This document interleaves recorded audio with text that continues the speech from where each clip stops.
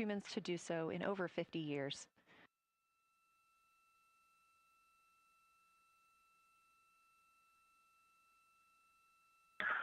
Good morning, Houston, from inside Integrity, 215,049 miles away from Earth and 12,712 miles from the moon. Let's actually savor the calm delay that we have. We're ready for the morning DPC. Beautiful. We are savoring it down here. Good morning, Integrity, and good morning, Moon. Our room is buzzing with moon joy today, and I imagine yours is too. I have a few items related to flyby and then a few items for things further afield. Here we go. I will roll through them all. First off, we are looking forward to having science follow up with your observations as required on Orion to Earth throughout the flyby. Today, you will pass the Apollo 13 record distance at the end of the pre-lunar flyby conference. We are planning to call you with milestone words at that point at the end of the conference, not later in the allocated PAO time on Optimus. That will be your opportunity to share your thoughts to celebrate the occasion. As of now, we have one more liquid toilet use left until we hit our nominal limit, and then we will talk about what to do about it more soon. On that note, we're always looking for feedback, so Christina, if you had a chance to review that CCU use message that we mentioned in the mission summary, we'll take it. And finally, we want you to know that after yesterday, the entry folks are talking about allotting additional time for entry prep, including cabin config. It's not related to today's operations, obviously, but it is going on, so you can plan for more on that tomorrow as we focus on the flyby today. That's all I have for you for now. What do you have for me?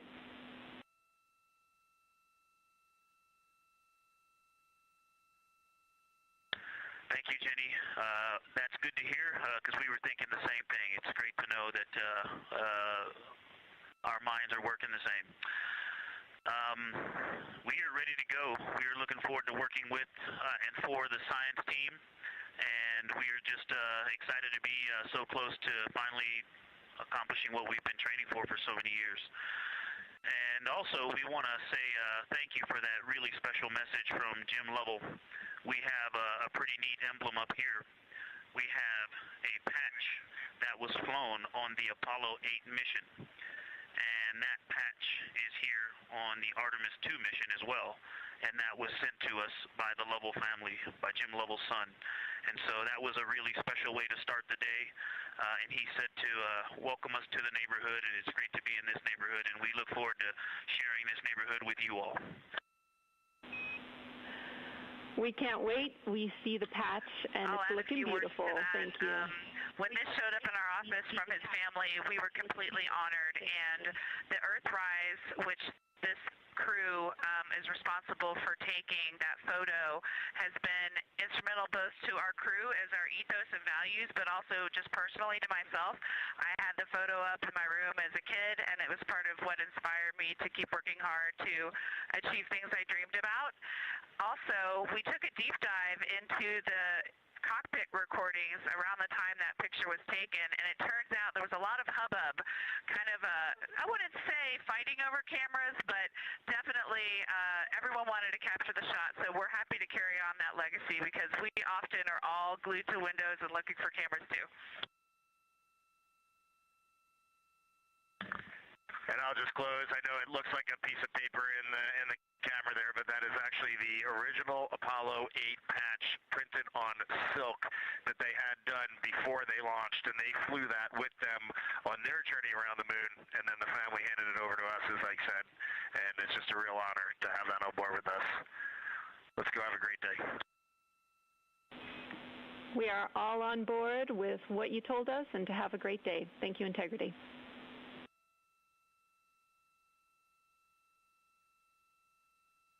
Exciting words from the ground and crew this morning. Have a great day, Houston and Huntsville. For Avatar, all lights lit except for 15 and 16.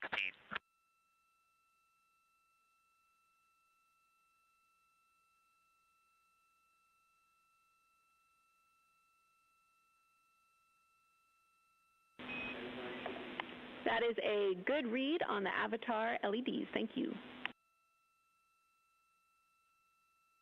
Incredible start to the day for the Artemis II astronauts and the team here in Artemis Mission Control in Houston. We have several streaming partners joining our coverage today, so ahead of that... One cleanup thing from yesterday, I did rediscover the unused chocolate snack from the DFDO.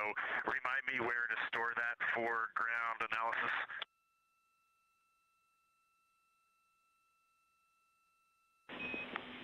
Hooray for a found snack. You can stow that in locker A1. Thank you, Reed.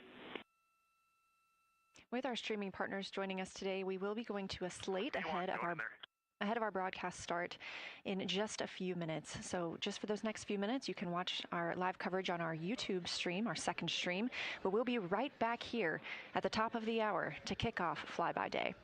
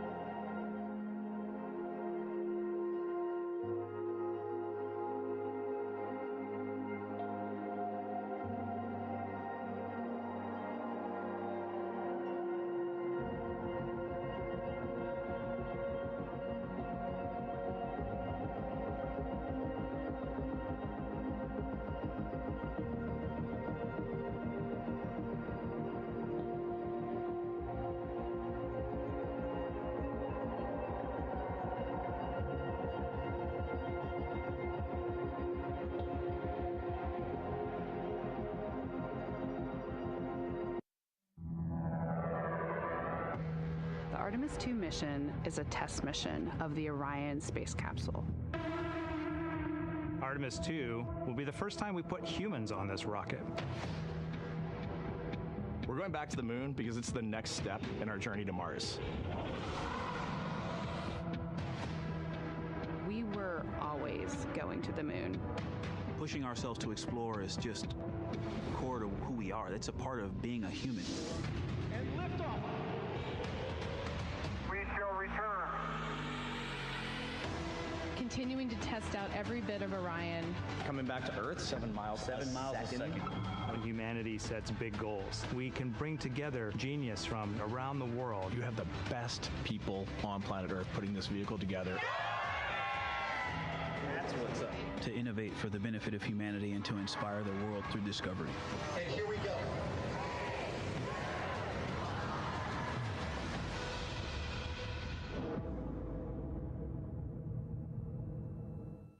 Welcome to Artemis Mission Control here at Johnson Space Center in Houston, Texas. I'm Leah Cheshire Mustachio.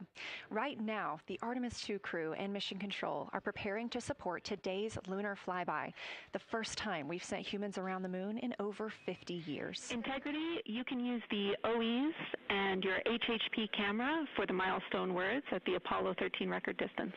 You'll notice that we pause every time we hear communications to and from the crew. They are the stars for today.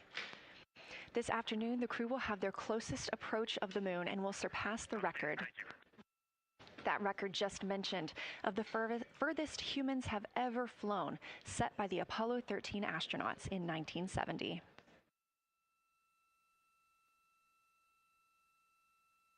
You're looking at a live view inside the Orion spacecraft and at our Artemis II crew members. They have just completed their post-sleep period, during which they conduct any hygiene and cabin setup for the day.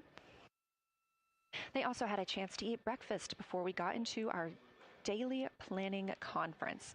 The flight control team here in Mission Control Houston collecting information from all consoles around the room that we could relay up to the crew ahead of this monumental day. As you can see on your right, NASA astronaut Christina Cook taking a video of NASA astronaut Victor Glover. We expect to have great views of the crew throughout the day, as well as, of course, the moon.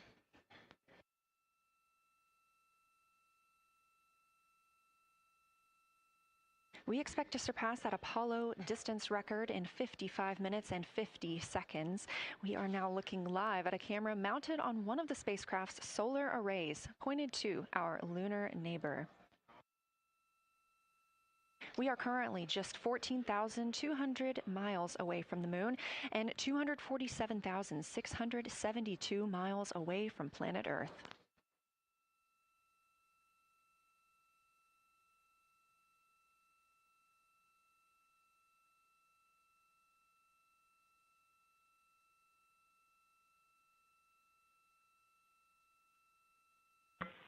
Houston, integrity for AGA. Ready to copy.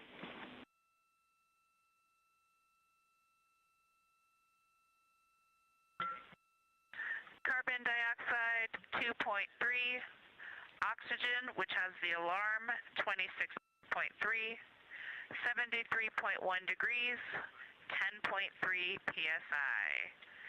And one follow-on question. We understand milestone words will be directly following the conference. Will that take the place of the PAO event, or will the PAO event still take place per the timeline?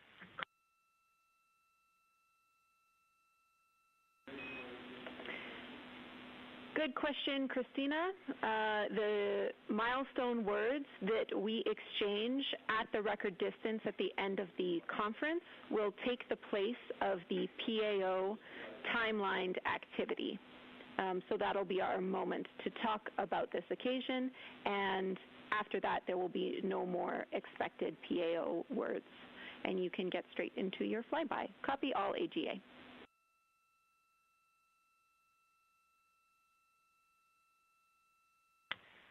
Okay, thank you. And final clarification, even though it's taking the place of it, it will all just be on OE1 with HHP camera, no additional video. Is that right? Affirm.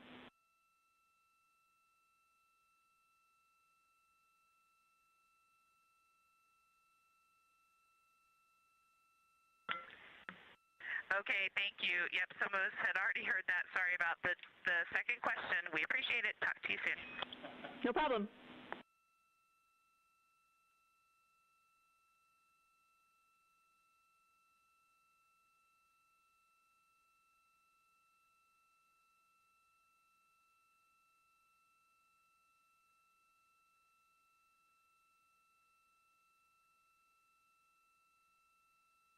Those communications between NASA astronaut Christina Cook and Canadian Space Agency astronaut and today's Capcom, or capsule communicator, the one person here speaking with the crew right now, that is Jenny Gibbons. She is an Artemis II backup crew member here in Mission Control Houston. We are now 4 days, 18 hours, and 30 minutes into the flight of Orion for Artemis II. The Artemis II crew inside Orion lifted off atop the Space Launch System rocket on Wednesday, April 1st from NASA's Kennedy Space Center in Florida. Those 4 crew members are the first to live and work inside the Orion spacecraft, which they have named Integrity, and have been busy conducting meticulously timelined events. It was a beautiful ascent from Kennedy Space Center. One of those early events was the proximity operations demonstration, during which NASA astronaut Victor Glover, the Artemis II pilot, manually flew Orion after having just detached from the interim cryogenic propulsion stage as if they intended to dock. This was practice for future Artemis missions, during which astronauts in Orion will dock with the lunar lander that will take them to the surface of the moon. About 24 hours after launch, 25 hours actually, Orion then conducted TLI, the translunar injection burn. This 5-minute, 50-second burn committed Orion to departing high Earth orbit and set us up for today's flyby. That translunar injection burn also served as the spacecraft's deorbit burn. It slingshots Orion around the moon and sends the crew on a free return trajectory, with splashdown approximately 7:07 p.m. Central on Friday, April 10th. Last night on Flight Day 5, the crew entered the lunar sphere of influence, the point at which the pull of the moon's gravity will become stronger than the pull of Earth's. We've also been getting some great views inside the cabin of the crew members living daily life, from working out to eating, taking photos, and making memories together. But they've also been taking some beautiful views of our home planet and of the moon, and we expect many, many more of those following today's activities.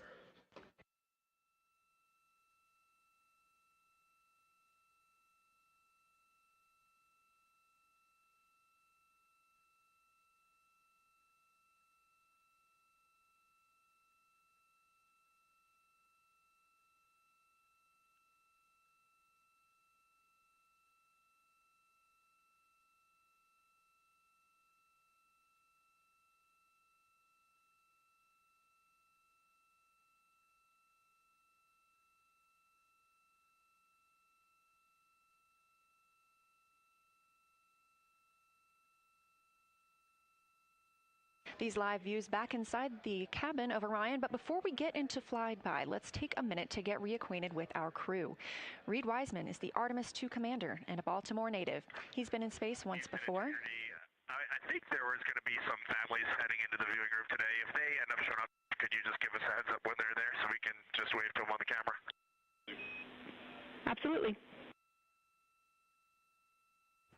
And that was the voice of Reed Wiseman. He has been in space once before as a flight engineer. And if they don't come, you could just lie to us and tell us that they're there. That'd be great, thanks. We'll keep that in mind, too. And I'm sure they'll be here. Wiseman also has a great sense of humor. He was aboard the International Space Station from May through November 2014 as part of Expedition 41. This was a 165-day mission during which he and his crewmates completed more than 300 science experiments in areas like human physiology, medicine, science, earth science, and astrophysics. They set a milestone for station science by completing a record 82 research hours in a single week. He also served as chief of NASA's astronaut office from December 2020 to November 2022, and here on Earth he has 2 daughters. The Artemis II pilot is Victor Glover, selected as an astronaut in 2013, when at the time he was serving as a legislative fellow in the United States Senate. His first trip to space was in November 2020, when he launched as a pilot of NASA's Crew 1 mission. That was the first operational mission of NASA's Commercial Crew Program, which resumed launching American rockets from American soil to the International Space Station since the end of the shuttle program. Victor is a U.S. Navy captain and naval aviator who served as a test pilot, racking up more than 3,500 flight hours in more than 40 different aircraft. He also became the first person to pilot Orion the other day when we saw the Prox Ops demonstration shortly after launch. He and his wife have 4 children. Mission Specialist Christina Cook is a native of Grand Rapids, Michigan. She was selected to the Astronaut Corps in 2013, the same class as Victor Glover.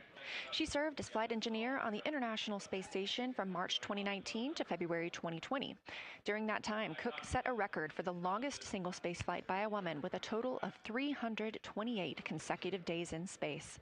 She also participated in the first ever all-female spacewalk with her friend and colleague, Jessica Meir, now living and working aboard the International Space Station yet again. Before becoming an astronaut, Christina helped build space science instruments and led scientific fieldwork in some of the most remote environments on the planet. Her hobbies include surfing, rock climbing, community service, yoga, travel, and photography, and she is certainly getting a chance to do that. First-time flyer, Canadian Space Agency astronaut Jeremy Hansen is flying to the moon as a mission specialist on the Artemis II mission. The London, Ontario native was selected as an astronaut in 2009. After that, he worked as Capcom at NASA's Mission Control Center here in Houston. Capcom stands for Capsule Communicator and is the single direct voice communicating with the astronauts in space. He also participated in training exercises like living on the ocean floor off the coast of Florida to simulate deep space exploration for 7 days.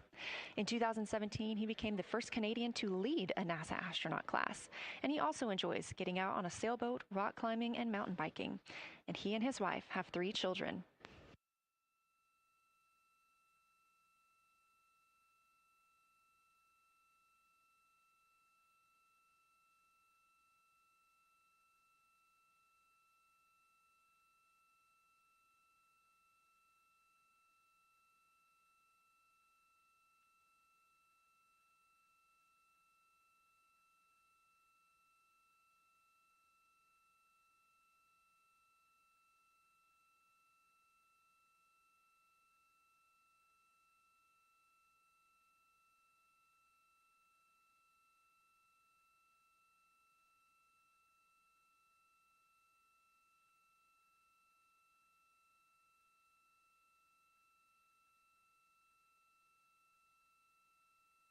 As you can see, the crew members have dimmed the cabin lights inside Orion.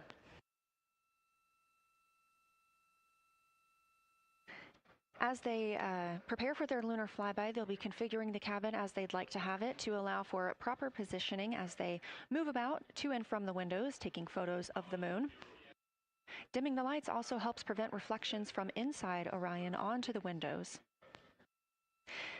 Ahead of this lunar flyby, let's dive in and explain what you can expect over the next several hours. The crew has about 6 hours allotted to make observations about the moon. Throughout the flyby, their activities have been precisely timelined. There are 5 blocks of time during which the crew will be observing the moon from Orion's windows. At any time, 2 members will be at the windows working in a pair.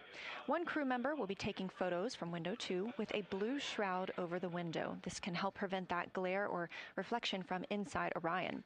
They have an 80 to 400 millimeter zoom lens to use. The other astronaut will be in window 3 using their portable computing device, you'll hear that referred to as PCD, to make annotations. Both of these crew members will make audio recordings of what they are seeing, and they'll wear headsets connected to those PCDs. Those audio recordings will be sent to the science team at a later date. We will not hear them live. The 2 crew members at the windows will swap roles and positions halfway through their timelined block. The other 2 crew members who won't be at the windows at that time will be serving in the background as support.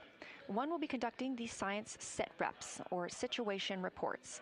This is what we will hear live from the crew.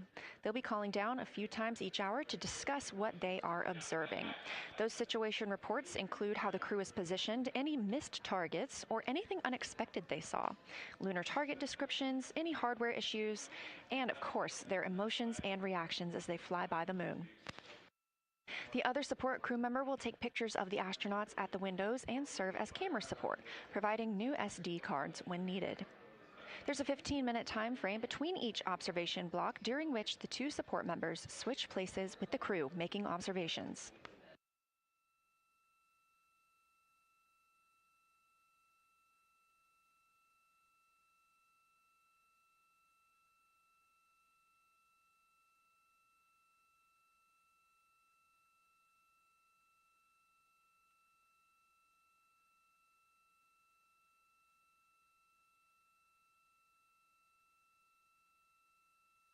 Two views, both coming from Orion. There on the left, the inside of the spacecraft, and on the right, a view of our moon, the destination for today.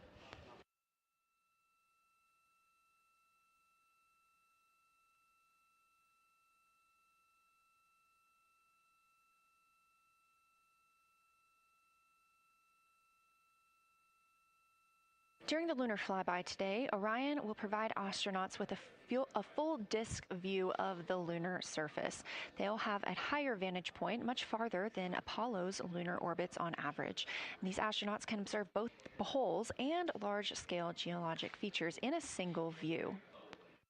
And due to our April 1st launch date and current illumination conditions, the Artemis II astronauts have become the first humans to directly observe certain far-side regions of the moon with unaided eyes.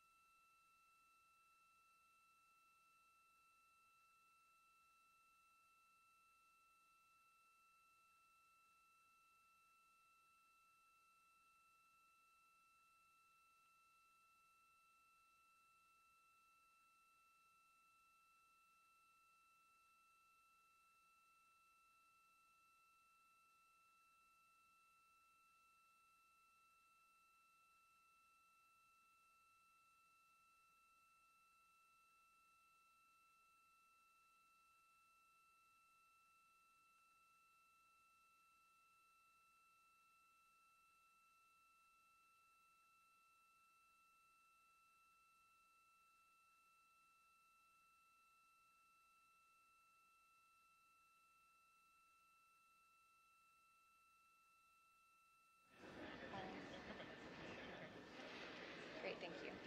You ready? Go. Is it me? That's okay. How do I, is it all?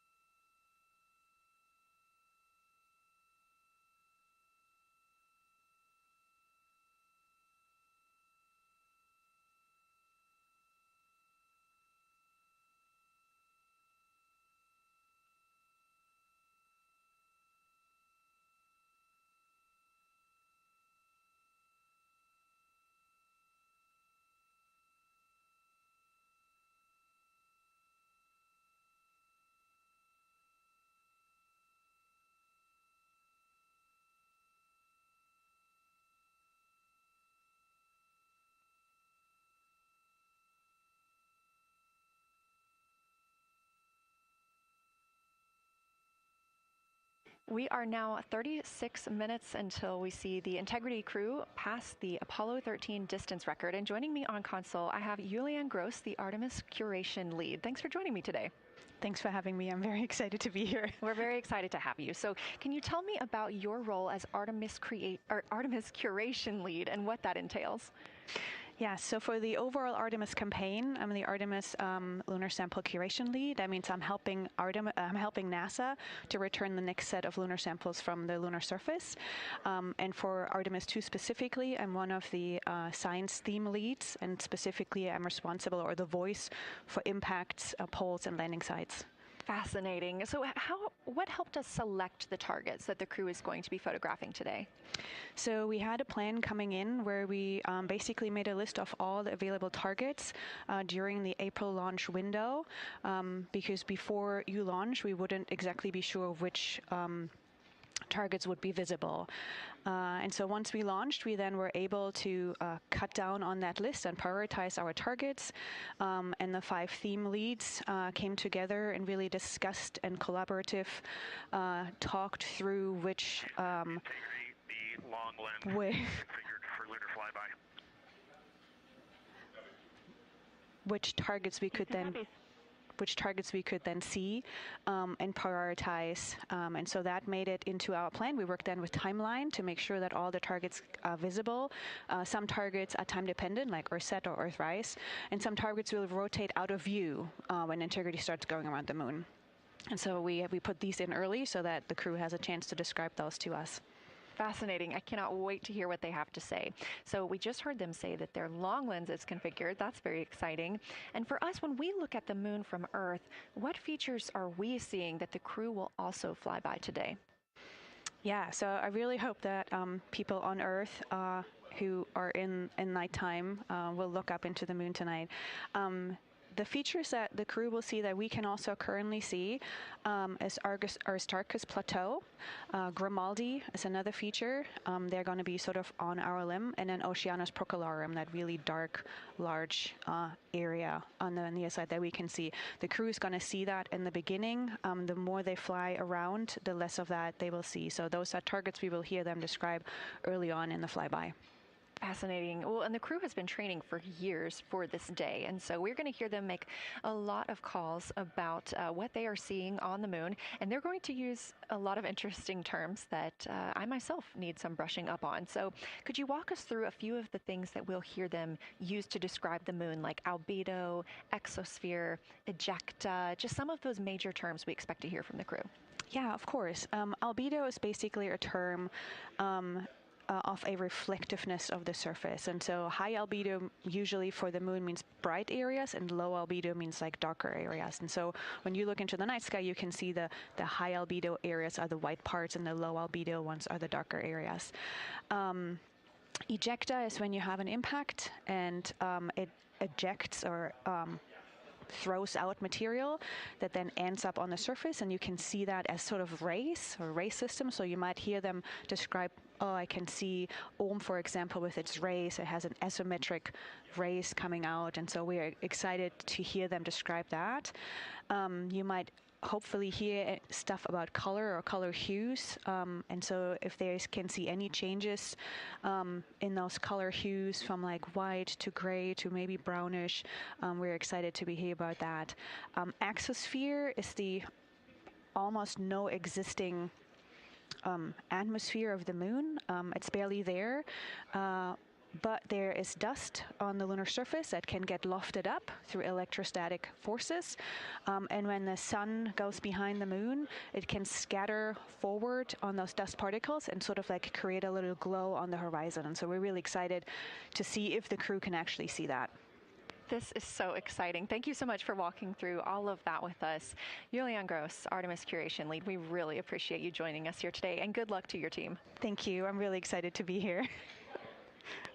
We are now MET 4 days, 18 hours, and 49 minutes into the flight of Orion. This view of the moon from the Orion spacecraft as we get closer and closer.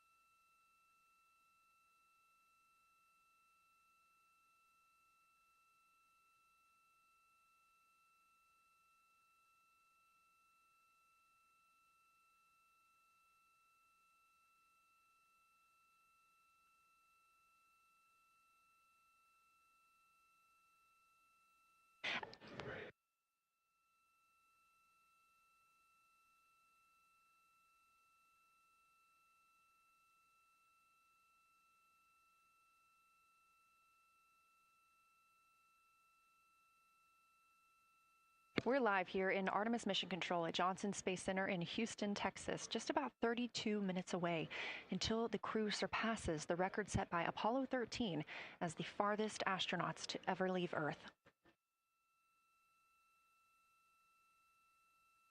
This view coming from a camera mounted on the tip of one of Orion's 4 solar arrays. Each array has a camera on its tip, and so we anticipate getting views throughout the lunar flyby. Of course, except during the point of loss of signal when the spacecraft flies behind the moon.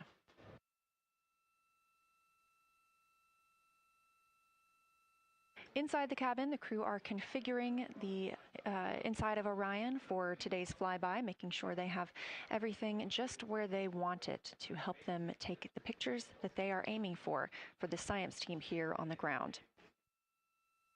Coming up in just a few minutes, we will have a pre-lunar flyby conference. During that Lunar Flyby Science Crew Conference, our science officer here on console, Kelsey Young, will be speaking directly with the crew members about their targets, about their goals for today, what they expect to see, and what we are hoping to hear from them.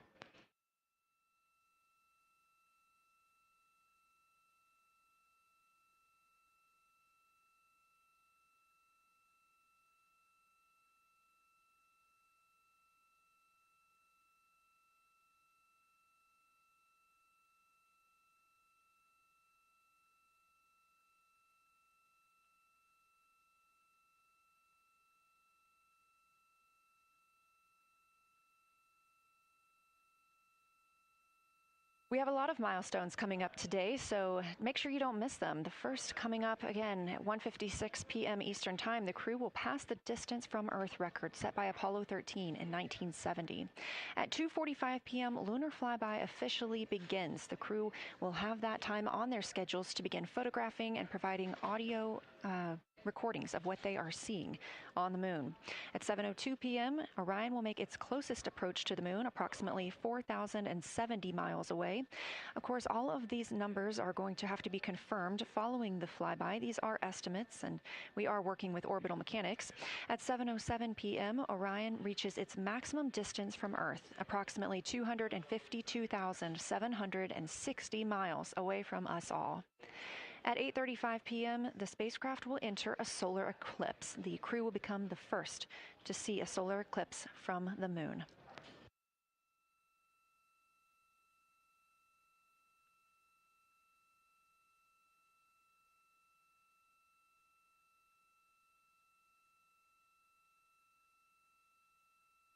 Ahead of the official beginning of flyby today, Kelsey Young, Artemis Science Flight Operations Lead, will be conducting a pre-lunar flyby crew conference. She will give information on camera setup, remind the crew of their intended targets, answer questions from the astronauts, and more. Young will help the crew set their targeting timeline, which counts down the time they have to image each target and what they'll be capturing next. She'll also remind them that the ground team will be calling for science sit reps, also known as situation reports. Those are essentially call-downs to report what they've been observing. They'll continue to do this even through their LOS, their loss of signal, as those communications will come down later on after they reconnect with us on Earth.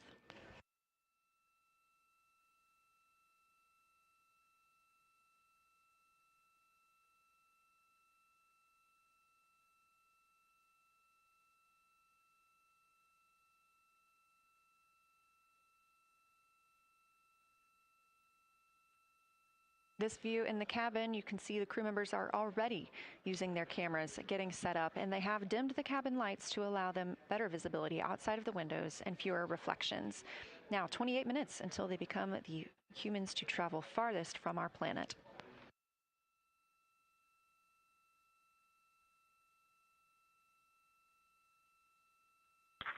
Houston Integrity, we are ready for the conference on your call.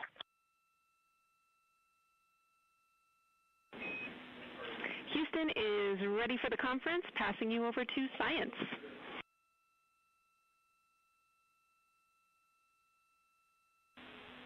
Good morning, crew. This is Science. We couldn't be more excited for a full day of lunar and planetary observations today, the first one in over 54 years. How do you hear me?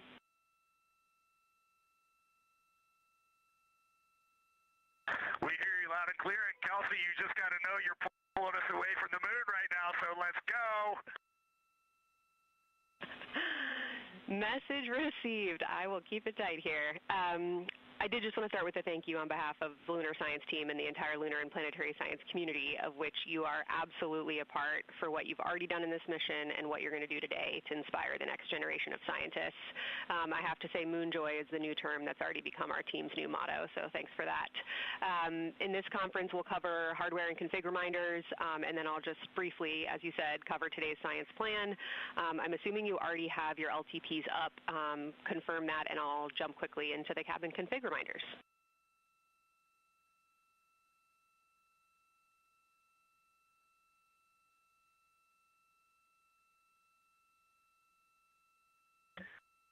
Okay, we have the LTP up just to give you a sit rep on board. You've got Reed and Christina on one PCD, and Ike has his own, and Jeremy has his own.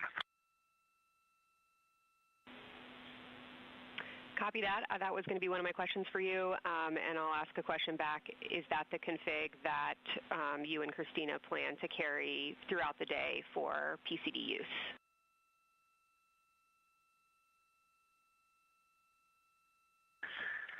Negative, Kelsey. Our plan for PCD use is we have run the power cables to Windows 2 and 3, and we are going to leave one PCD. The yellow PCD will be in window 2, and the green PCD will be in window 3, and we will do that the whole day. And then the red PCD will be a rover. Understood. Super helpful. Recommend when you guys switch in and out of PCDs to add your initials to your OneNote annotations, just so we can keep track of whose is who. And then given that you have 3 PCDs instead of 4, for the data transfer at the end of the day, recommend making a new subdirectory entitled For Science for your own photos, or with your initials, that we can keep track of which pictures came from which flashcards.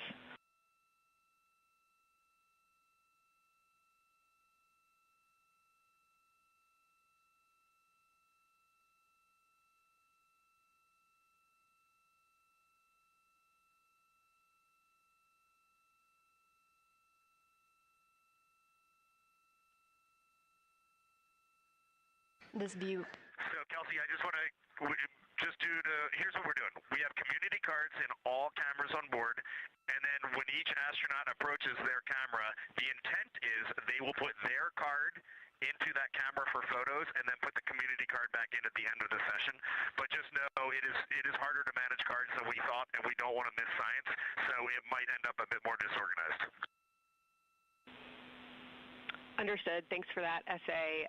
Just read the flashcard numbers down when you get a chance, and we'll follow your lead on the best thing to do operationally during the flyby.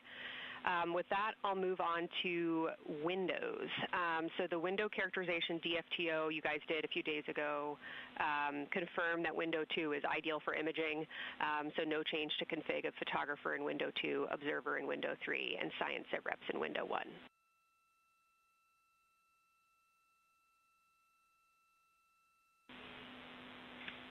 Coming up on a handover. Be back. Hang on, Kelsey. The way we have it configured, tell us if this is going to be wrong.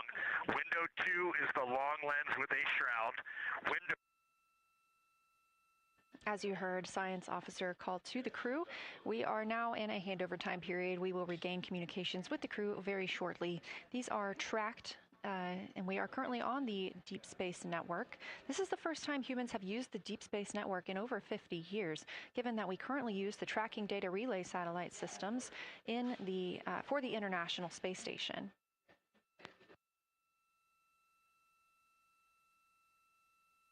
This view from Artemis Mission Control on the right is Kelsey Young. That's who you hear speaking with the crew. Young is the Artemis Science Flight Operations Lead, and we also look forward to speaking with her here today.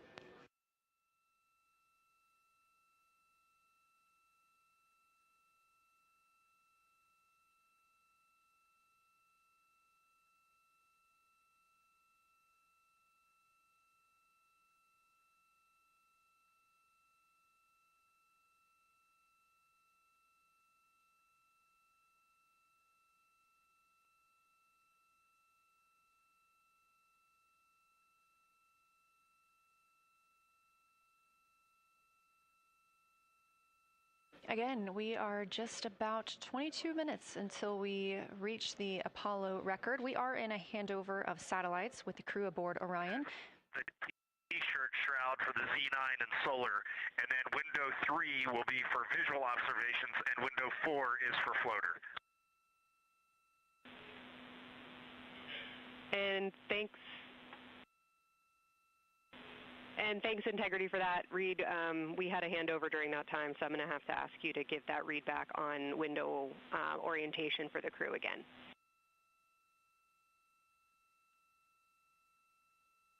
Okay, we are happy to change it, but the way we have it configured right now is window 1 has a T-shirt shroud for the Z9 for solar.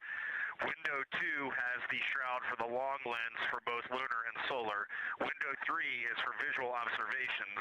Window 4 is for floater. And then the docking hatch window has had a great view, so we've done a lot of mapping through that as well.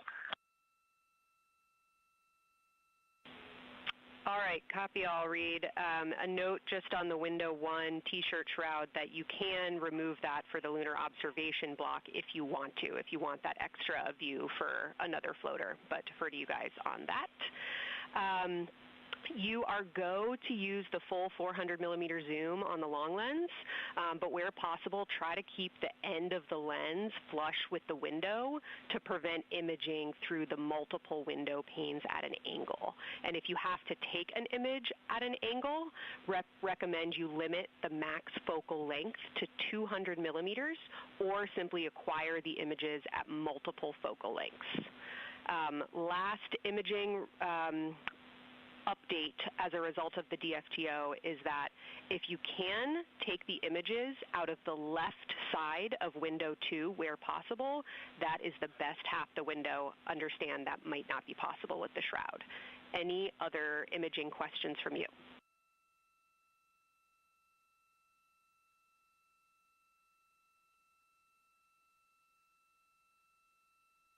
Okay, copy that. Okay, last couple reminders. Don't forget the ability to take the wave files to tag imagery that you are wanting to follow up on using the FN3 button on your camera. And then a couple quick notes on your LTP. We have refined your precise flyby timing since generating the LTP. Optimus has the correct timing for the LOS and AOS, but the LTP identifiers for LOS and AOS are roughly 2 minutes later than they will be in reality. Final LTP timing update is that the green line on your LTP should start automatically 45 minutes before the flyby. If it doesn't appear, let me know and I'll have troubleshooting steps for you. Last updates are on the eclipse, so only for that last hour today.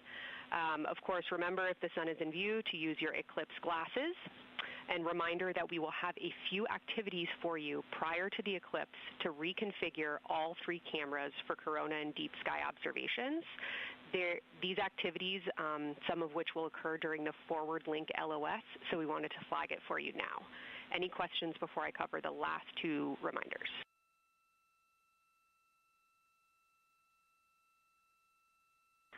No, we have no questions on that. Last couple eclipse reminders, the sunset period and the first roughly 23 minutes of the eclipse will fall during that forward link LOS, but we'll still have a return link and we're still looking forward to your science sit reps and observations during that time. And I do have a reminder for you on your preferred starting config for the eclipse in terms of role responsibility. Let me know if you want me to read that up or if you guys have that in your minds already. And if no other questions on config, I'll give you a few science-focused reminders.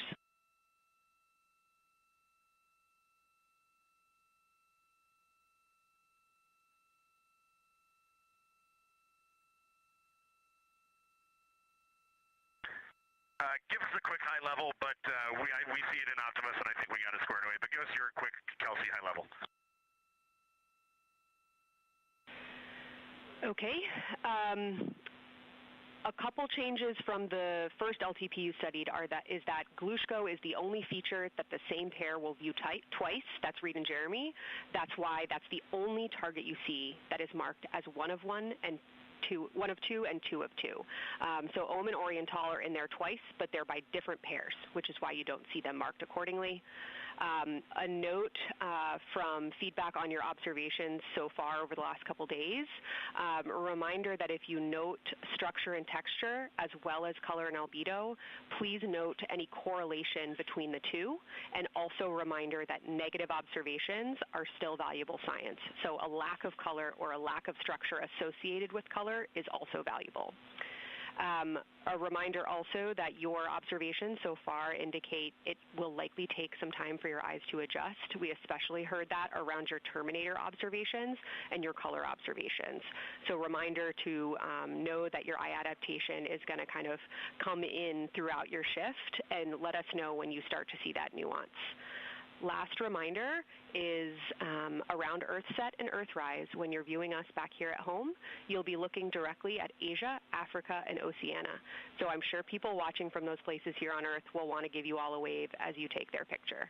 Any other questions for me?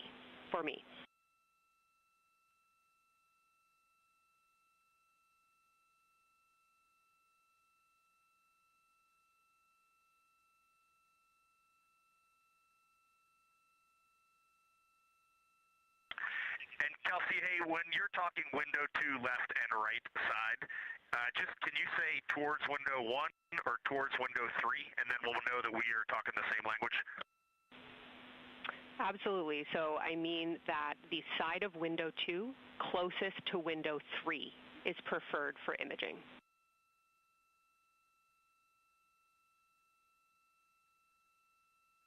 Okay, the side of window 2 closest to window 3 is preferred for recording. Stand by, we'll talk to the crew.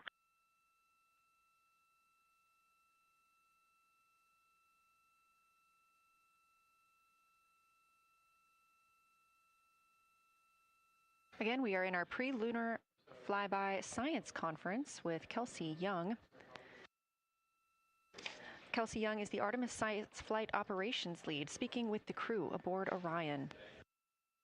They've been training for this moment for years, and this is their last opportunity to get some further pointers and information. Kelsey, for the T-shirt shroud, what window does the science team think will have the best view? Is it window 1 or window 4? The only time we're strongly recommending use of the window shroud. The T-shirt window shroud for the eclipse viewing. Which window is primary for Z9? Window 1.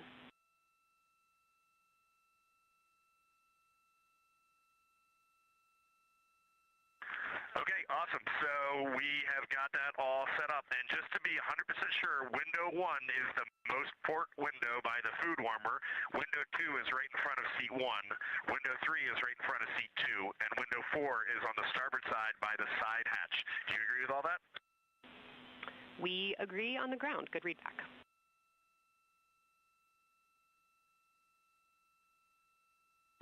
Okay, that's awesome. Kelsey, we're going to close with happy words. It's just incredible. I wish you were up here to see all the smiling faces, to hear all these terminologies being thrown around, and we are just fired up to get started on this day. Let me pass the mic around if anybody has anything to add.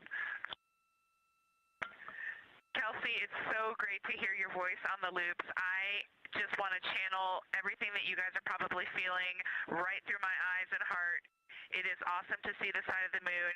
You guys made us excited for this day, and we couldn't appreciate it anymore. And we are ready to hopefully deliver on all the awesome training you guys have provided. I'll just add, Kelsey, it is blowing my mind what you can see with the naked eye on the moon right now. It's just unbelievable. Kelsey, and to the whole Lunar Science team, all of you, all the work you put into this, we're just grateful. Can't wait to get going. And thank you for the tipper, for Carol Crater, and for Integrity.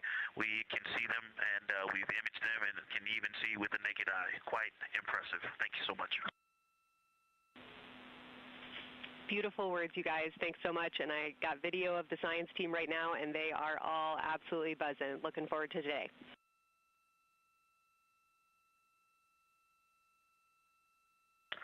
Okay, we're heading into the timeline. Cheers, guys.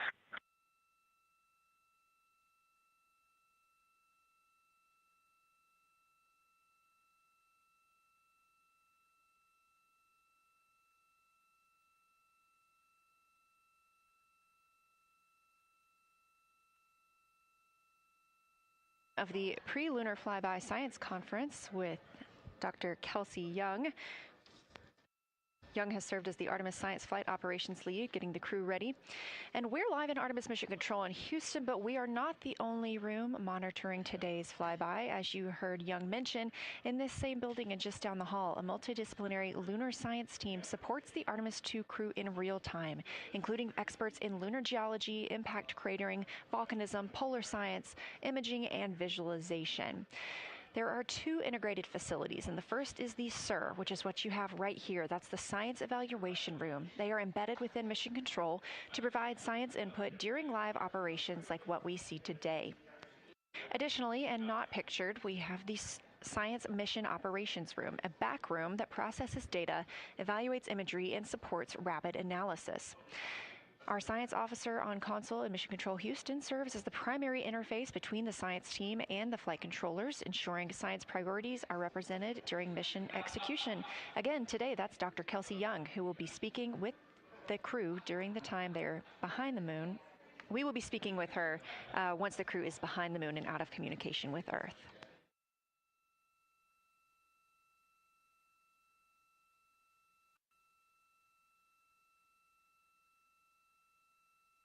Back inside the Orion spacecraft on your left, closest to the camera, NASA astronaut Christina Cook. To her left, NASA astronaut Reid Wiseman. To his left, Canadian Space Agency astronaut Jeremy Hansen. And all the way in the back, NASA astronaut Victor Glover, our Artemis II crew.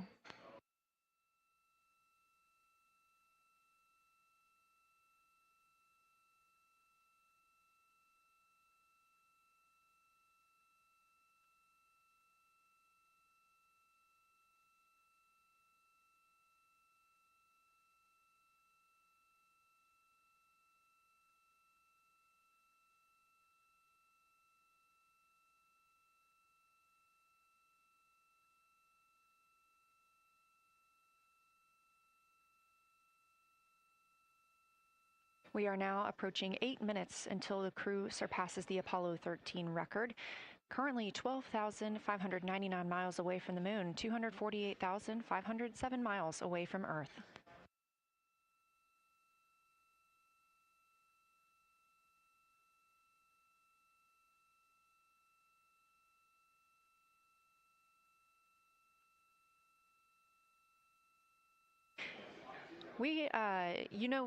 You may also hear the Orion spacecraft referred to today as Integrity. This was named by the Artemis II crew. It is Integrity crew. We have Reid's family in the viewing gallery. You're welcome to say hello.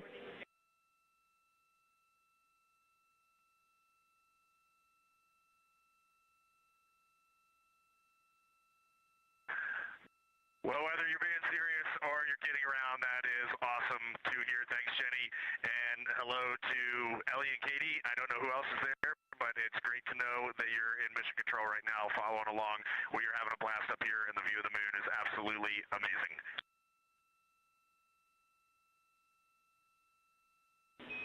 I'm seeing a lot of hearts come out of the viewing gallery and even more smiles. Thanks, Reid.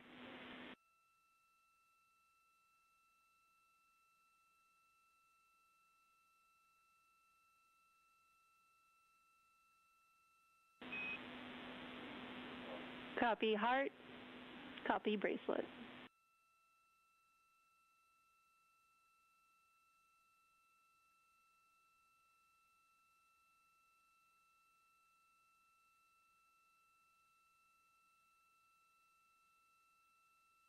that call from Capcom Jenny Gibbons, Canadian Space Agency astronaut and Artemis II backup crew member, letting Reid Wiseman know that he has family here to support him today in the Artemis Mission Control viewing room.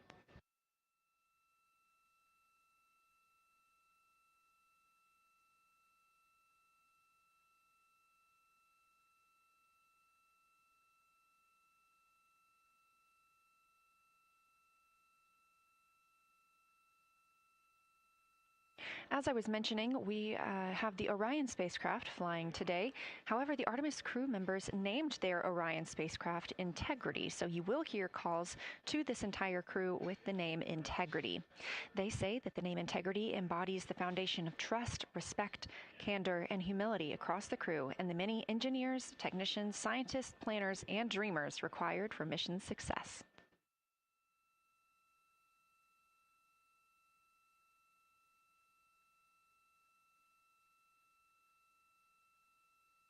This view live from the outside of Orion as we continue. Preparing for our lunar flyby, now less than 5 minutes from surpassing the record set by Apollo 13 astronauts for the farthest humans to travel from Earth. This will not be the farthest that Integrity travels today. They will continue until they reach approximately a distance of 252,760 miles. That would be about 4,105 miles farther than Apollo 13. However, these numbers are our targets, and we will get confirmation on those numbers as soon as we possibly can and share them with you all.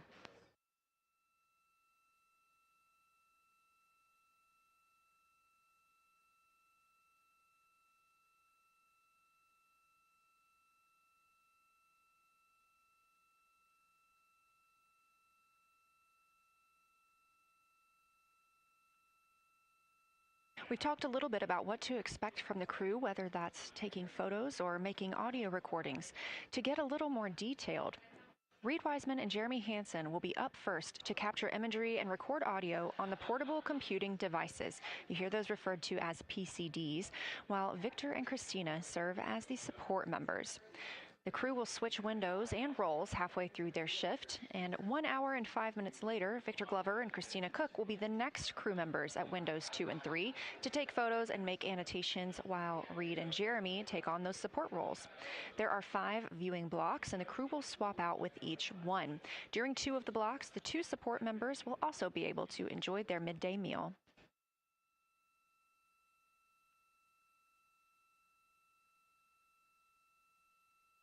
At least 3 times per block is a science sit rep. Again, situational report. This is partially an operational status, reporting back if they missed any targets or gotten any specific ones, if they have issues with their camera or any other operational items. The other part is an actual description of the moon. This task is done by one of the support team astronauts, so that's not the crew currently taking photos or making annotations, but they do have windows 1 and 4 that they can float up and provide that information from. If you watch the entirety of the flyby, you'll also notice the crew will be photographing some targets multiple times to get observations in different lighting conditions. This is due to Orion changing their location throughout the flyby.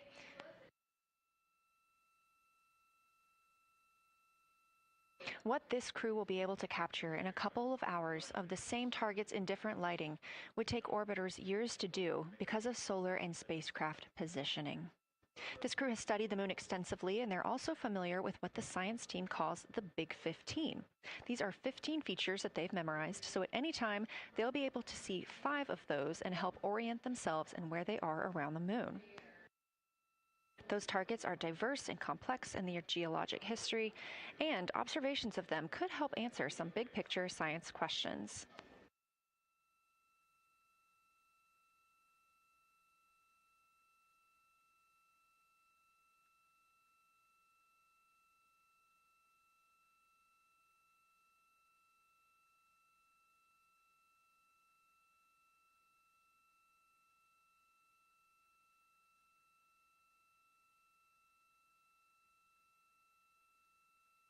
If you've been following the mission, you can see that the configuration of the cabin is a little bit different than what it looked like on launch day.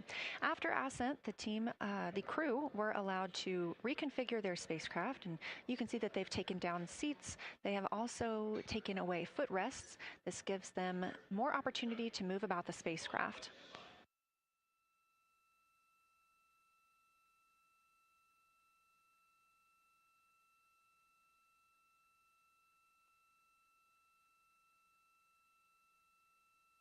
Orion itself has 330 cubic feet of habitable volume. That's about the size of 2 minivans and is 60% more cubic volume than the Apollo spacecraft.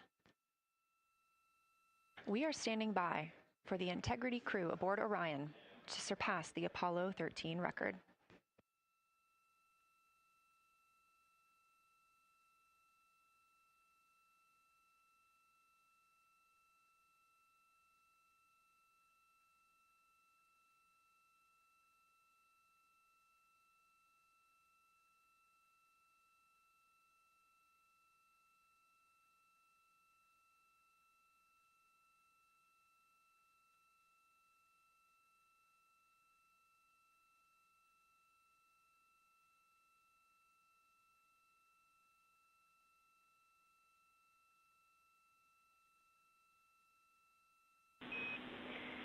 Integrity crew, on April 15, 1970, during the Apollo 13 mission, 3 explorers set the record for the farthest distance humans have ever traveled from our home planet. At that time, over 55 years ago, Lovell, Swigert, and Hayes flew 248,655 statute miles away from Earth. Today, for all humanity, you're pushing beyond that frontier. Integrity, over to you.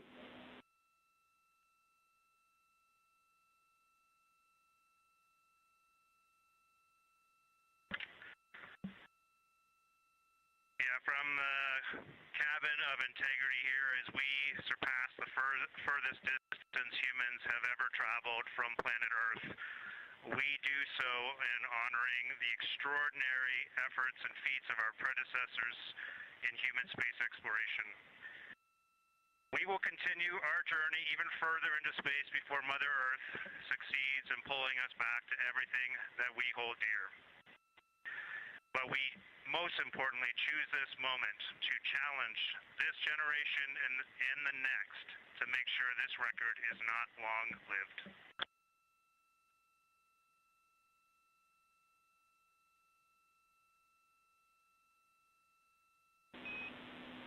Thank you, Integrity, and congratulations to you and the rest of the Artemis II team.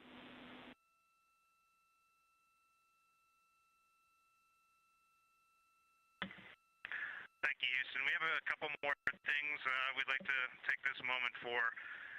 Our science team helped us out with a couple of relatively fresh craters on the moon that have not been previously named, and our crew would like to propose a couple of potential names for those items or those areas. And we spent a bit of time this morning looking out the window, and we're able to see them now both with our naked eye and through the long lens, and so we feel this is a good time to send this down, and a special shout out to Kelsey for helping us with this. The first one we'd like to suggest is a named crater in honor of our great spacecraft, Integrity. And so if you were to look at Oriental on the far side and then draw a line straight up to Ohm on the far side, relatively in the middle is an unnamed crater, and we would like to suggest it be called Integrity in the future. And the second one, and especially meaningful for this crew, is a number of years ago we started this journey in our close-knit astronaut family, and we lost a loved one. And there's a feature in a really neat place on the moon, and it is on the near side, far side boundary. In fact, it's just on the near side of that boundary, and so at certain times of the moon's transit around Earth, we will be able to see this from Earth. And so we lost a loved one. Her name was Carol, the spouse of Reed, the mother of Katie and Ellie. And if you want to find this one, you look at Glushko, and it's just to the northwest of that, at the same latitude as Ohm, and it's a bright spot on the moon. And we would like to call it Carol, and you spell that C-A-R-R-O-L-L.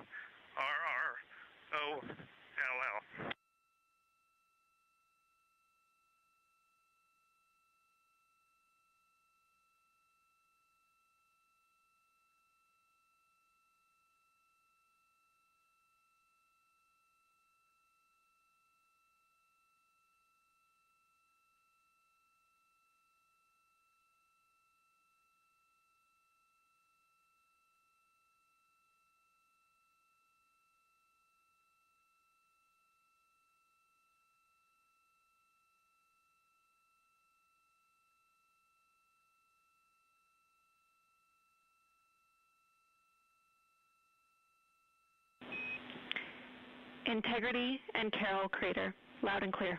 Thank you.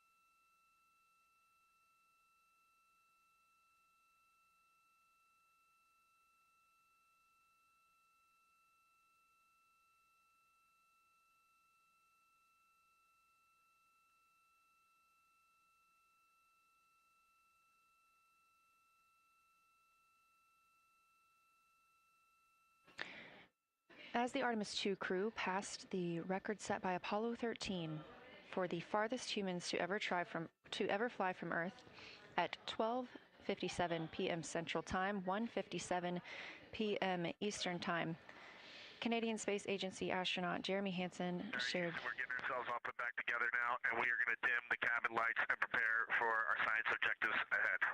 Thank you. Sounds good. We're doing the same down here, and you're maneuvering to your observation attitude.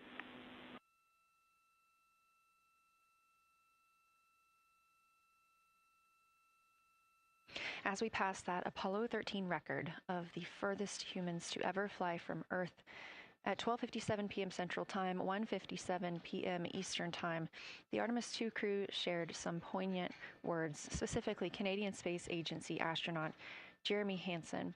The crew also called down 2 craters not yet named that they would like to name.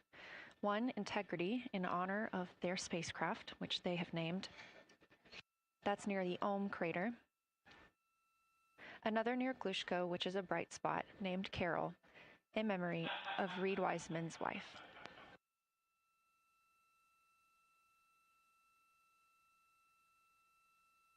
There was a moment of silence here in Mission Control Houston. And now the team and the Artemis II crew are ready to begin their lunar flyby.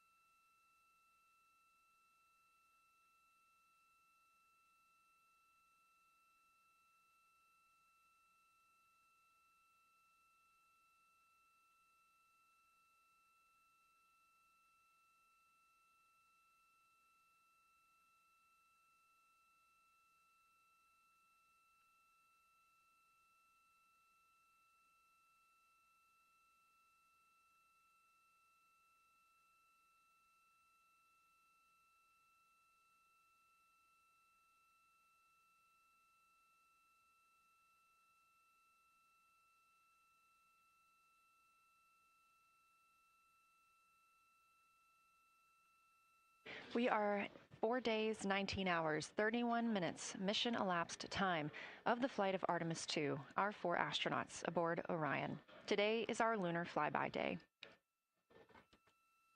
The spacecraft is currently about 12,000 miles away from the moon, and you can keep up with the distance from Orion to the moon and Earth by visiting nasa.gov/track Artemis. Or you can just stay with us here because we're going to be telling you throughout the day.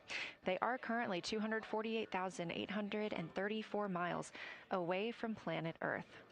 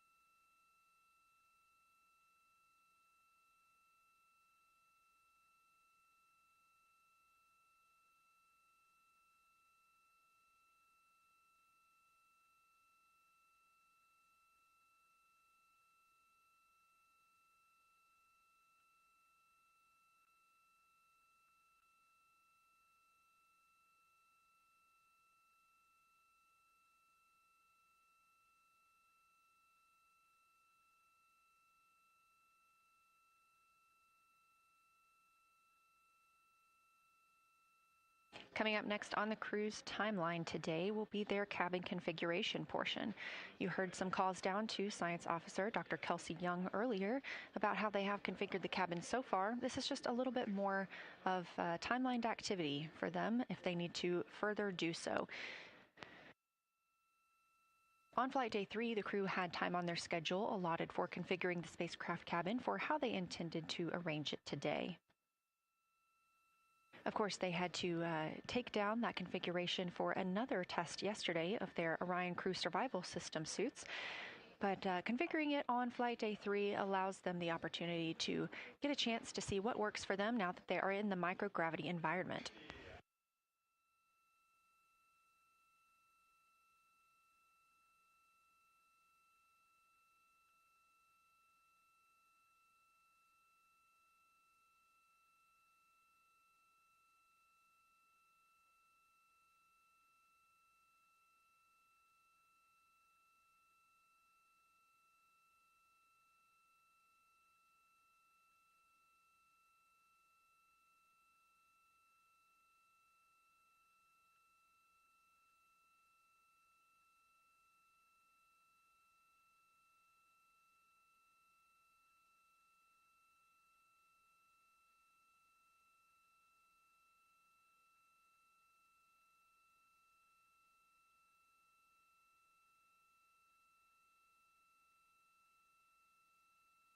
Again, the crew is about to begin their cabin configuration portion of their timeline, though they have been working that already, as well as potentially during their post-sleep period this morning.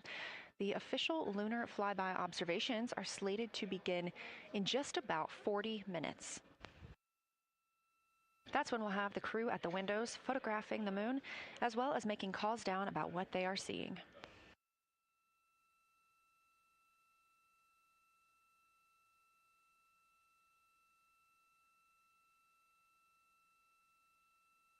Again, we are live here in Artemis Mission Control for the duration of the flyby. Currently, the Orbit 1 flight control team is on console. This room is staffed 24/7 from the time before the astronauts step foot on the rocket until the time they are splashed down and are safely recovered in the Pacific Ocean on flight day 10.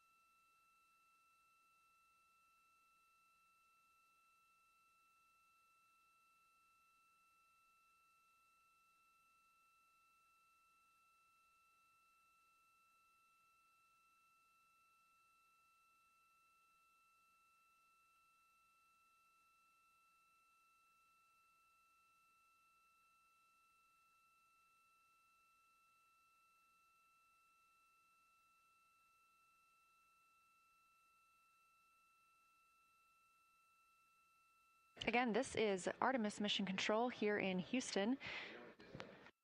We are now 11,777 miles away from the moon. We did pass the Apollo 13 record of farthest humans away from Earth at 12:57 p.m. Central Time, 1:57 p.m. Eastern Time.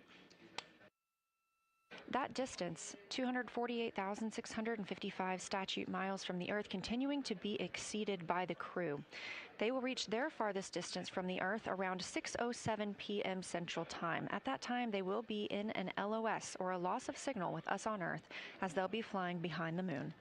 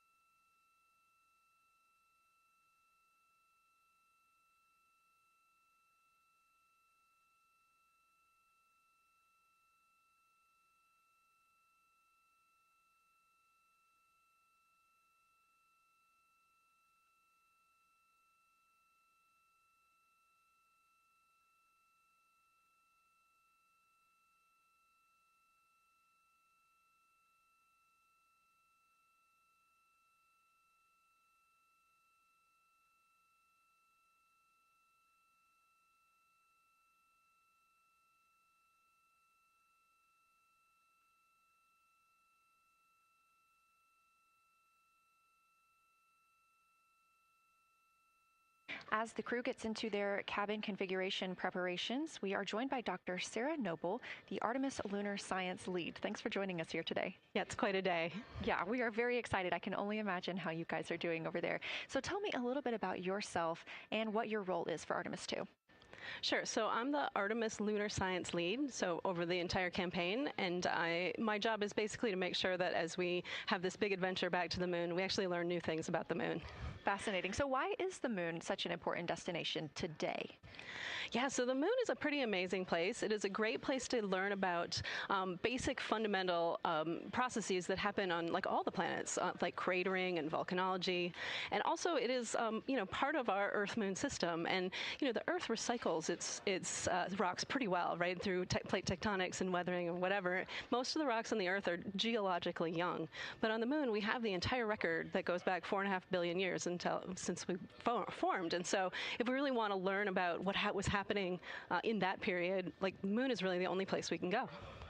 We're also thinking about going back to the moon, and we want to go to the lunar South Pole. So what makes that such an interesting destination?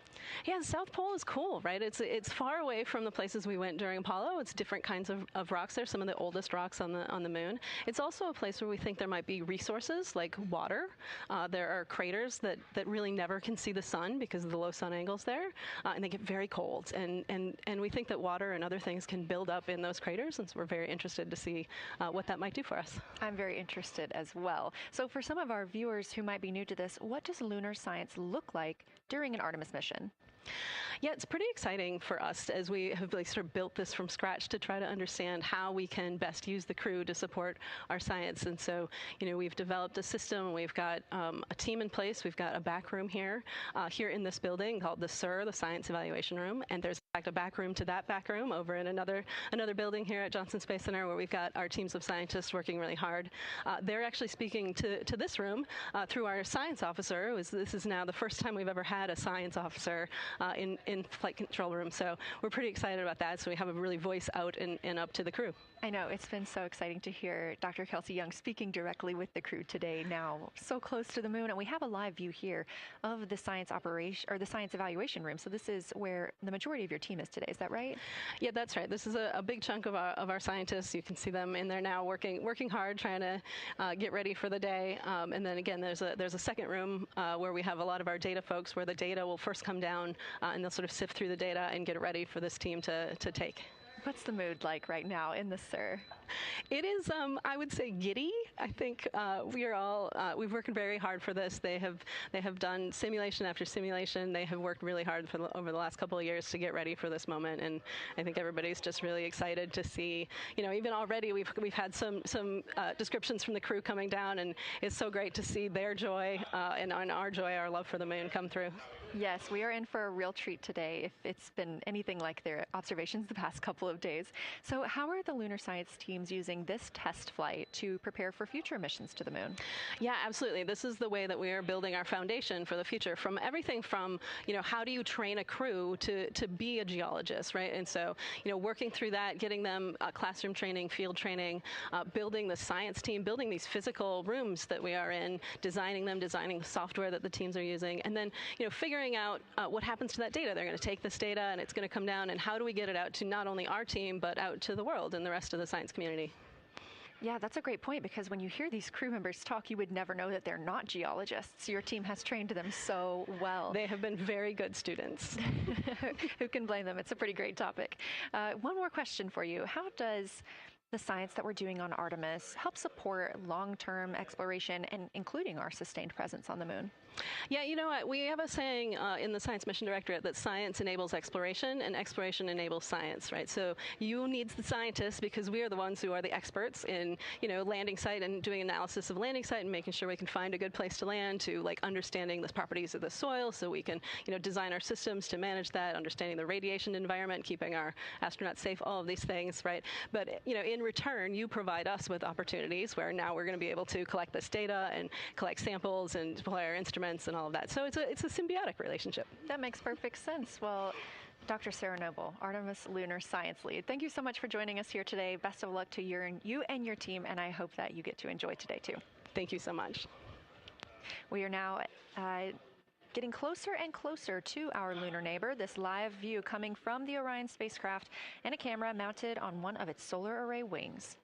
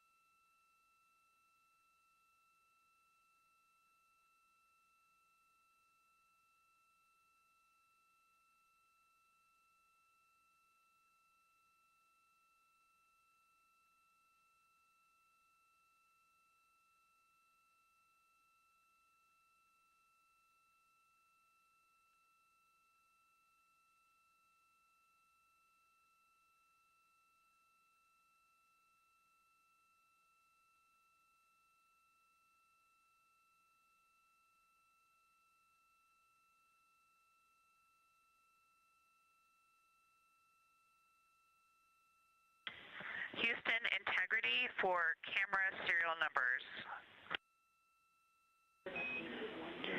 Ready to copy.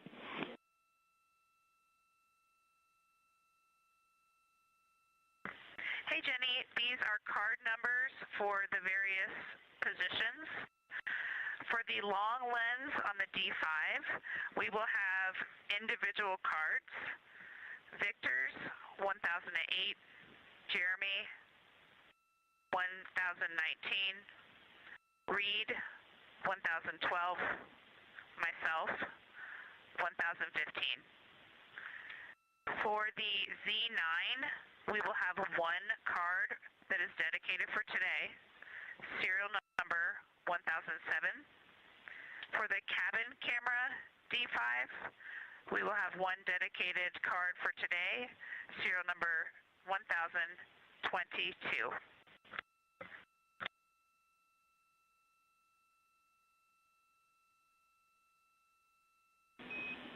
All right, Christina, we copy all. Thank you.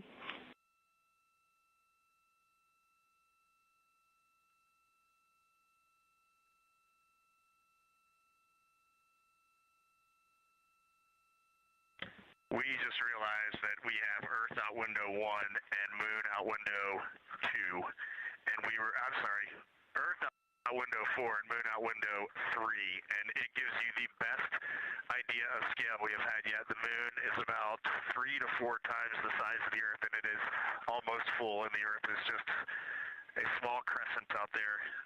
It's magnificent. I got a picture of it with the wide lens. Such a majestic view out here. Amaze, amaze, amaze. Thank you, Reed.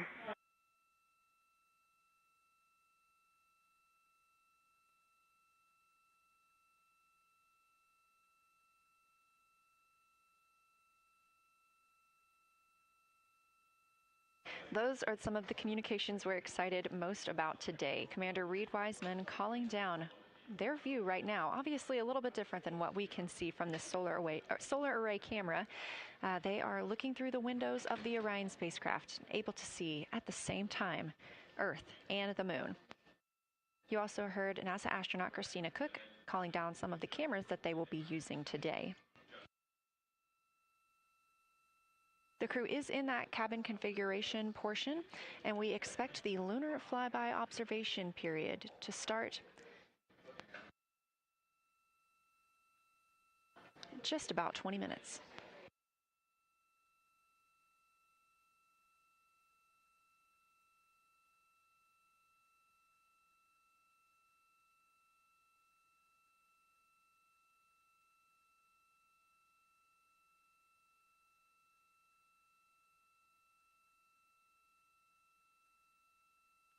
Checking in on Orion's distance and speed, they are currently traveling 1,071 miles per hour, 249,159 miles away from Earth, 11,293 miles away from the Moon, and continuing to grow closer.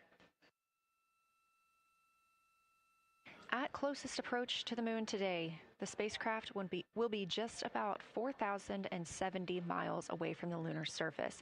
This will be during our loss of signal with the crew as they travel behind the Moon, and we will await their return to get the official number for you for how close they come to our lunar neighbor.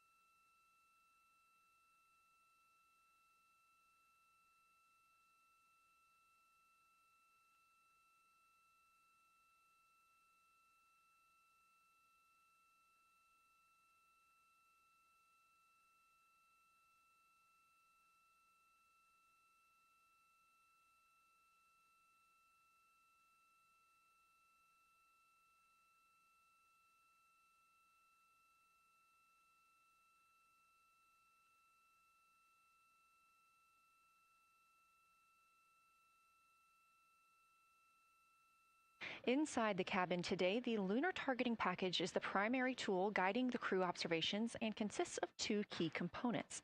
The Lunar Geography Review helped the astronauts study major lunar features in advance and help learn how to orient themselves during the flyby. Because, of course, the moon is not actually labeled like it appears here when we look at this map.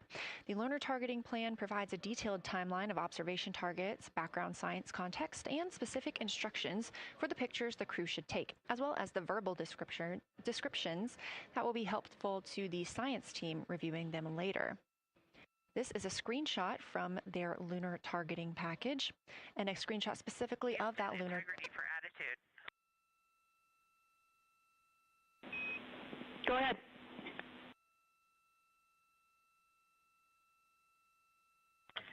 Hey, Jenny. Understanding we are in final attitude now for the lunar flyby, would it be possible to pitch the vehicle down 5 degrees? That would allow us to get the D5 long lens flush and have the least amount of window distortion. We're checking. That call from Christina Cook, NASA astronaut and mission specialist on Artemis II. Copy. The Orion spacecraft is positioned in a specific attitude to allow the crew to best see the moon outside of their windows today for this imaging opportunity. That call was a request for a potential attitude shift just slightly, another 5 degrees, to give them a better view and to give them a better opportunity to use their long lens camera. They'll also be using that lunar targeting package we were discussing. I am following along with that real time, so I'll be able to share with you exactly what targets the crew is looking at and when. They also trained with a lunar science passport. It's a little reference guide used on Earth to reinforce recognition of key lunar features. It is not on the flight, but it was a significant study tool for the crew to get them ready for launch. The apparent size of the moon will change throughout the flyby, and it'll appear roughly like a basketball held at arm's length at the crew's closest approach. That reinforces the need for careful planning and practiced observation techniques.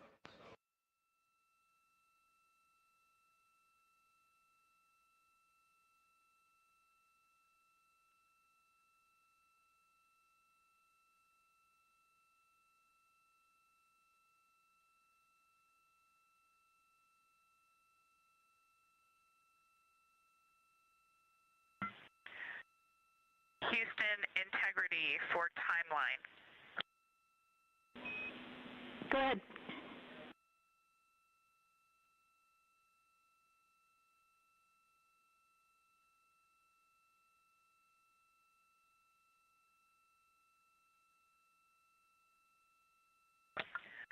Hey, Jenny, just to make absolutely sure that we start observations when expected, we are showing in Optimus that observation time starts in about 15 minutes, and in LTP that our first target, discussion 1, starts in about 29 minutes.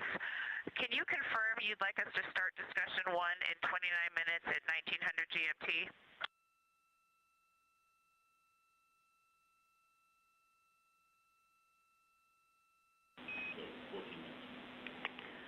Christina, we are tracking that discussion 1 should start at 18:45. That's 15 minutes from now.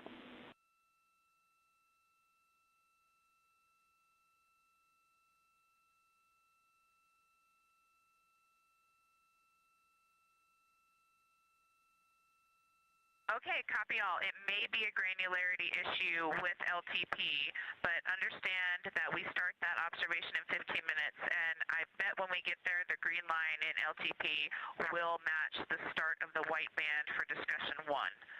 I think it's just a matter of the labeling and the granularity. Thanks for confirming. Copy, and we'll look into that a little bit more on our side as well.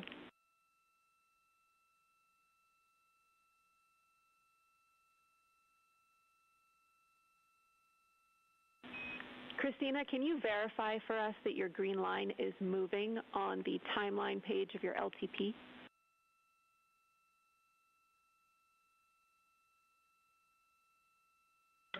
Affirm.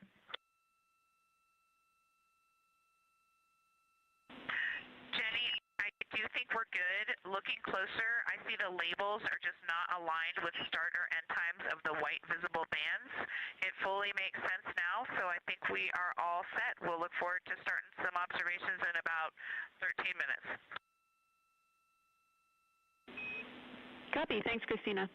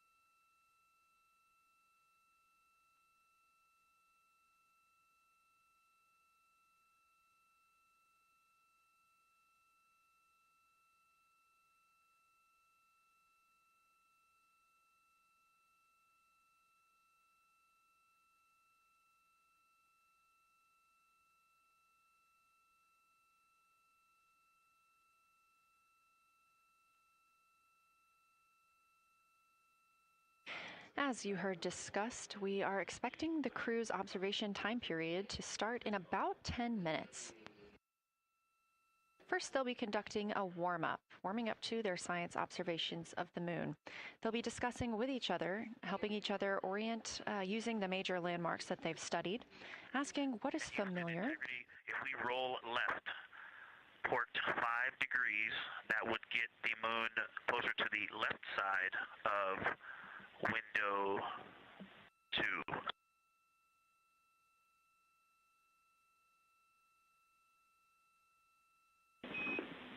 Copy, Victor. We'd like to know if it's pitch and roll or one or the other.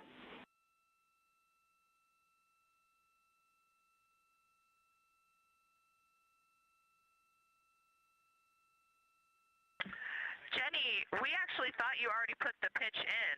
Had the pitch been put in already? No, we need a little while longer to talk about it.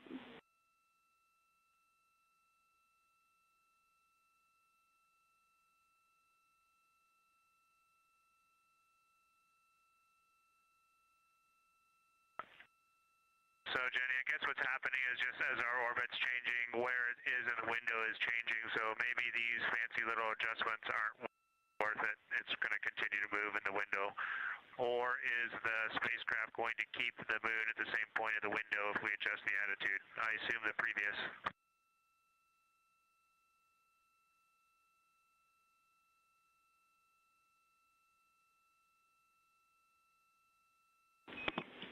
Right now, we are pointing the center of the window to the center of the moon with 2 degrees of deadband.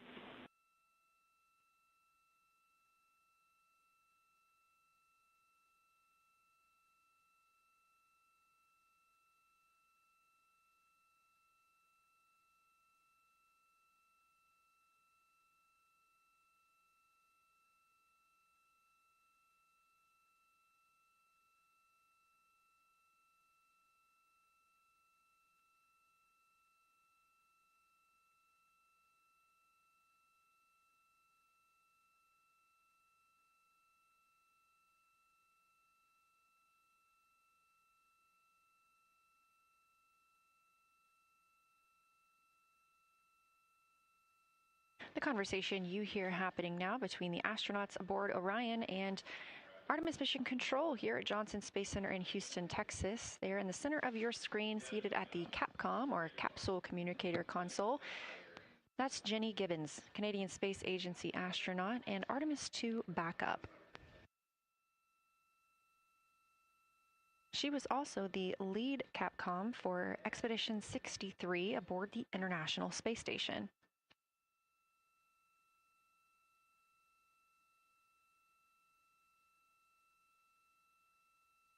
The crew is requesting some attitude changes to the spacecraft to allow them to better image the moon, our priority for today.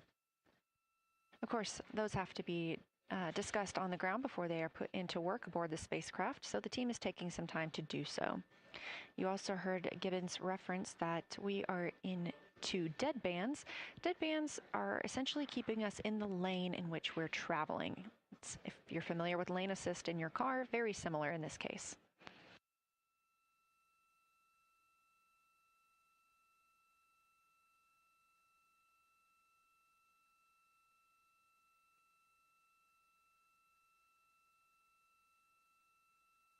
We are now 10,870 miles away from the moon, traveling 1,066 miles per hour and 249,390 miles away from Earth.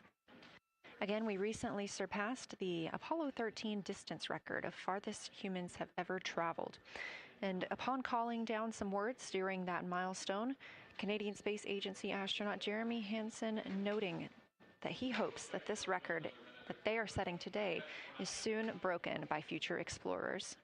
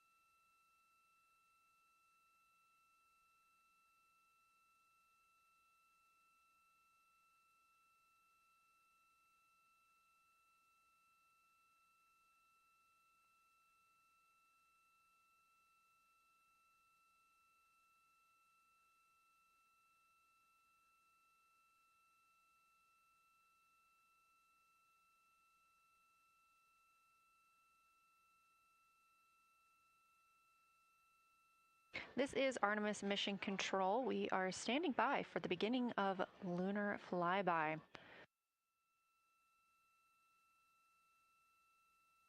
Expecting that to start in just a few minutes when the crew will begin a warm-up discussion preparing for the day.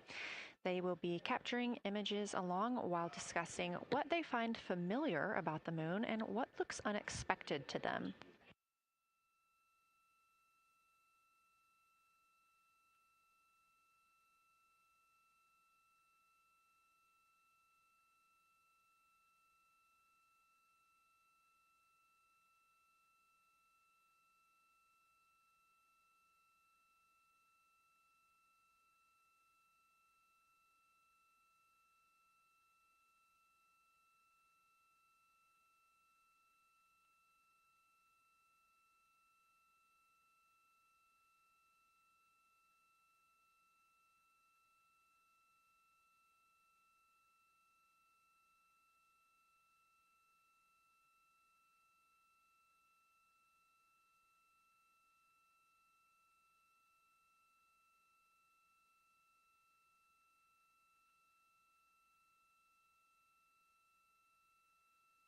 Again, just minutes away from the official start of lunar flyby, or when it is timelined for the crew. We are currently 10,726 miles away from the moon. This view on the left side of your screen coming from the camera on one of Orion's solar arrays.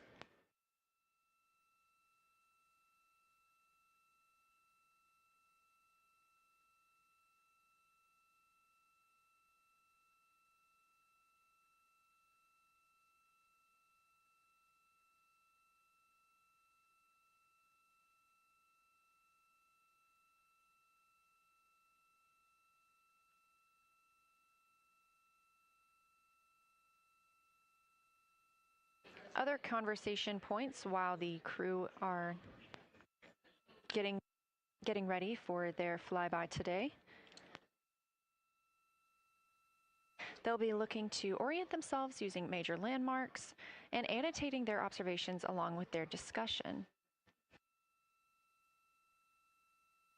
They'll have 10 minutes for that warm-up discussion.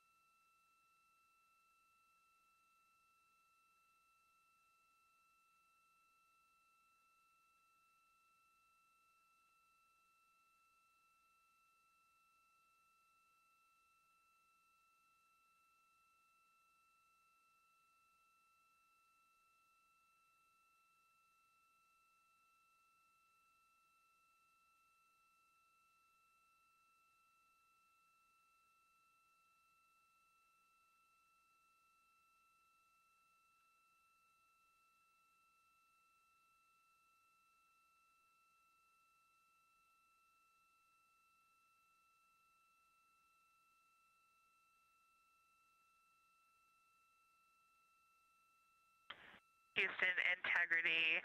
We have two folks at the window deep in discussion talking about all of the awesome features that they're seeing. We just had a huge moment realizing that Hertzsprung is about the same size as our incredible Oriental. We're really excited about this target that's kind of new to us. We're orienting on things like how we talk about albedo, finding some of the prevalent things that we're used to from all of our training, and just overall taking in this view. We also are noticing that the moon is still getting noticeably bigger as we go, even when you're watching it continuously. It's great to see these two guys get warmed up. We love the report, Christina, thanks. And you nailed it on why we added Hertzsprung. As you'll see in the prompts, we're looking for comparisons to the comparatively much older Hertzsprung compared to the younger Oriental. Great words.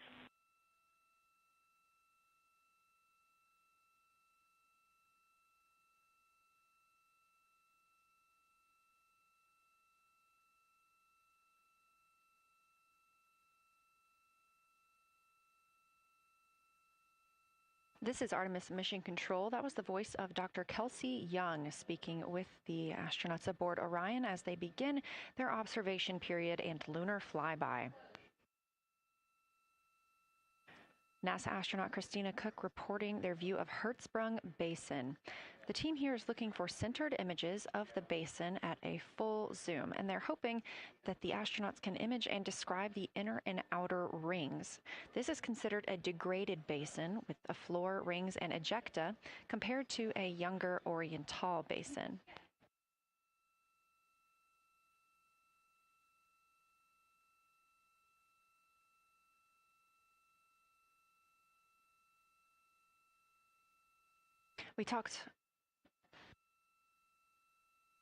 We spoke earlier with Julian Gross, the Artemis curation lead, about some of the terms we will hear the crew use today. One of those just called out, that's albedo, looking at surface brightness, or the amount of light a surface reflects.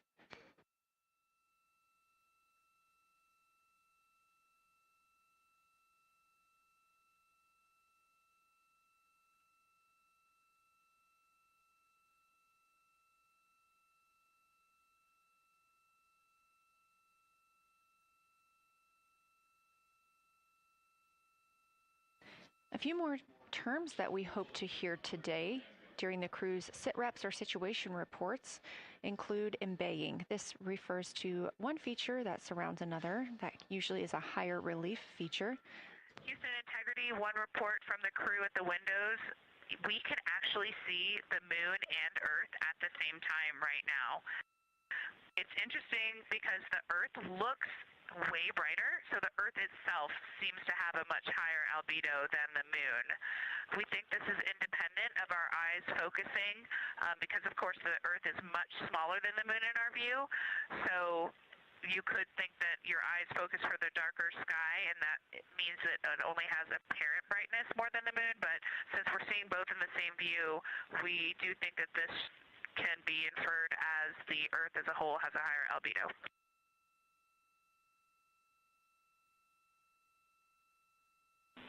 Great observation, Christina, and reminder that as you're starting to look for those subtle color and albedo variations on the moon, the relatively bright albedo Earth might make those a little bit difficult, but as your eyes continue to adjust, we expect you to start to see more nuance on the moon. Thanks.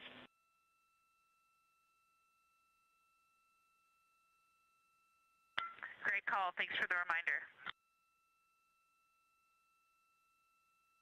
We're all going to be experts in lunar terminology by the end of the day. Another one we expect to hear is mare. These are dark regions paved or filled by volcanic deposits. You also can hear them called seas, oceans, lakes, or marshes, or other bodies of water.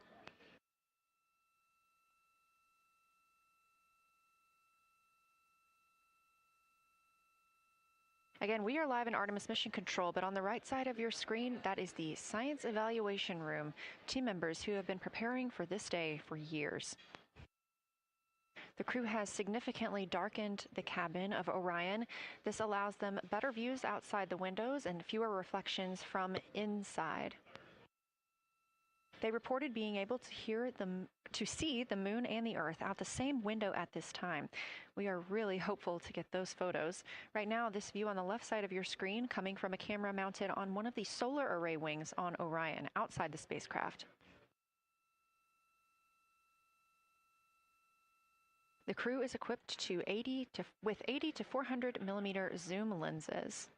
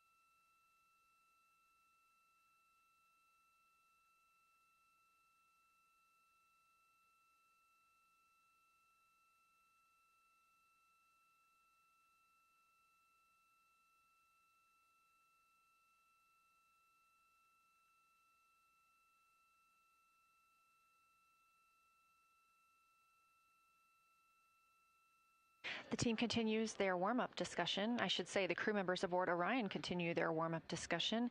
However, they are about to be prompted to move on to discussion number 2, which is near side and far side.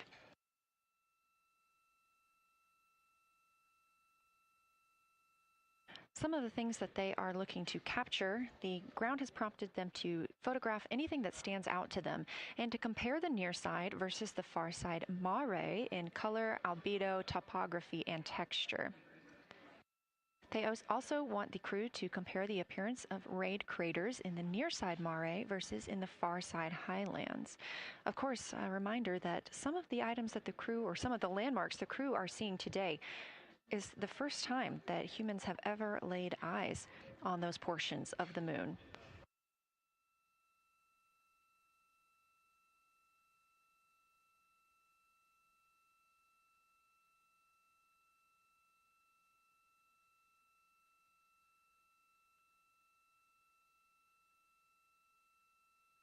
In the targeting package, there are a few reminders of the crew. For the crew, there are time-sensitive observation reminders and science sit rep reminders. From integrity, we have a sit rep.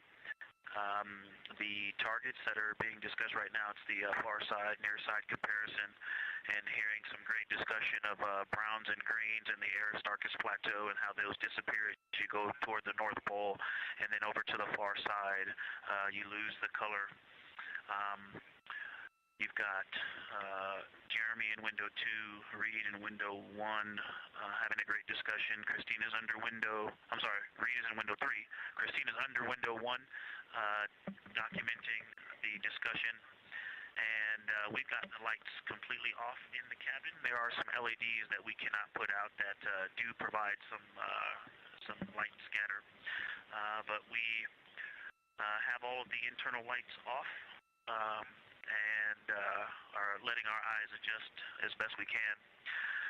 The window 4 view, you only get about a third of the moon. Tycho is going to go over the horizon soon, and you can see Aristarchus, and then you start to lose the view as you go to the west in Oceanus and Procellarum. So far, the team is on the plan, and the long lens is being put to good use, and recordings are being made, and internal documentation of the configuration and the observations is ongoing. Science, do you have any questions for us at this time? Integrity Science, Victor, very glad that you provided the first formal science sitrep, as these were indeed your idea. One follow-up question, any relationship between those browns and greens you described? Do you see them blending into one another, and do you see any topography associated with either color?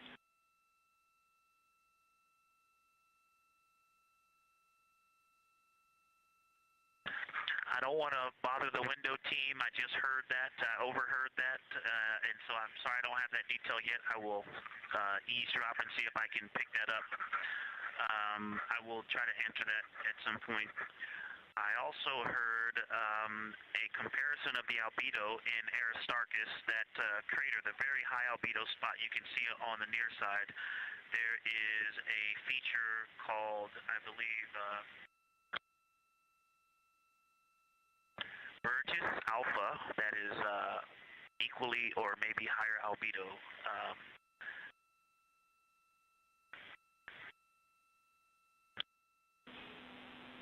I apologize for the gaps. I'm trying to listen and talk at the same time, but I will try to get some more information to correlate those colors from Aristarchus for you. Understood, Victor, and good call to not bug the window team. Really like the brightness comparisons to Burgess A. Really helpful for the science team. Keep them coming. Thanks.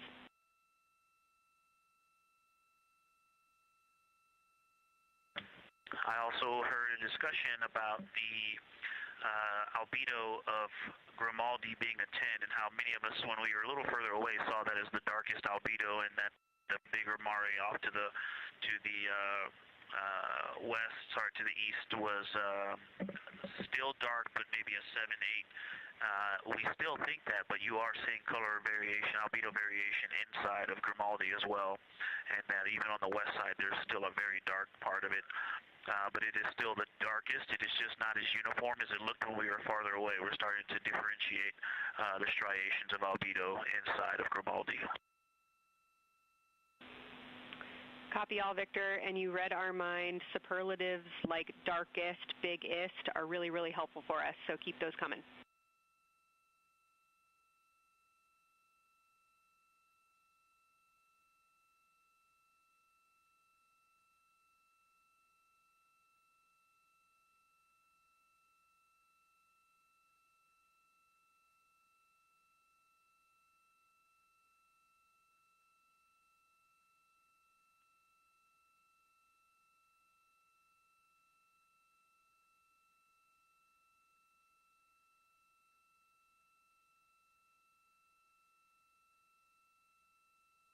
As we were just mentioning, the crew is slated to perform these science sit reps. They are prompted to do so by an icon in their lunar targeting plan. That one coming down from NASA astronaut and pilot of Artemis II, Victor Glover.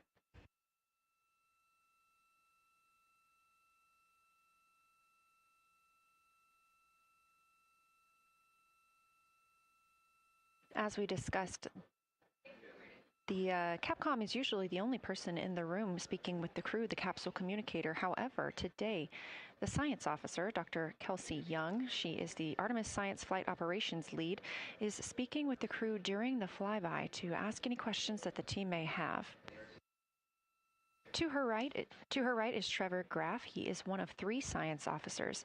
Those would be Kelsey Young, Trevor Graff, and Angela Garcia, who will also join us later for an interview.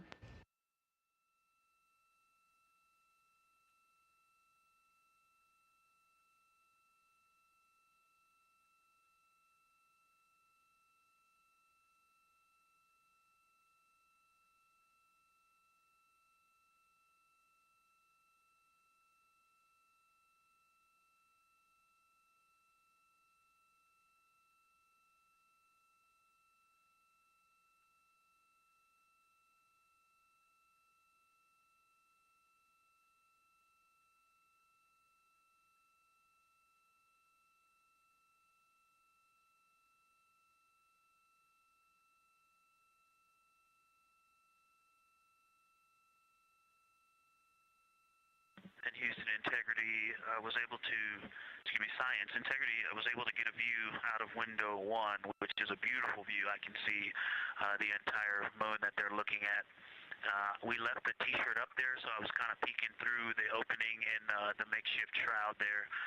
And once I was able to get 2 eyes on it, what jumped out at me was Vavilov. It's just peeking out of the Terminator. It's clear of the Terminator now, but it just really jumps out because it's still got the low light, the low sun angle. And so where the, Vavilov has that impact over the top of another crater, where the 2 craters intersect on the eastern edge. So on the side closest to Oriental, where the 2 crater rings intersect, the shadow there is the highest peak in the interior of Vavilov, and so you can see that terrain is, there's some real variation in the terrain there, that there's a nice peak where those peaks intersect, where those rings intersect, and we'll get a picture of that. Love the description, Victor, especially the comparison and relationships you just described about topography. And if it's easier for your observations, do feel free to remove the T-shirt shroud from window 1.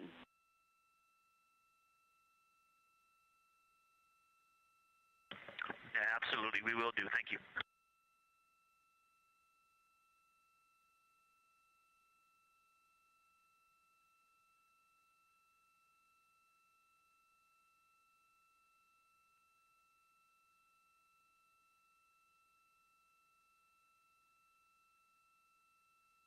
Those calls coming from NASA astronaut Victor Glover. As we discussed, the crew is working in pairs at the windows. Right now, taking photos are Commander Reed Wiseman and Mission Specialist Jeremy Hansen. Serving as their support team are pilot Victor Glover and Mission Specialist Christina Cook. You're hearing those calls from Victor Glover, as he is on that support team, and he is tasked with providing the science sit reps, while the two crew photographing and making annotations of the moon are in Windows 2 and 3. Windows 1 and 4 are available for the support crew to fly up to, obviously look at the moon themselves, and provide these science situational reports. The view on your screen is part of the lunar targeting package, and it's something that the crew can reference as they are flying by, but this is an animation.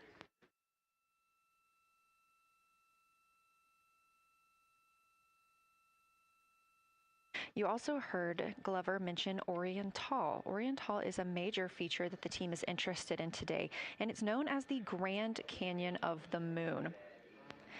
Until this mission, the Oriental Basin had never been seen in sunlight by human eyes. Oriental Basin and its surrounding ejecta could fit within a straight line distance from NASA's Johnson Space Center, where we are at today, to Kennedy Space Center.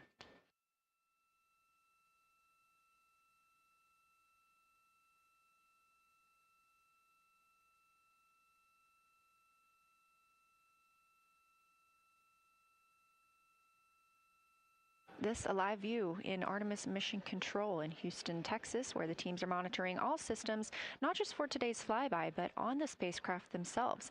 Again, this is a test flight, our very first flight of humans on the Orion spacecraft. This team has been monitoring the entire time of the mission, as well as we have been live the entirety of the mission, and we will be continuing to do so all the way through splashdown and crew recovery from the Pacific.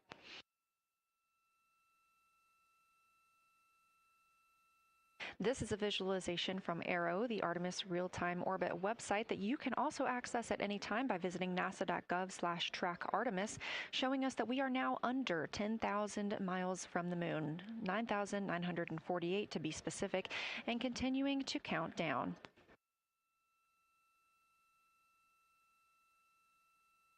Again, our closest approach to the moon today should come about 6:02 p.m. Central, 7:02 p.m. Eastern. However, we will be out of contact with the crew at this time as they begin transiting behind the moon. At that time of closest approach, the distance from Orion to the lunar surface will be about 4,070 miles. Of course, these are estimates at this time, and we'll be sure to provide you with the official numbers once that closest approach has been reached.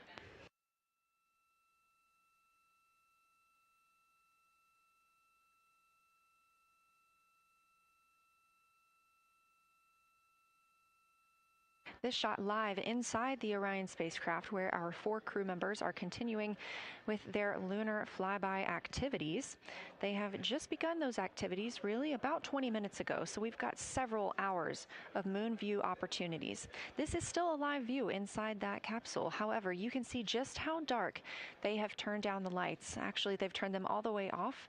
There are a few LEDs that they cannot power off, but turning down these lights gives them better views outside of the spacecraft's windows while they photograph the moon. This also prevents any reflections from inside the spacecraft bouncing up on the windows and interfering with their photography.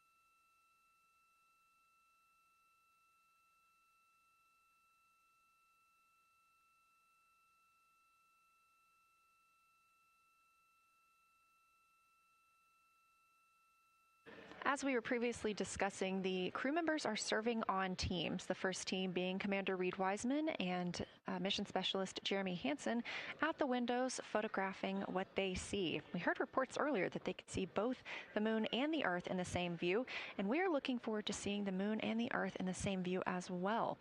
That Earth set coming up in just a few hours. While Wiseman and Hansen are at the windows photographing, Glover and Cook are serving as support crew. They are able to assist with cameras. They are also providing those situation reports, letting us know how the team is working inside the spacecraft, what they're seeing, and how they're feeling about it. Those first blocks of teams will last about an hour, and the crew members are approaching the halfway point into their first observation block. A reminder, we have 5 of those blocks today. So they're approaching this halfway point during which the crew at the window will switch roles. One will begin taking pictures, and the other will be making annotations on their PCD, that's portable computing device. Both of those crew members at the windows are recording audio of what they see. They are putting on headsets and recording audio into their portable computing devices. Obviously, we are not hearing this right now. This is going to be sent down to the science team, and they will be able to analyze that at a later time. What we are hearing, though, and will continue to hear, are those science sit reps a few times every block. Once this block is complete, about 40 minutes from now, we will have the teams switch. That means pilot Victor Glover and... Science integrity, looking out of window 1. I think I may have misreported earlier saying that it was Tycho going over the horizon. That was Copernicus I was referring to. Apologies. It was Copernicus is what is farthest bounding to the east, and that is now like on the horizon or just past it. And Korolev is now a few degrees from going over the horizon. And then, next it'll be Aristarchus Plateau. And so on the west, we are getting a much better view of the Terminator. It looks like we have about 80% illumination of the moon. And Vavilov and 1 Vavilov diameter to the west is where the Terminator is right now. And so other features are starting to peek out there. The center of the illuminated part of the moon is to the lower part is Oriental, and just around Oriental, a lot of light structure is starting to show up. A lot of high albedo, similar to the feature, I cannot remember, Burgess Alpha and Aristarchus type high albedo in the ring. So when you look at the interior ring and the external ring, it's almost as if the edges are starting to dry up and turn white. If it was something that was wet and got dry, the edges would be the part to dry first. You just kind of outline all the topography in the interior of that wall is like it was dusted with chalk or is starting to dry, or maybe dusted with snow. If this was the Earth, I would say there was snow dumped on some of the ridges on the interior of the rings of Oriental. Also, an interesting part of the discussion that I heard between Reed and Jeremy is that from Glushko to Grimaldi, there are 2 dark features there that look like commas, but in the wrong direction. But there's also a lot of interestingness, just a lot of geometry and squiggles and dots and lines that are starting to stand out as more small features come into view. And there also is a lot of variation in albedo. In some of those, the 2 dark features, for example, have on the southern edge of the larger one, the one that's further to the south, there's a very dark, the 1 albedo, like the southern and western part of Grimaldi. And the one to the north, closer to Glushko, is also that same dark albedo. And then around them, there are some very high albedo spots just to the north of the southern one, and just to the west of the smaller one to the north.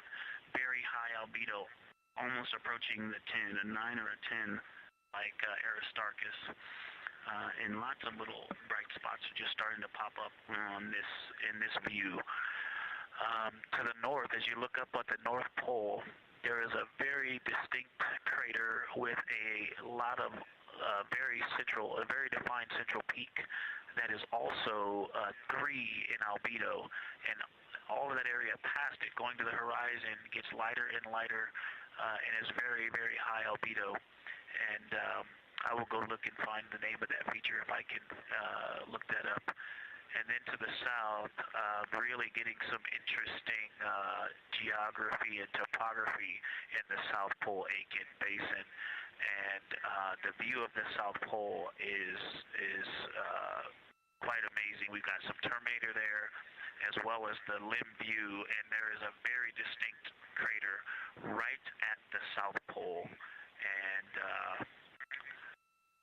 I'm going to go look up, I don't believe that is Aiken, but I'm going to go look up the name of that one because it's also giving a lot of good topography due to the shadows that I'm seeing. But that's, I was trying to bound the view that I'm seeing for you and got distracted by all of these interesting albedo variations that are popping up in the interior. But that's the view that we see just a Vavilov diameter to the west beyond is where the Terminator is. Just beyond, I think Copernicus is the easternmost feature that we can see. A very nice ringed, very nice structure crater to the north with a great high albedo central uplift to the north, and the south is dotted by a very characteristic crater with a lot of terrain, shadow features, and I will go try to find some landmarks to put names with those. Any questions for the observation team? Integrity Science, love the descriptions. You're definitely looking odd up there. Appreciate seeing the training being implemented.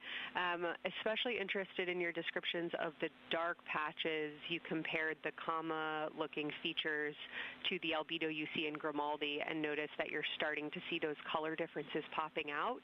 Any observations you want to make, especially when you get on, the PCD in a little bit, would really help us tease out the differences in those dark mare deposits. Great description, Victor. Keep them coming.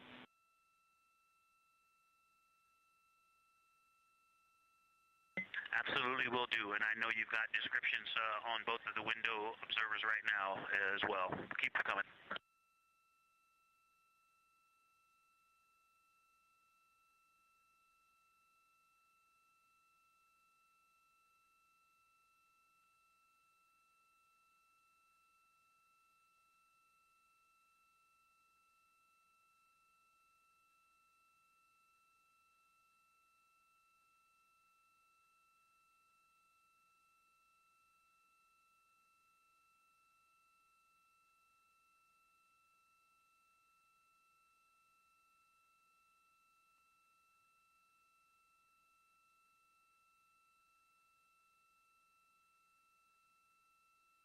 Great evidence of how well trained this crew is by the science team. NASA astronaut and pilot of the Artemis II mission, Victor Glover, calling down a situation report, noting several different features on the moon and such descriptions, even saying that it looks like snow on some of the peaks. Obviously, we do not expect that to be snow, but referencing that as some of the lighting on how it looks to the Artemis II crew from their current position.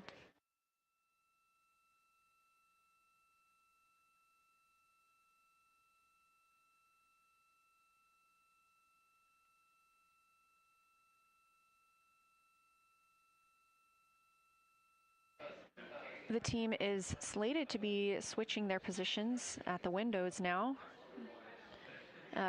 Both Reed Wiseman and Jeremy Hansen have been at windows 2 and 3, one taking photos, one making observations and annotations on their portable computing device. At this time, we also anticipate that they are looking at a crater duo. One of those is Glushko, and the other is Ohm. The team is looking to know the extent of Glushko's ray system and how its rays differ in the Mare versus the Highlands. They also want the team to compare the ray systems of Glushko to Ohm.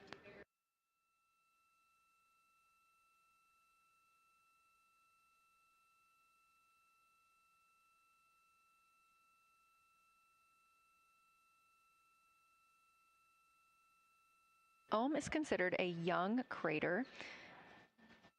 And if you've ever seen a photo of the Richat structure, it's also known as the Eye of the Sahara. It's 40 kilometers in diameter, and that could fit within Ohm's interior.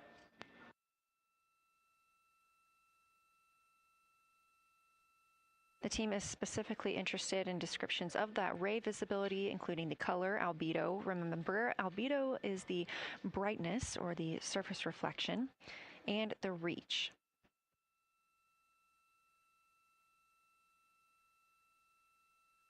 Again, I am using the same lunar targeting package that the crew is referencing on board right now. This helps keep them on time as well as prompt them for when they need to make a call down to the science team and report what they're saying. It also gives them reminders of when they need to swap positions at the windows. Additionally, I'm using the Artemis II Lunar Science Passport developed by Amber Turner and the Artemis II Lunar Science team. Now, this passport did not fly with the crew, but they used it extensively as a study guide here on Earth. So a lot of the descriptions and comparisons you hear today are developed directly by the science team.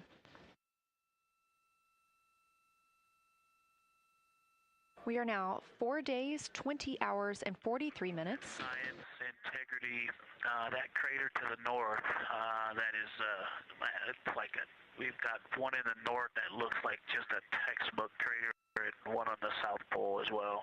The one on the north, I think, is Pythagoras. And what I wanted to highlight about that is it is either a very distinct central uplift or just a very defined area of high albedo.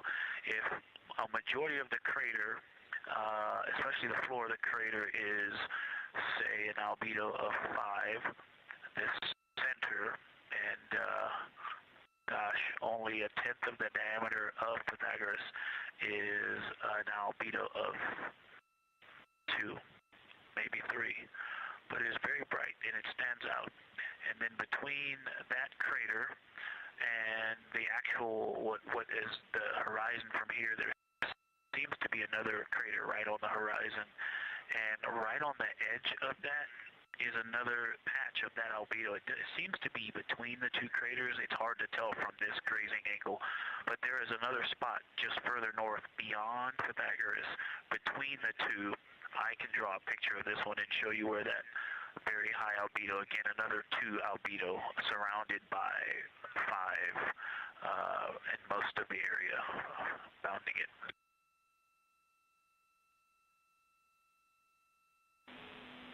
Integrity Science, thanks for that. We agree with the Pythagoras assessment. And as a follow-up to your previous report, the SIR had questions about topography comparisons between the North Pole and the South Pole of the Moon, if you're willing to provide words on that.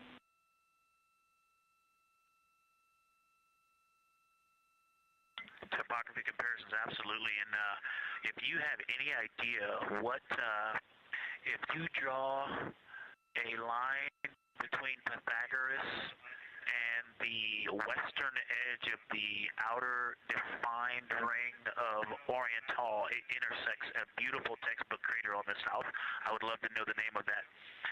The topography differences, now the South Pole has a little bit of a benefit that it has more of the terminator, and I can see a little more shadowing there, but there's a nice crater right at the South Pole, so that's the main thing defining the topography there. Seems to be quite a bit of elevation change. I can see some very jagged shadows, a 90-degree just to the west of that crater at the South Pole. I can see a very distinct change in the shadow directions, indicating, I don't know, a very high wall or a very deep canyon just to the west of that. And in the north, it seems to be that from sort of the edge of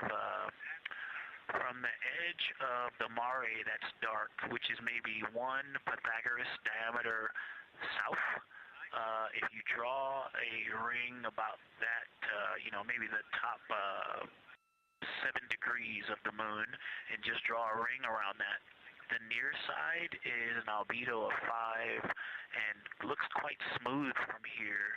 And then along the same edge of the mare, the edge of the mare that kind of Grimaldi's just outside of, Glushko is just outside of, Carroll Crater is just outside of, and you start to see the stark differences between the darker 7/8 and the 5s and 6s.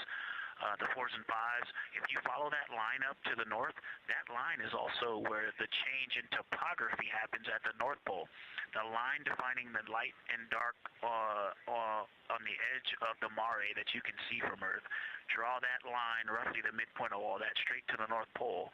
And on the side facing the Earth, you see smoother topography and dotted by Pythagoras and its next door neighbor crater.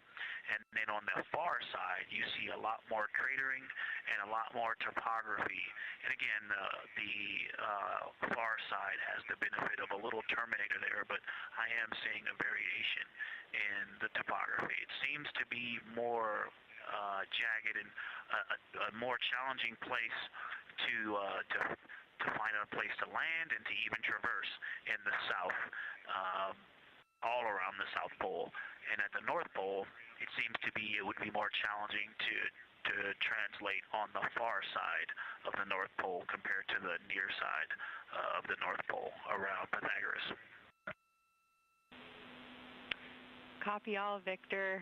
You really help paint a contextual picture of what you're looking at. We really appreciate the way that you're guiding us into the areas you're seeing by drawing comparisons between recognizable features. Thanks for that.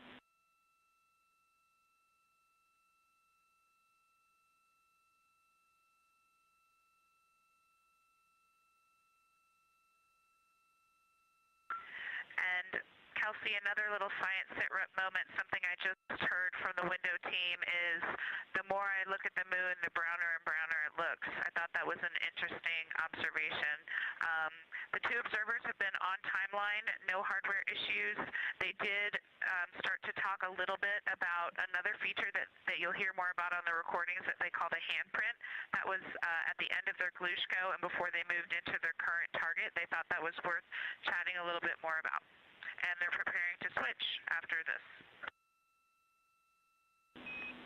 Houston copies and concurs.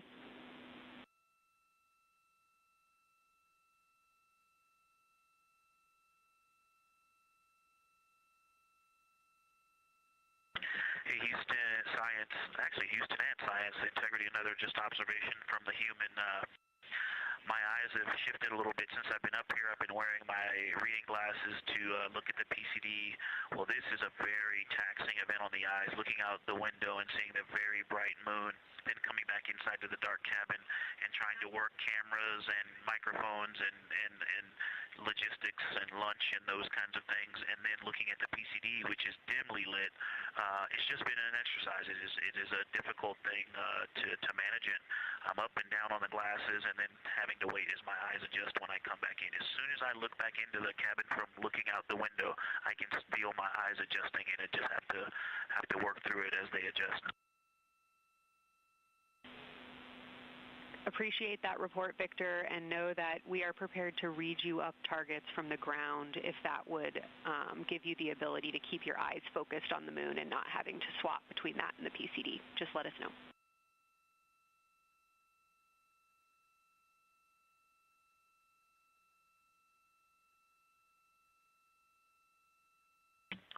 Yeah, we appreciate that, Science, and we will also do that for the window teams, and we'll back each other up that way as well. But we appreciate that. We may take you up on that. Thanks.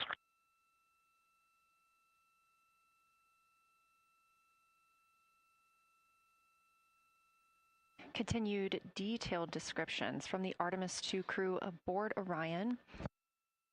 Again, this is a test flight, the first time we've flown humans aboard this spacecraft. So every detail, even that it's difficult to look outside the window and then back at the PCD, that portable computing device, every single detail is appreciated as we prepare for future missions. Glover also mentioned that he is now wearing his glasses now that he's in space and that his eyes have shifted a bit. This is something that happens when our astronauts go to space. There is a fluid shift from the lower half of your body up into your head, and that can cause changes in your eyes. It's something that we have seen over time for some crew members, especially now that we have been living and working on the International Space Station for over 25 years.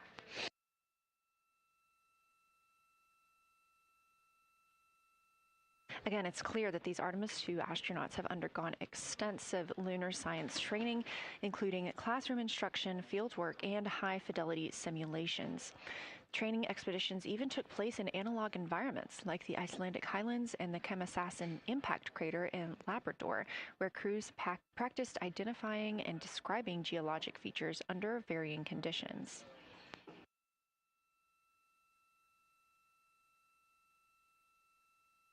Additionally, here at Johnson Space Center, Orion mock-ups were used to rehearse crew choreography, including three-dimensional space management with an inflatable moon globe to simulate the flyby. And while on Earth, the crew also used that small lunar passport that I mentioned with descriptions, photos, and prompts to help them study the features we hope they'll see. Now, this is a view from their lunar targeting package at this time, helping them determine what they're seeing on the moon, as well as on the left, keep up with what their next target will be. As you can see, we have got a long list and an exciting day ahead of us.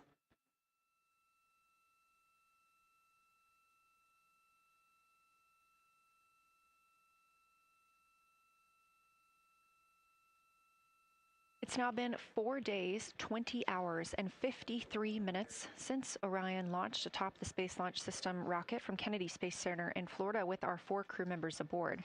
NASA astronauts Reed Wiseman, Victor Glover, and Christina Cook, and Canadian Space Agency astronaut Jeremy Hansen.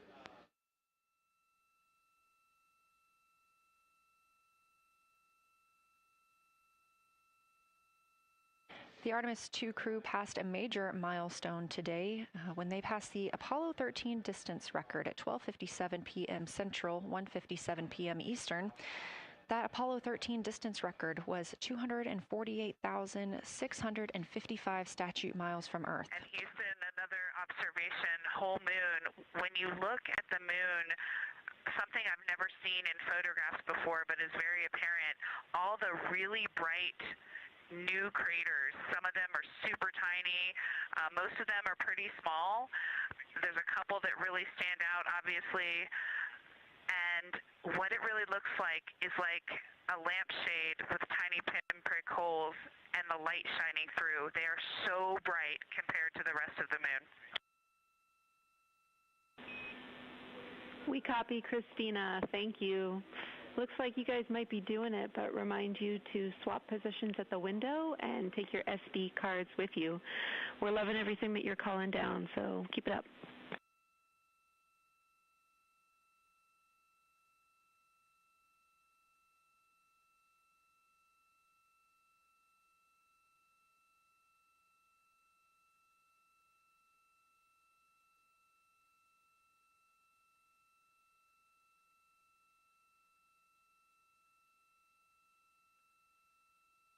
Again, Orion previously surpassed that the Apollo 13 greatest distance from Earth by humans. That was 248,655 statute miles from Earth, and Orion now 250,294 miles away from our home planet.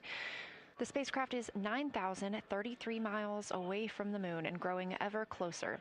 At its closest approach, it'll be about 4,070 miles away, and we will make sure we confirm what that distance ends up being. This is an approximation and an estimate ahead of that moment. We're anticipating them to make that closest approach at 6:02 p.m. Central, 7:02 Eastern, when they are in a loss of signal, transiting behind the moon. They will be the first humans in over 50 years to fly behind the moon and lose contact with Earth. We will regain that contact about 40 minutes later as they reconnect to the Deep Space Network, emerging from behind the moon, and we will look forward to seeing an Earthrise.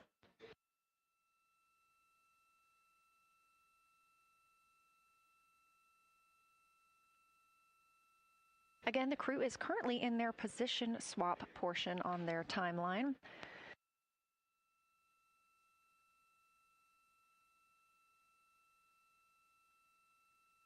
This allows crew members the opportunity and the experience of all roles necessary during today's flyby. Right now, those two crew members at the window have swap positions.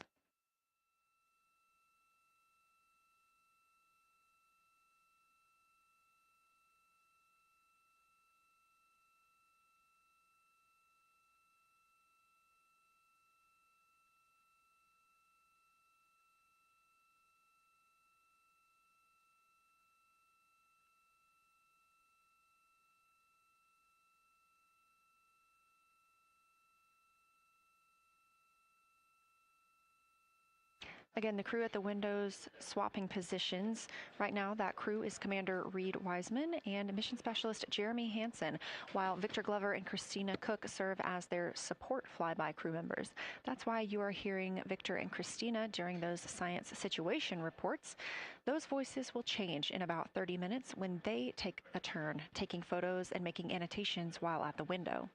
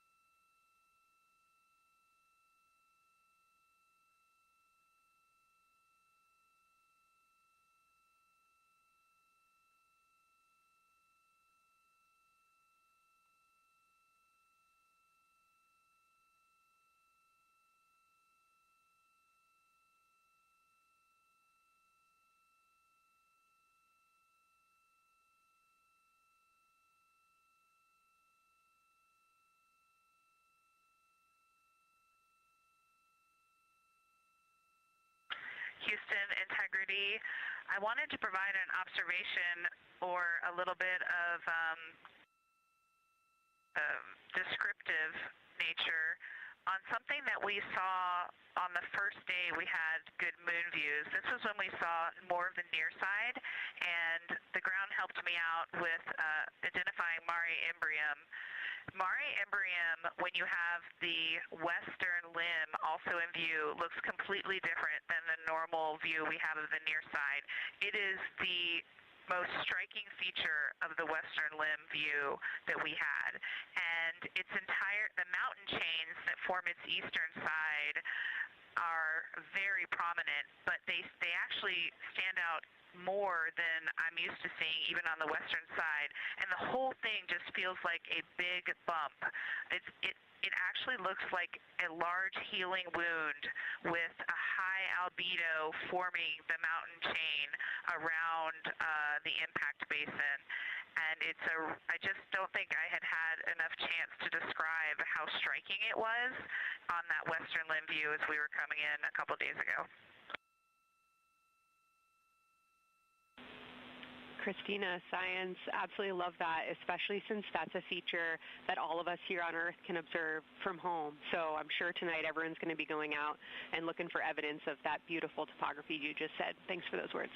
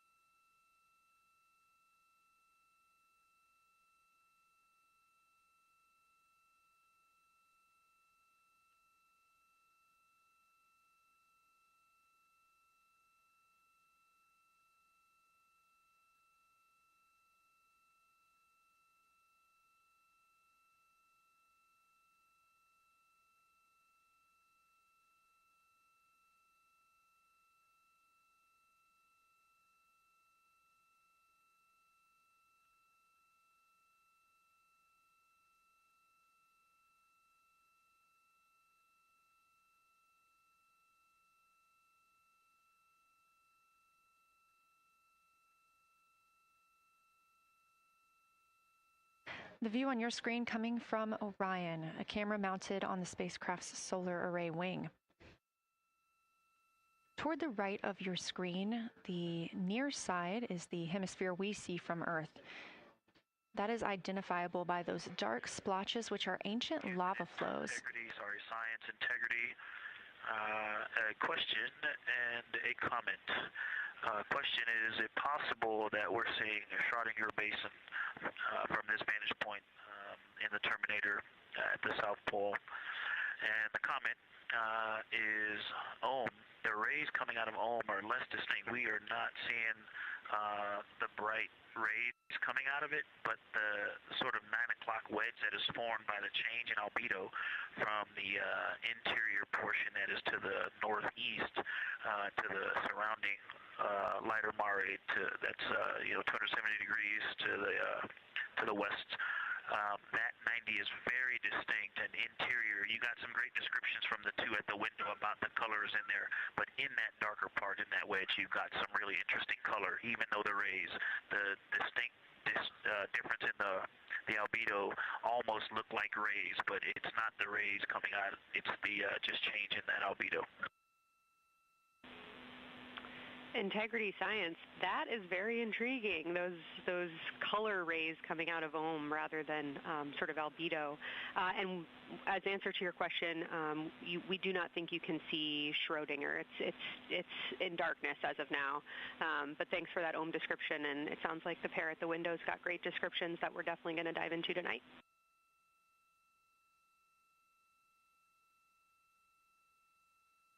Okay. If you could help me, I would still love to know what it is. There's a very nice crater. You're going to likely have a lot of pictures of it. What would be right in the Terminator at the South Pole or close to the South Pole where it's intersecting the Terminator right now? Yeah, Victor, we're assuming you're talking about, kind of if you're looking at the Terminator, it's basically like 70% down from the North Pole. Is that where you're looking?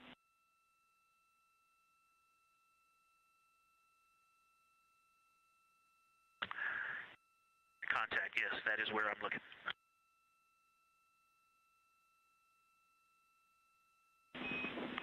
Integrity Houston, that is an enabled caution for wastewater dump required. We have hit our limit.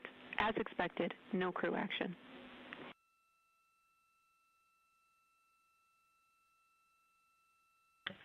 Copy, no crew action.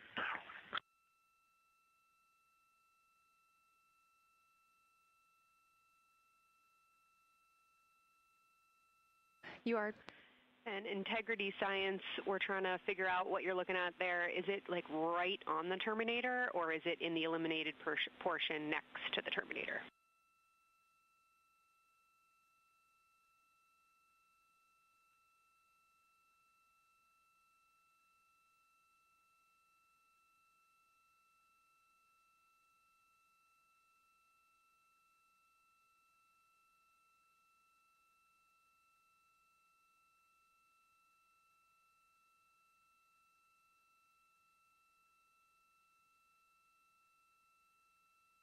While we wait for a response from the crew, the Terminator is that difference between day and night, or brightness and darkness, that you see on the moon.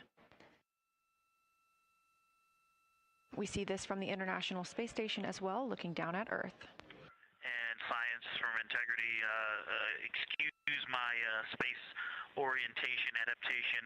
If you draw a line between Glushko through the center of Oriental, and then another line from Glushko through the southern tangent of Oriental, that line would almost perfectly intersect tangentially the crater that I'm talking about, and it is on the Terminator.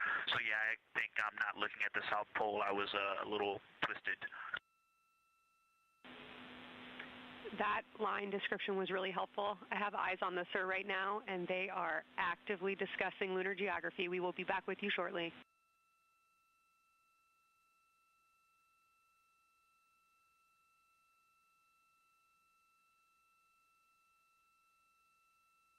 You're hearing a couple of voices today in Mission Control Houston. One of those is Dr. Kelsey Young. Integrity Science, we believe that's Zeeman Crater.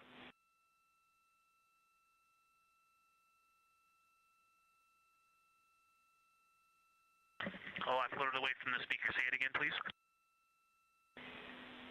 We believe that that is Zeeman crater.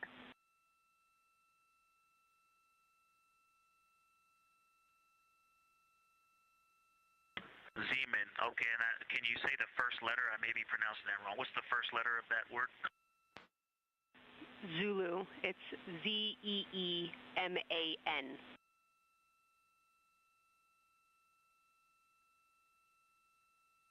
Copy.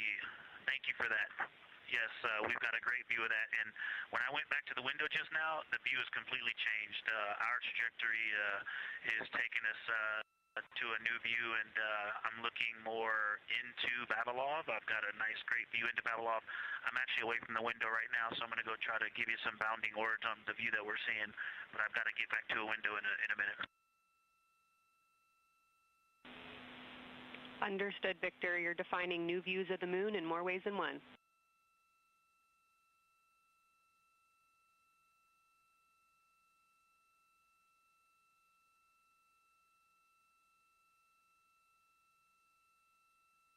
Again, when you hear calls down to science or from science, that's Dr. Kelsey Young, the Artemis Science Flight Operations Lead here at a console in Mission Control.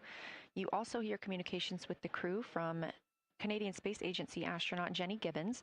She is the Capcom for today. She is a backup Artemis II crew member.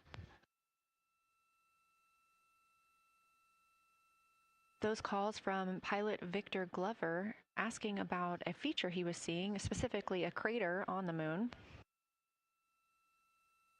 Meanwhile, the team here in the science evaluation room was actively working together to determine which feature he was describing.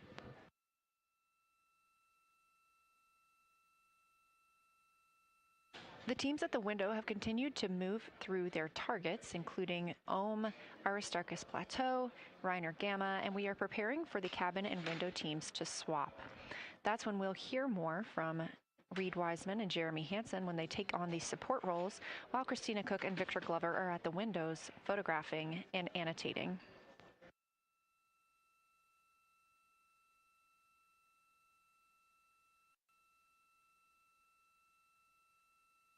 As we briefly mentioned, if you look towards the right side of the moon, essentially,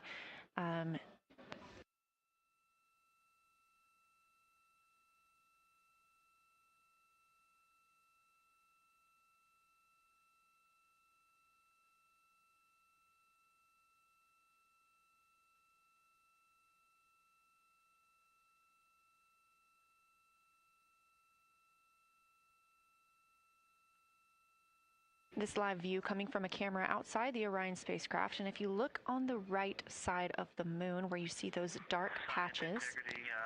Wow, yeah, I wish I had some more time to just sit here and describe what I'm seeing, but the Terminator right now is just fantastic. It is the most rugged that I've seen it.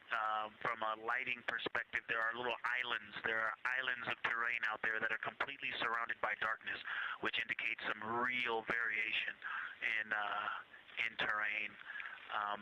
Up to the north, there is a very nice double crater. It looks like a snowman sitting there, in the 5-10 degrees below the pole in the Terminator. And then on the southern edge, there's almost like a hole. Looks like a hole, and it's the diameter of Vavilov size, just blackness, and then a wall of bright, and then it goes back to the black beyond the Terminator. So there's it looks like there's just a gigantic hole right there, 1 Vavilov diameter east of the Terminator. And as you go south, the Terminator is not a nice smooth arc. It's just jagged. There's almost a 110-degree turn in the shadow as opposed to the nice smooth arc, again indicating some really interesting variations. And I'm sure we'll get some photos of that. And then one of the craters further to the south of Vavilov, maybe halfway down to the South Pole, is not only looks like just a deep hole, and then there's like two island rays pointing off to the west and north that indicate very high ridges and very deep canyons coming up out of that crater. So again, just some really interesting visual illusions going on with the shadows there. Like I said, there look to be islands out beyond the terminator because some of the things, maybe even a Vavilov diameter into the terminator are catching sunlight on the peaks up to the north and to the south. It's very, very interesting to see. Integrity Science, oh my gosh, that was an amazing picture you just painted. I glanced over at the SIR video and I literally saw fist pumps in the air. Those types of observations are things that humans are uniquely able to contribute, and you just really brought us along with you, so thanks for that.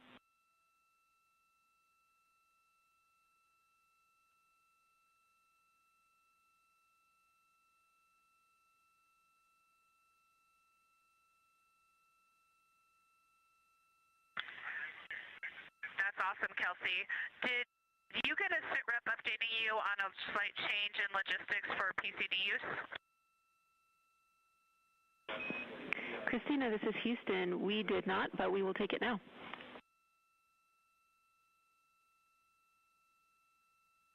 We slightly changed the PCD plan for the window observers. The two window observers kept their PCD. So in other words, the one that window 2 went to window 3 and the one at window 3 went to window 2 when they swapped rather than staying at the window. We'll plan on all observers keeping the same PCD for all observations.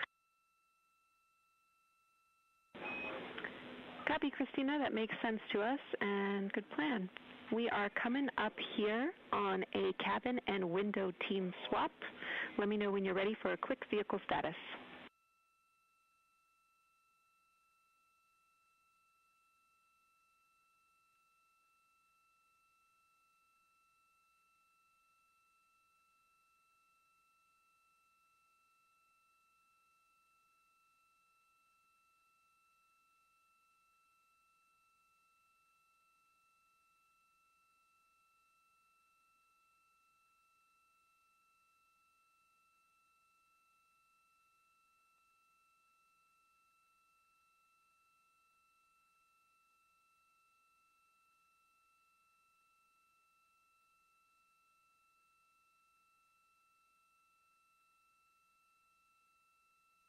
As you heard, Science. Houston, go for the vehicle system update. Howdy, Reed. We don't have much for you. We just wanted to let you know that toilet right now is no-go for use as we stick with the predetermined limit for now. All crew members, please use CCUs. Otherwise, Orion is looking very good. And you have 15 minutes in this handover time where we expect Victor and Christina to switch to the windows and you and Jeremy to be in the cabin assisting. Let us know if you have any questions.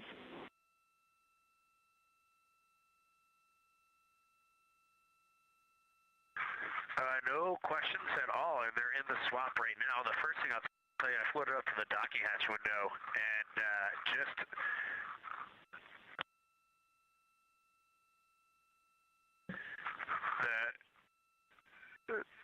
what I'm going to call the Mari around Oriental just looks so different out the docking hatch right now. It's quite a bit darker. It's the same darkness, if not a little darker than Grimaldi, but it's cool after just being in the 400 mil for the last half hour. Looking up close, I got pictures of everything Ike was just describing on the Terminator. It really is a fascinating Terminator. And then Oriental just looks so dynamic right now. It's very three-dimensional out the docking hatch compared to what I was just looking at through the 400 mil. We love it. We are getting a sneak preview from one of our SAW cameras at what you're looking at, and we see some of what you're describing. We cannot wait to see your photos. Thanks.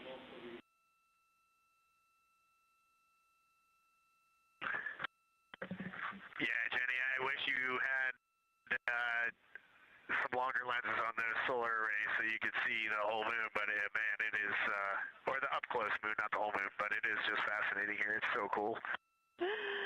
All right, MPO and INCO, take notes. We want a zoom lens on those saws next time. Thanks, Reed.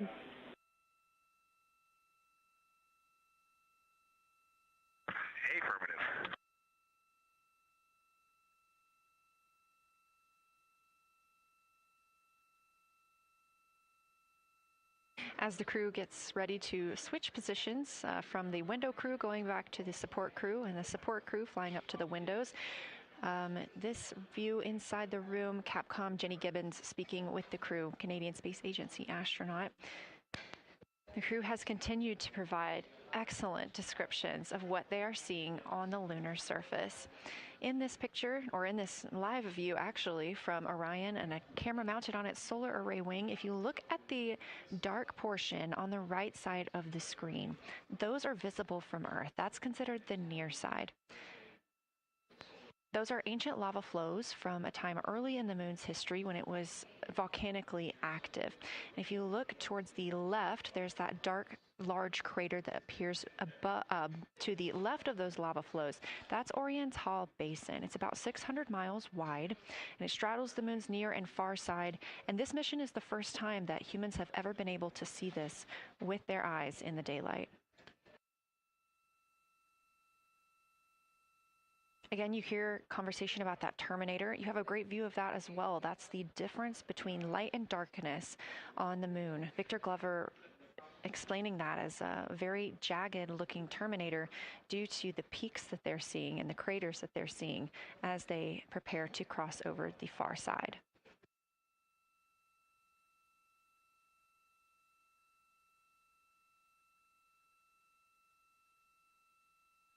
You also heard science officer, the Dr. Kelsey Young, Artemis Science Flight Operations lead, sharing with Victor Glover that his responses are truly something that only human eyes can discern or provide. So we've previously discussed how having humans observing the moon on this mission is being combined with lunar robotic data to help us maximize what we know about the moon. So part of that data comes from the Lunar Reconnaissance Orbiter, or LRO. This orbiter provides the robotic foundation that makes Artemis II lunar science possible. LRO has been orbiting the moon for 17 years, which makes it the longest operated lunar orbiter in history. And it's also the only American spacecraft dedicated specifically to lunar science and exploration. Artemis II lunar observations are designed to complement data like the detailed surface images from LRO. So while LRO provides those detailed high-resolution maps of the moon's surface, the Artemis II crew adds human observations that focus on regional context and relationships between features, giving scientists a larger geologic picture. Now, this combination of robotic and human observations strengthens lunar science. LRO delivers precise and repeatable measurements over long periods of time, while the Artemis II crew contributes real-time visual descriptions and context that robotic instruments alone cannot provide. The best description I've heard while preparing for this mission is to compare the difference in looking at the moon with your own eyes on Earth and trying to take a picture with a camera. The camera truly never does it justice, and it's much easier to describe and perceive what you're seeing with your own eyes than to take a photo. These Artemis II astronauts can rapidly scan wide areas and adjust their focus in real time, as well as describe relationships between features. The crew will also observe the same regions multiple times under changing lighting conditions during the flyby and provide perspectives that would take robotic missions years to accumulate. During the Artemis II mission, LRO is also attempting to observe some of the same lunar features that the astronauts are studying. Collecting this data simultaneously highlights how different instruments and human eyes provide complementary information about the moon. This LRO data plays a direct role in preparing for future Artemis missions. Its measurements of topography, surface temperature, composition, radiation, and lighting conditions are used to assess hazards, identify safe landing sites, and locate potential resources such as water ice near the lunar South Pole. This mission, Artemis II, represents the point where years of robotic preparation are paired with human exploration for the first time in the Artemis era. So together, LRO, the Lunar Reconnaissance Orbiter, and Artemis II are demonstrating how NASA moved from mapping the moon robotically to exploring it with humans. We are laying the groundwork for future Artemis missions and sustained lunar operations. A check-in with Orion. We are now 4 days, 21 hours, and 22 minutes into the flight of Artemis II, our crew aboard the Orion spacecraft. We are now 8,153 miles away from the moon, 250,742 miles away from Earth. The spacecraft is traveling at 1,030 miles per hour.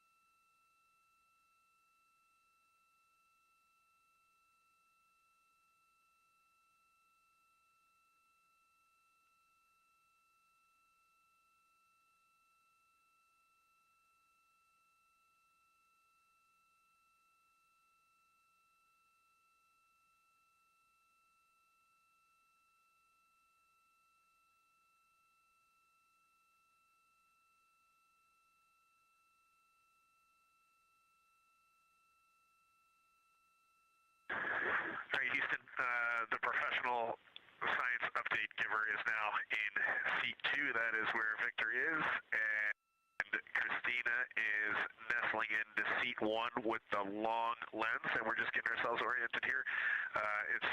It's a cool view in the cabin. It's actually a cool view to be off the camera now and looking at my crewmates getting up to their observation post and looking in. It's super fun.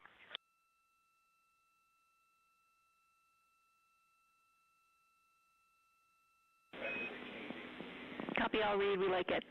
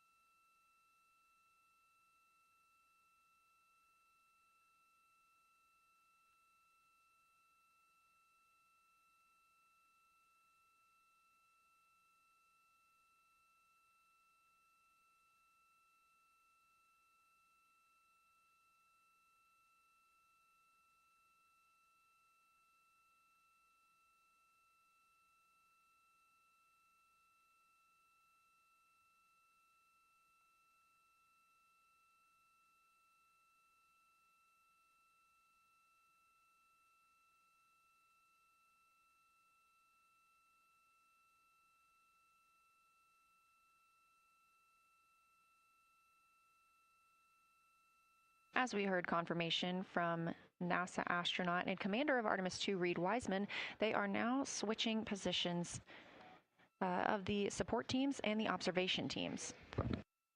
So initially, Reed Wiseman and Jeremy Hansen were at windows 2 and 3 in the Orion spacecraft, taking photos and making annotations in their PCDs, portable computing devices.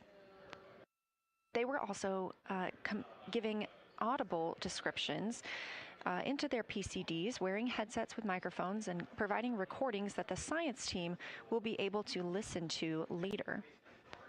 We were hearing from NASA astronauts Christina Cook and Victor Glover as they made observations as part of the support team. Now, as these teams are swapping, we anticipate hearing more from Reed and Jeremy as they'll be on the support team, while Victor and Christina will be at the windows taking photos and making annotations.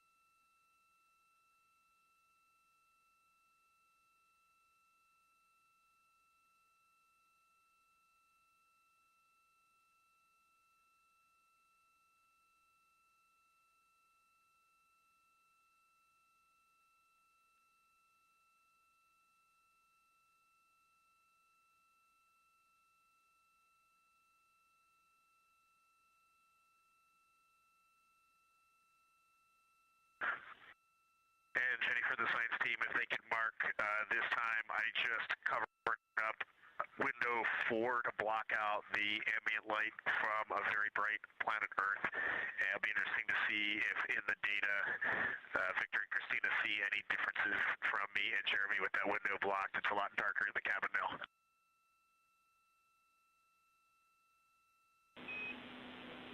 Copy, Reed. We're taking note, and we'd be curious too.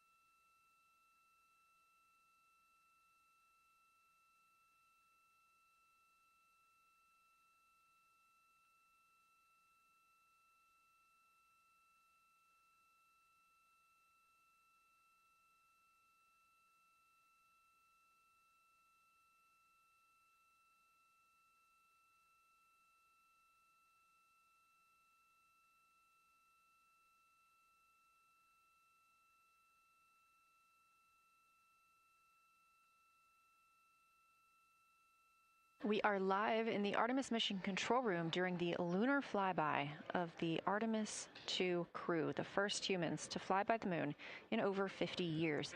Orion launched 4 days, 21 hours, and 30 minutes ago atop the SLS rocket, Space Launch System rocket from Kennedy Space Center in Florida.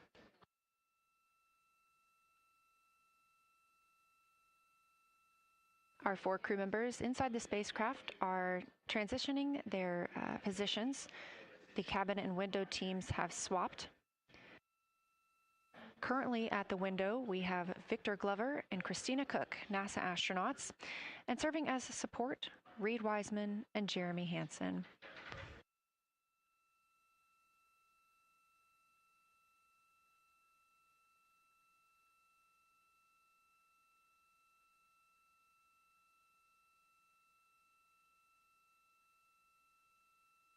For our crews at the window, they are using handheld Nikons with an 80 to 400 millimeter zoom lens.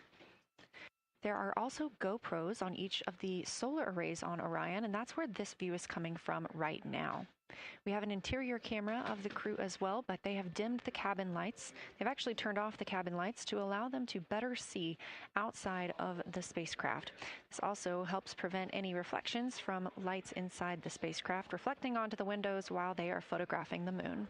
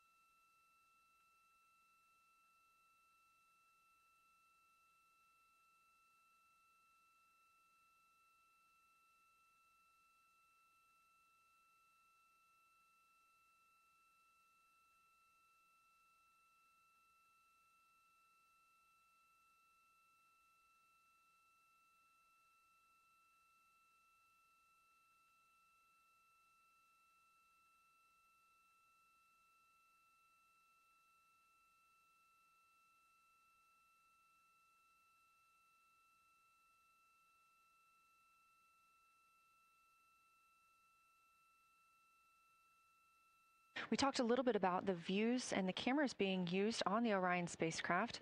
And again, we do have GoPros on the tip of each solar array wing.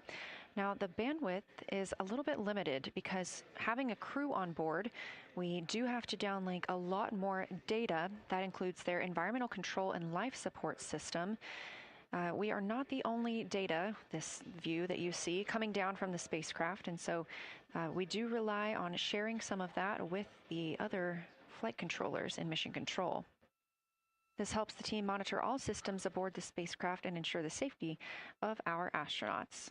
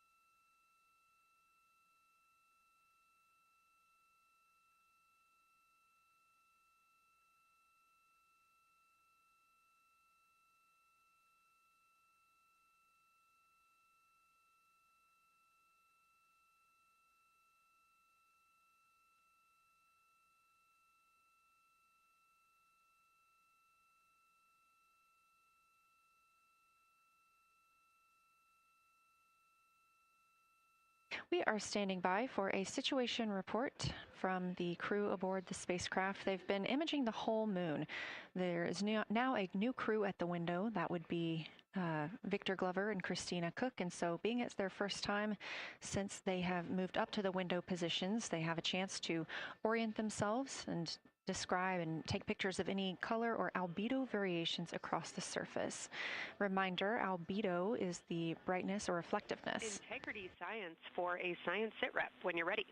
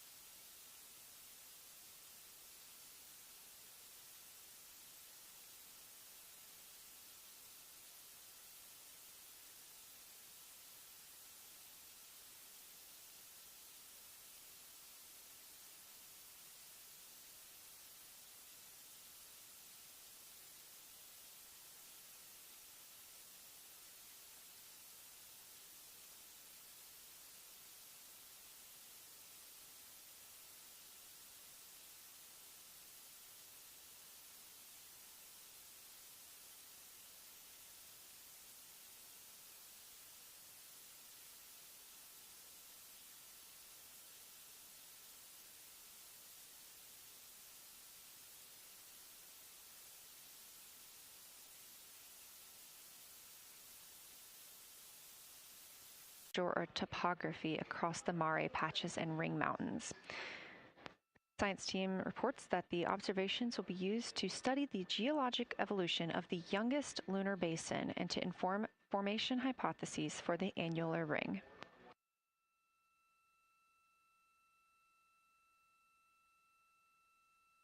And again, another fun fact about Oriental is the diameter is the same distance between Johnson Space Center, where we are today, and Kennedy Space Center, where the crew launched on April 1st.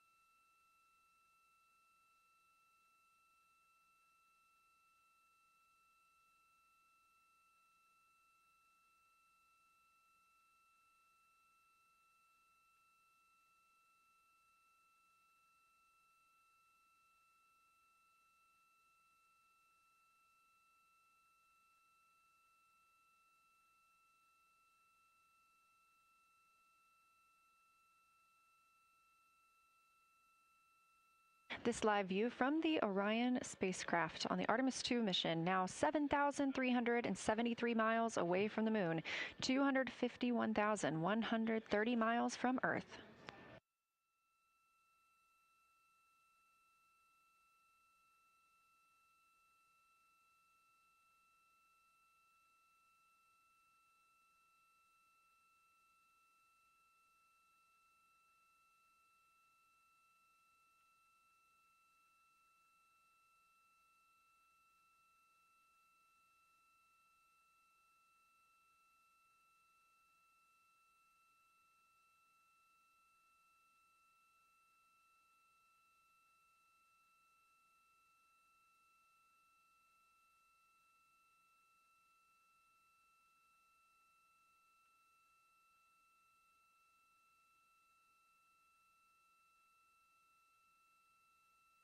Again, the Artemis II crew passed the Apollo 13 record of the humans farthest from the Earth today at 12:57 p.m. Central Time, 1:57 p.m. Eastern Time.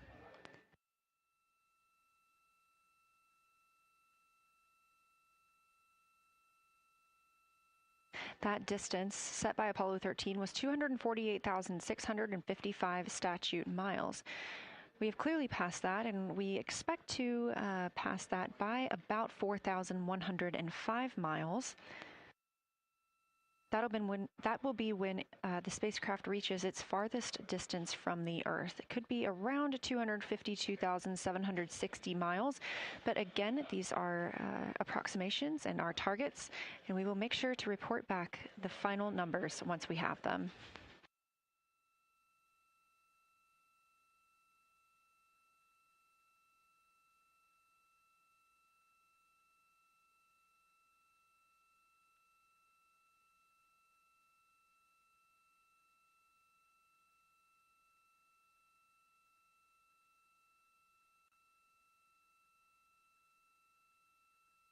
We have some refined times of when we expect to have Earth set of Earth behind the moon while Orion flies behind the moon. That would be about 5:41 p.m. Central, 6:41 Eastern.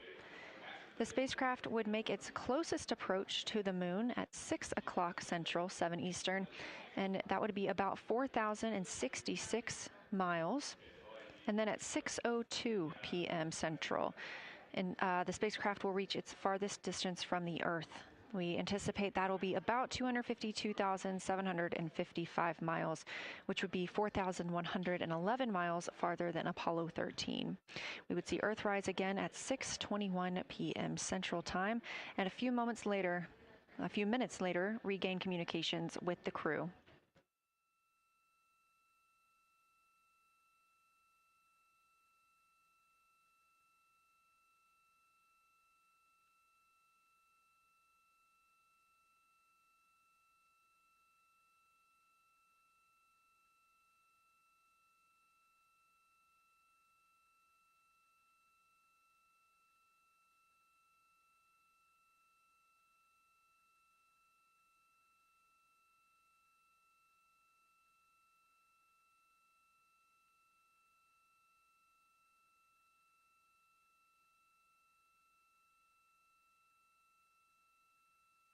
Currently aboard Orion, Victor Glover and Christina Cook are the two team members conducting lunar flyby observations, meaning they are using the Nikon cameras to photograph the moon, and their PCD, or the portable computing device, to conduct annotations. They are both recording information that will be downlinked to the science crew, and tomorrow morning the science team will have a conference with the team while the information is so fresh.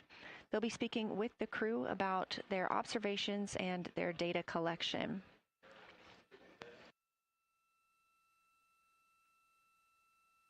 Otherwise, most of tomorrow, flight day 7, is considered an off day.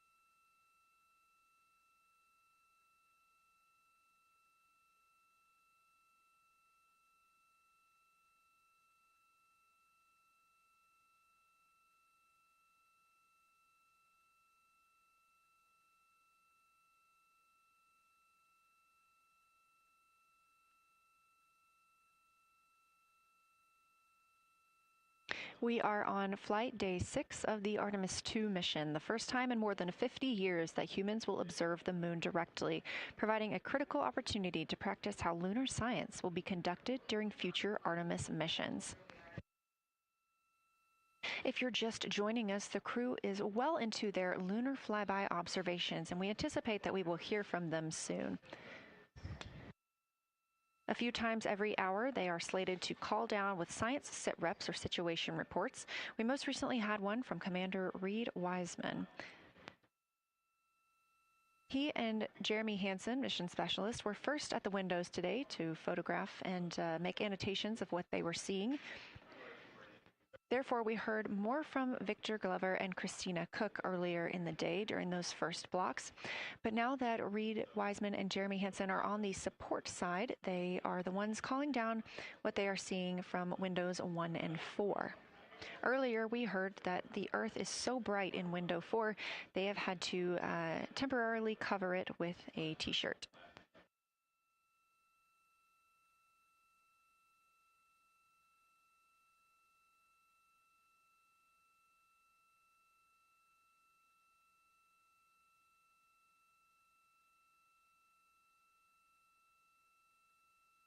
The moon preserves a near-continuous record of solar system history that has been erased on Earth because the moon doesn't have an atmosphere. So things that we experience on Earth, like weather or plate tectonics, don't really apply. So the lunar surface retains evidence of ancient impacts, volcanism, and solar activity that scientists can study today. And studying the moon helps scientists understand how planets formed and evolved, how the moon influenced our own planet Earth's history, and how the sun shaped conditions across the inner solar system. The moon also serves as a unique platform for studying the broader universe. Artemis Science is designed around questions best answered by humans, working alongside robotic systems, combining decades of robotic lunar data with real-time judgment, context, and adaptability that only humans can provide. This mission, Artemis II, is serving as a proving ground for lunar science operations, which allows NASA to test how science is planned, executed, and supported during a crewed deep space mission ahead of our future Artemis flights.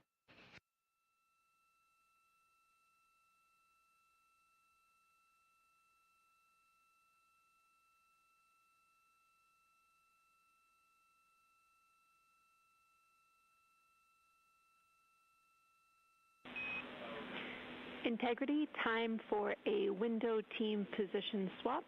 So Victor and Christina, please switch places if you've not done so already, and remember your SD card for the camera.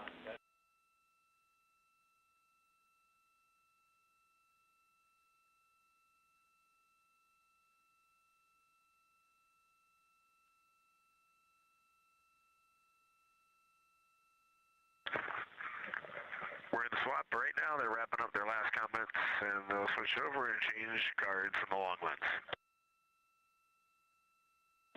Copy.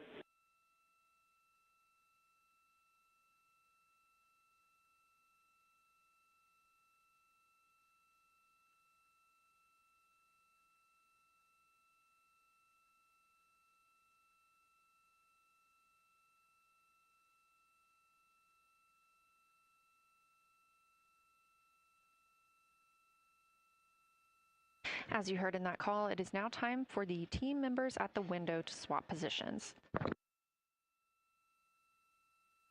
That means Victor Glover and Christina Cook will be switching roles. One of them has been photographing the moon with a Nikon with an 80 to 400 millimeter zoom lens, while the other was making annotations on their portable computing device. And both are recording audio that the science team will be able to listen to.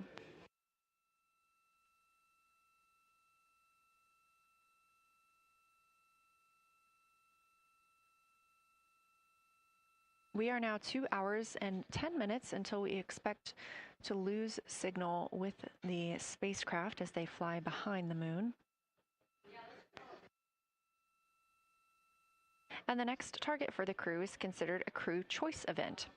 They have the option to focus on any regions or patterns or features that interest them. The science team has asked the crew to capture pictures that illustrate their choice, as well as at different zoom levels, and to describe why those certain features or regions caught their eye.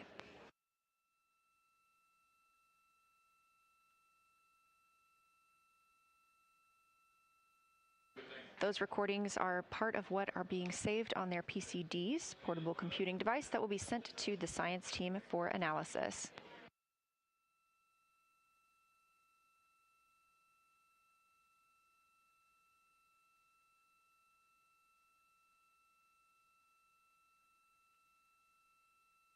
The crew has been allotted 8 minutes for this crew choice event, and it's also a time for a scheduled sit rep or situation report. So we expect to hear them calling down what they are seeing soon.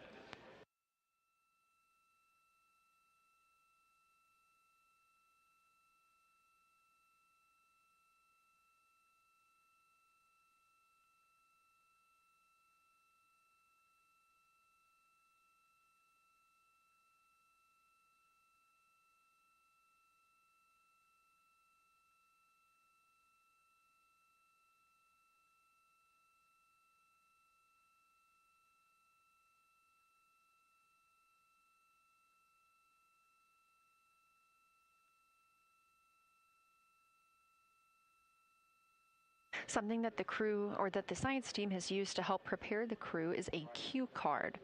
These ask for a feature ID if they happen to know the type or name, and if it is a target. Of course, in this situation, when they have a crew choice, they do not need to, it may or may not be a target.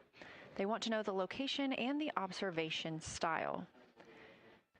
They've also asked for the geometry of what's being captured, the size, shape, boundary, and preservation, as well as the color and shadow. So the color tone, the albedo, that reflection or brightness, and any shadows or illumination. Next, they're interested in structure and texture. That includes slopes, structures, and textures, of course, and geologic relations, like association to other features, any contact to those features, and of course, their thoughts, impressions, or interpretations. They are interested even in emotions and excitement that the crew may be having.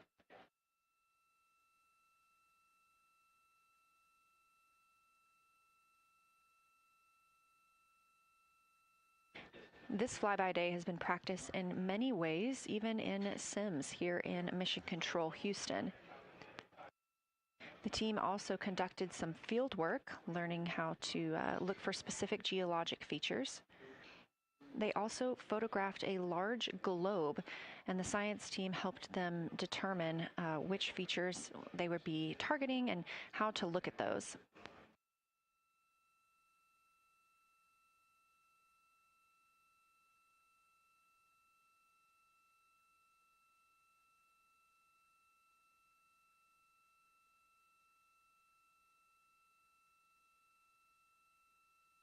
We have a few more minutes that the crew would be photographing their crew choice. Again, this is NASA astronauts Victor Glover and Christina Cook at the windows. They will then move on to another discussion portion. This is for the far side albedo, that reflectiveness, and color that they are seeing. We heard earlier about some browns seen on the moon, which is very interesting, especially here from Earth, where we are just seeing whites, grays, and maybe even black at some points. When they get into that discussion for far side albedo in a few minutes, the theme is looking to know how that color and albedo is, what those variations look like across the far side.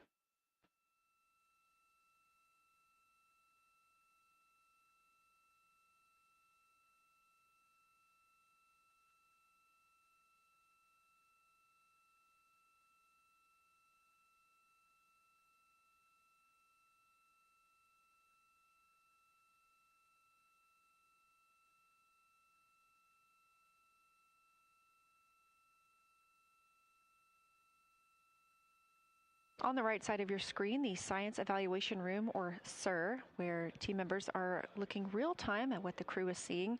And even earlier, we're... Houston Integrity, you ready for science zero? We'll take it.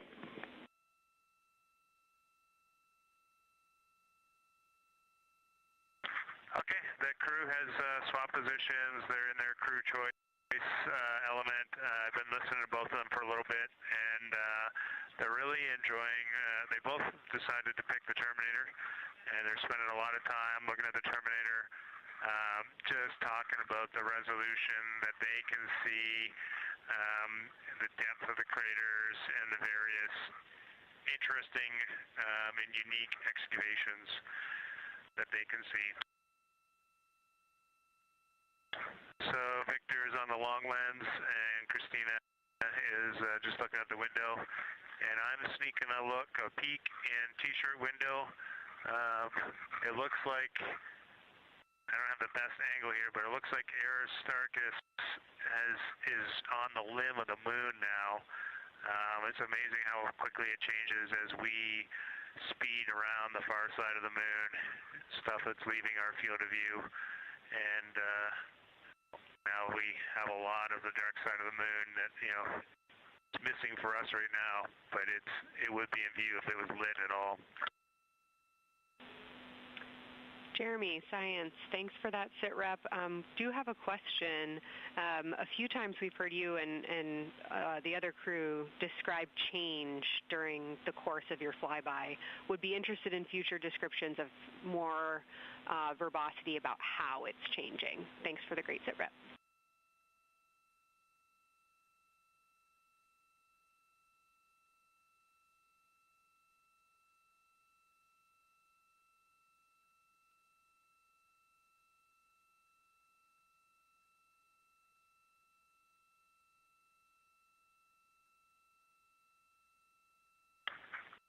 Yeah, Kelsey, sounds good. We are definitely keeping an eye on that.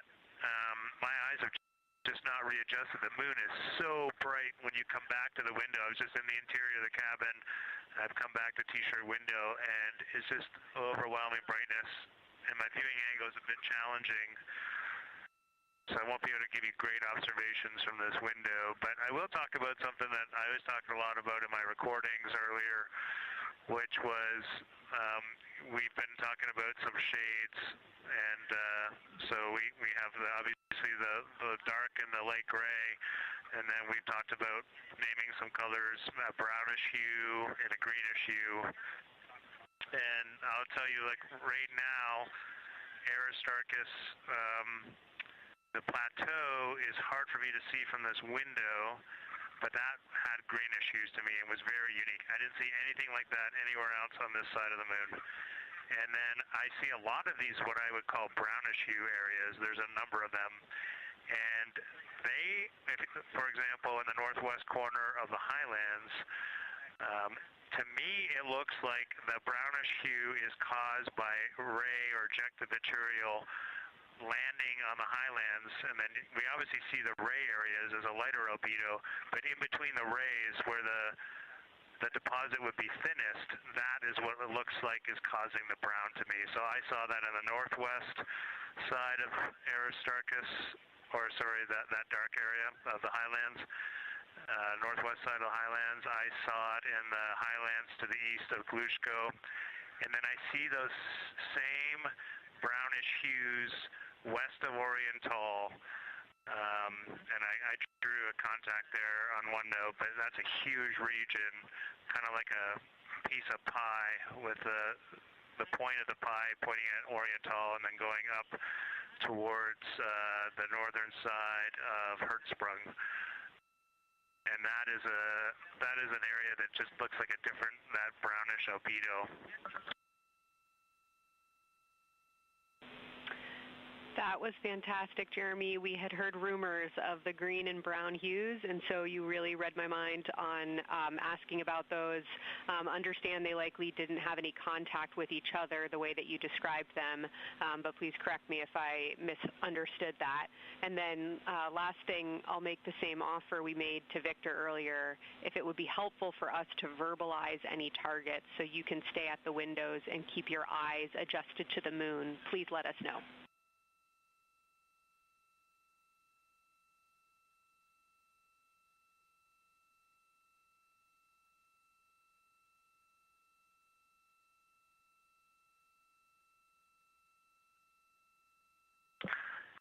If you got something you want us to look at, Kelsey, you can send it on up.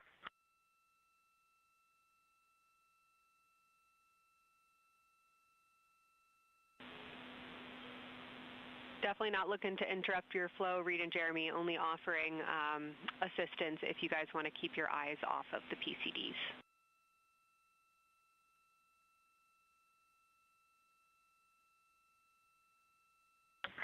Oh, I see what you're saying, okay.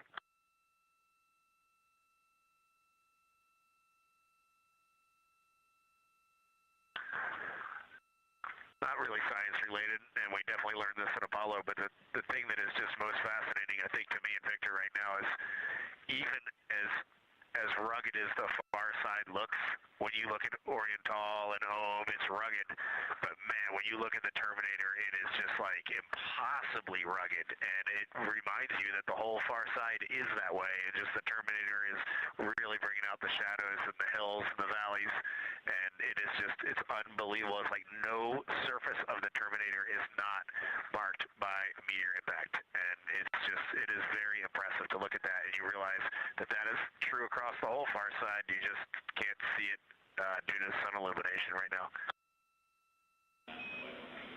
Reed, Houston copies, and we were commenting on the same thing. Even from our view, the Terminator looks absolutely alien because there's just so much texture in there that we're just not used to seeing. So thanks for sharing that with us.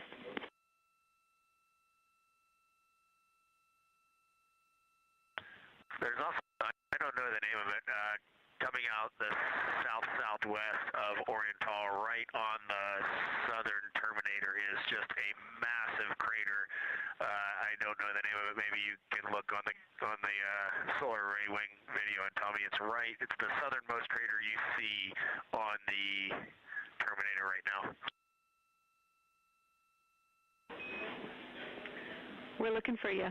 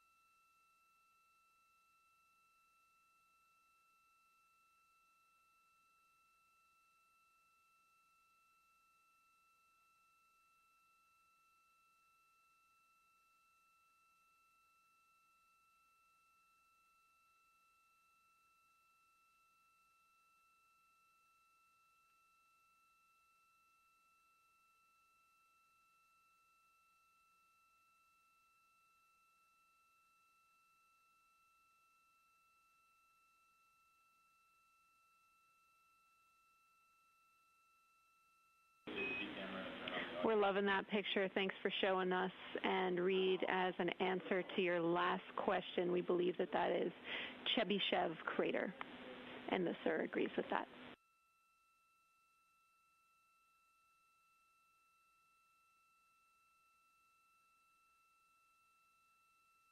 Okay, that picture I was just showing you is an 8X iPhone out the docking hatch for the high grazing angle. It's just amazing. We love it. Thank you.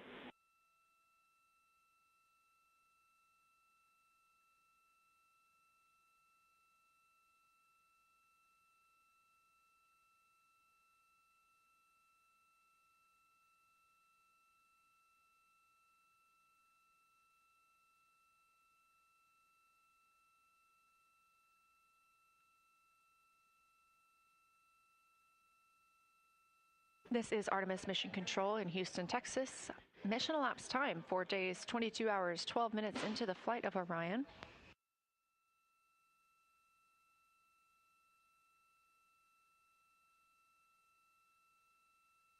This is lunar flyby day for the crew aboard the spacecraft. Reed Wiseman, Victor Glover, Christina Cook, and Jeremy Hansen are now the farthest people to have ever traveled from Earth.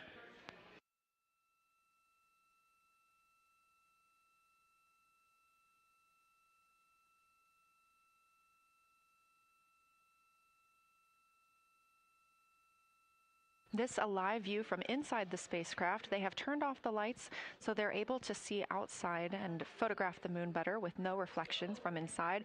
And for a very brief moment there. Integrity Science, thanks for those iPhone views. It's helpful to see what you're seeing.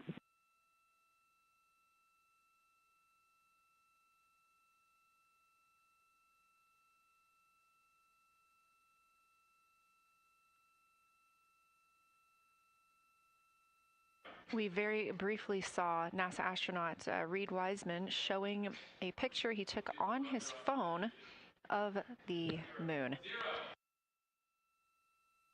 We do expect to get all of the photos that the crew is taking today, and we cannot wait to share some of those with you. But pretty cool in the meantime, just to see one quick shot from what the crew is seeing. And this view from outside the spacecraft on Orion's solar array wing. Orion is now 6,643 miles away from the moon and continuing to grow closer. Again, their closest approach will be about 4,066 miles. The best comparison is if you held a basketball at arm's length. That's about what it would look like to the Artemis II crew at their closest approach.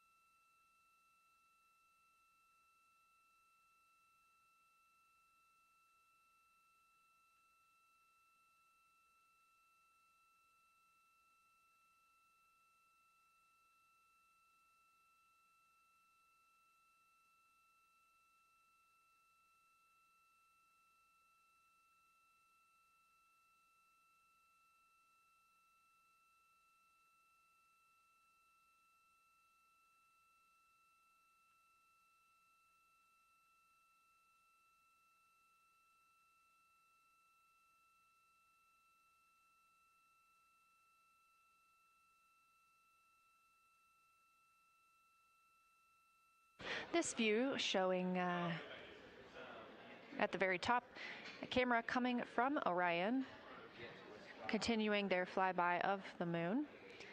We have 3 more flyby observation blocks after the completion of this one. Down on the bottom left of your screen, that's the SIR, the Science Evaluation Room, where team members are continuing to work through all of the targets that the crew is photographing today, and they've helped identify some of the craters and some of the other items that the crew has seen on the moon's surface. Down on the right is Artemis Mission Control here in Houston. Those two rooms down at the bottom are just down the hall from each other.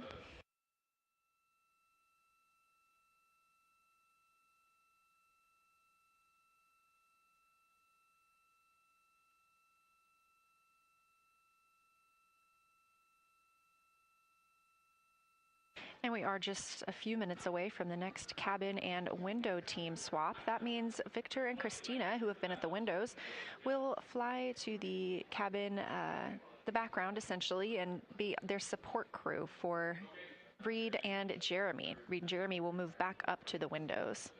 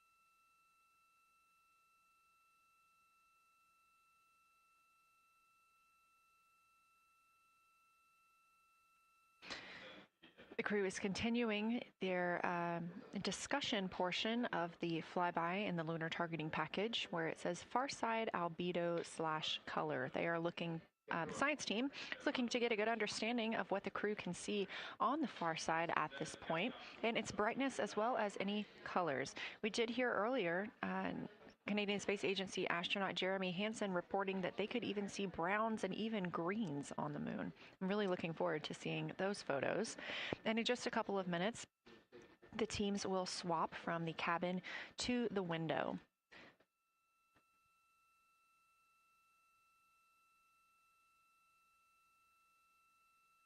Another rundown of just how this flyby is choreographed inside the spacecraft today. So these activities have been timelined, and there are these 5 blocks of time during which the crew is going to be observing the moon from Orion's windows.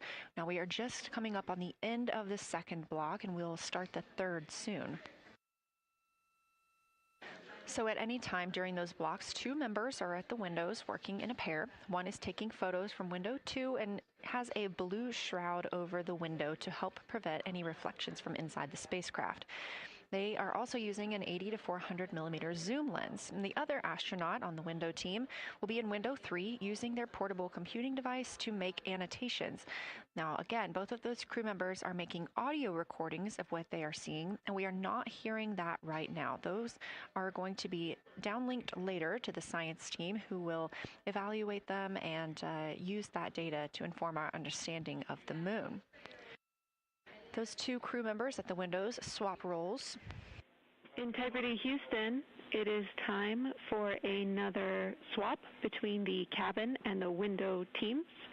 So we have 15 minutes of handover time, and then we will expect Jeremy and Reed at the windows and Christina and Victor at the cabin. I have no new vehicle updates for you, but I do have a photo location for some photos on Ike's PCD, and I want to let you know that Jeremy's family have arrived in the viewing gallery.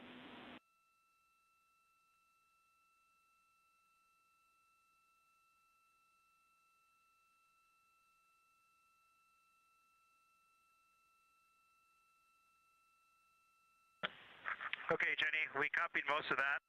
The only thing we're missing is what you meant about the photo location on Victor's PCD. And hello to my family. I think that must be Catherine and Devin that are there. And I'm glad they made it into the viewing room. And we copy, it's time for crew swap. The A team's coming out of the windows and the B team's going in. Okay, copy. All I meant to pass for Victor's PCD is that there are some late load photos that were requested that are now in his favorite photos folder. And you're exactly right. We have Catherine and Devin here. They give you a big wave, and they're super excited and happy to see part of what you're seeing.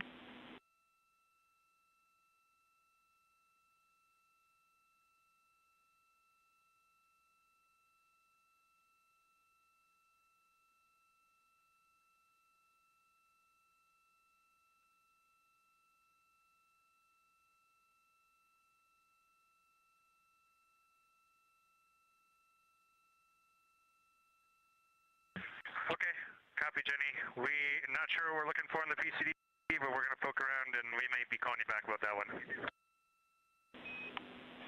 All right, that's no problem, and it's unrelated to flyby.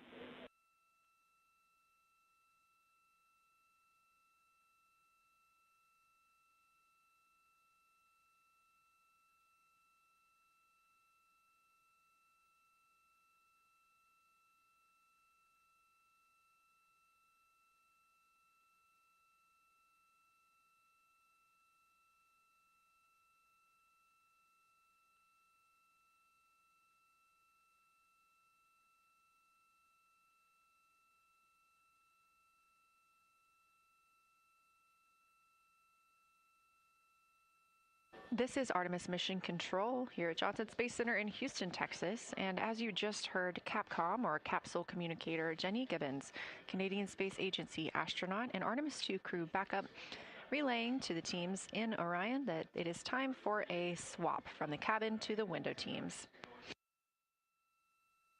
We're now at the tail end of the second lunar flyby observation block. Again, we have 5 of these today.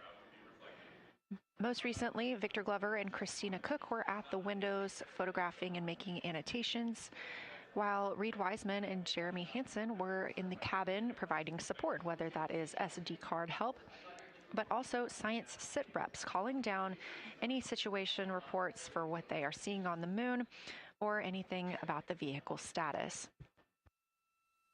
With that call to make a swap, Reed and Jeremy will be back at the windows, making observations for what they see at the moon and taking photos.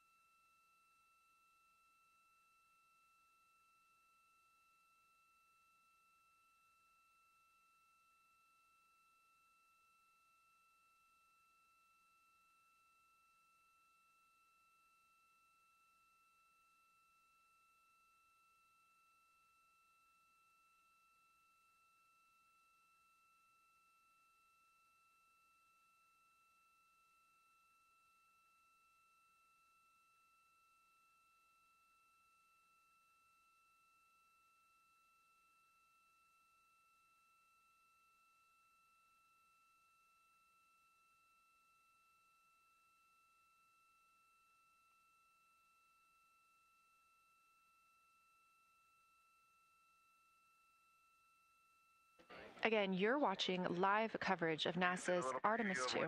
But something that's really awesome up here is we now have the moon and the Earth in window 3 simultaneously, and the moon is a gibbous, and the Earth is a crescent. And I'm guessing in about 45 minutes we'll have 2 identical crescents as we change our position in the universe. That is pretty darn cool. Thank you.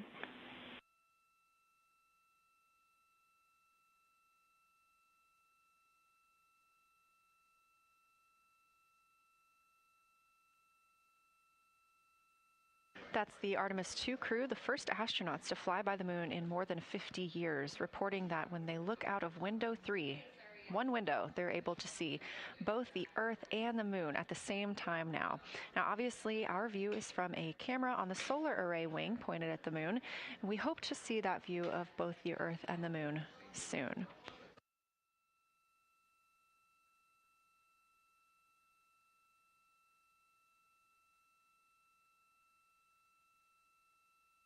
Some upcoming times for what you can expect. In about an hour and 40 minutes, we will have Earth set. And during that time, we will have a view of Earth going behind the moon. Shortly after, just a few minutes later, we will lose signal with the Orion spacecraft. This is tracked as it is going behind the moon and out of reach of the Deep Space Network.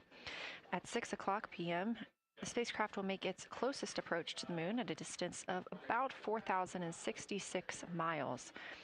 At 6:02 Central, the spacecraft will reach its farthest distance from Earth at about 252,755 miles. Of course, these are approximate, and we will make sure to provide you with the final distances once those are confirmed. At 6:21 p.m., we will have Earthrise from the Orion spacecraft, but we will not have communications with the spacecraft until 6:25 p.m. Central, when we expect to acquire signal with them after they've emerged from behind the moon.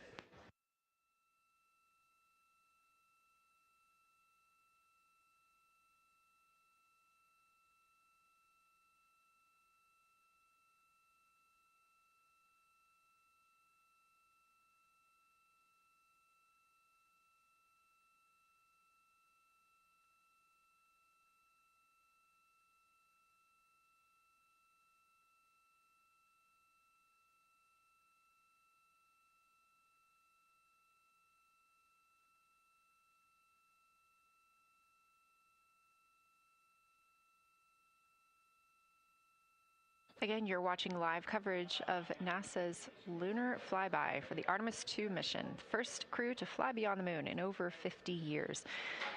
The astronauts inside the spacecraft are switching positions, 2 at the windows and 2 serving in support roles, before they start their third timelined flyby observation for today.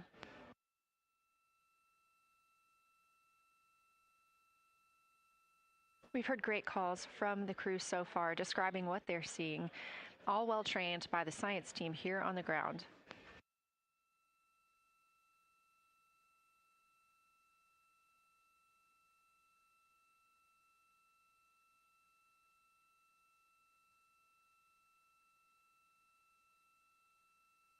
Another major milestone for the crew today will be to experience a solar eclipse from their capsule. No one on Earth will experience this solar eclipse.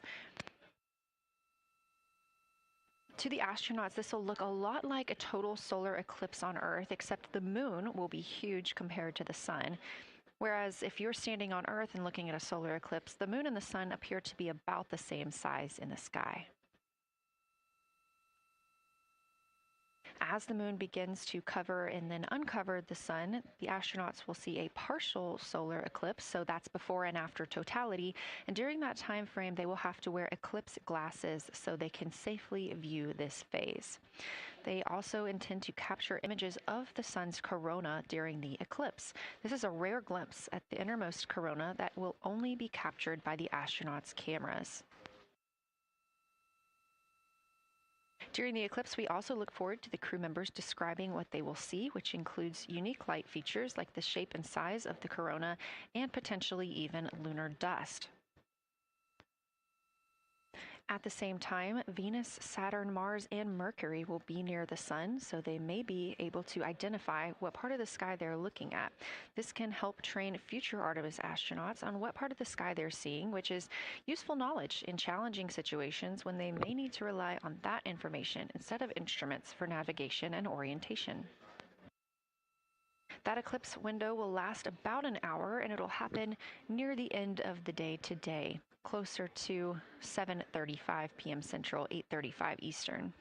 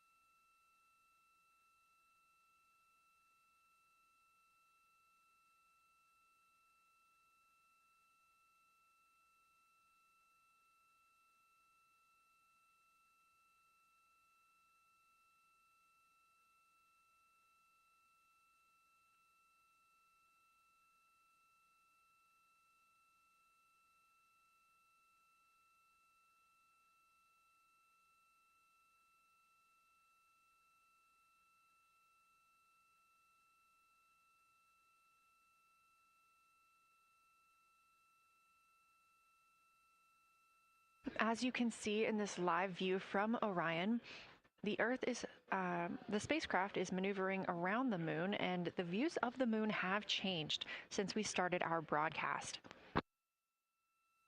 The near side is now very far to the right side of your screen. This is the side that we can see from Earth. That darkened portion are ancient lava flows.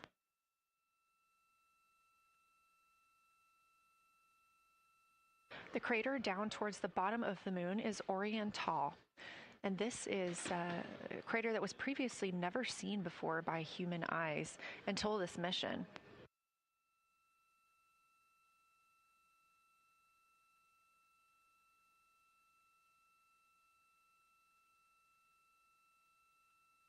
Everything to the left of Oriental is considered the far side, and this is what we typically do not see from Earth.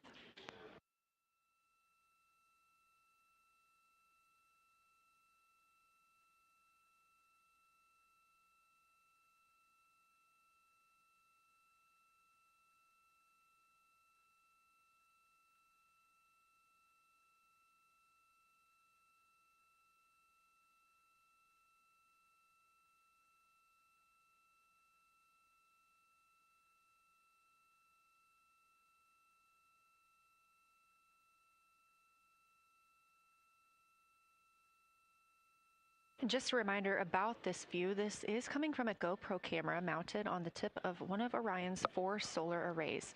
Each solar array has a camera mounted on it, and the bandwidth is limited due to we have a crew on board, and this is our first flight of crew aboard the Orion spacecraft. So having a crew means we have to have an environmental control and life support system. There's a lot of data around, a lot of data to bring down for the crew members to keep us up to date on everything happening aboard the spacecraft. So we have to share our bandwidth when it comes to imagery and data.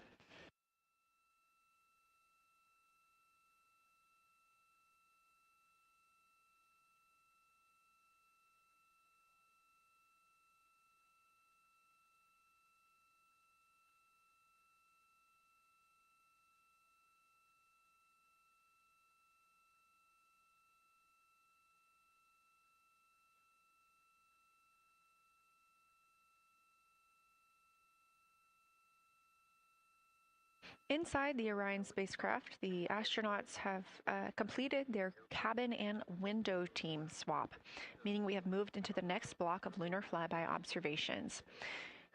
Jeremy Hansen and Reed Wiseman are now back at the windows, taking photos and making annotations. About halfway through this block, they will switch positions at the windows and will be prompted by the ground to do so.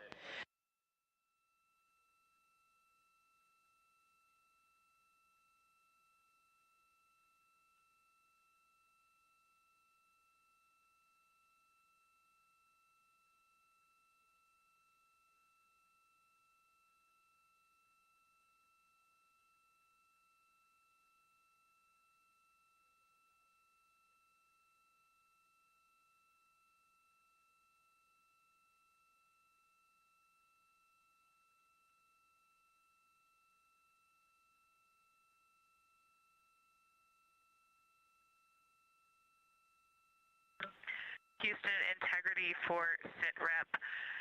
First of all, I'll just talk about the experience that I had during Victor and my observation time. It was an incredible experience. We definitely noted how much more you can see with the zoom lens.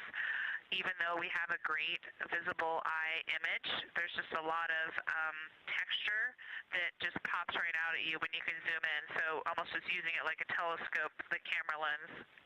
We really enjoyed our discussion time. That was a great innovation on the lunar targeting plan. We were both able to describe a lot more kind of with flow, I would say, when we were talking to each other. And it was also, we sort of were able to bounce ideas off of each other and come to new conclusions. We had, I think, a very successful talking through of some contacts between different color areas, both in the mare and in the highlands, and we identified some really unique texture areas as well. At one point, towards the end of the images of my time in window 3, I just had an overwhelming overwhelming sense of being moved by looking at the moon. It lasted just a second or two, and I actually couldn't even make it happen again. But something just drew me in suddenly to the lunar landscape, and it became real. And the truth is, the moon really is its own body in the universe. It's not just a poster in the sky that goes by. It is a real place. And when we have that perspective and we compare it to our home of the Earth, it just reminds us how much we have in common. Everything we need, the Earth provides, and that in and of itself is somewhat of a miracle, and one that you can't truly know until you've had the perspective of the other. I'll switch into some logistics stuff. The Peltors, both their batteries stopped providing the active listening, but we have verified they are still recording, and so we are able to have discussion time and hear outside our recordings by just moving the ear cup off of the ear. Other than that, everything's working well technically, and we've been able to find all our targets, and we're having a really great time.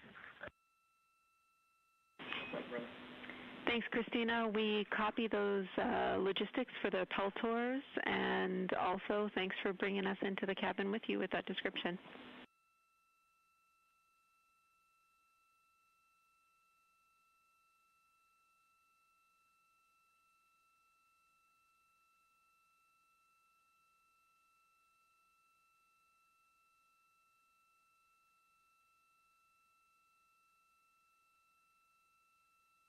Right on time. NASA astronaut Christina Cook, a mission specialist for Artemis II, calling down a science a situation report. Good news, reporting that she and her teammates have been able to capture all targets that were listed.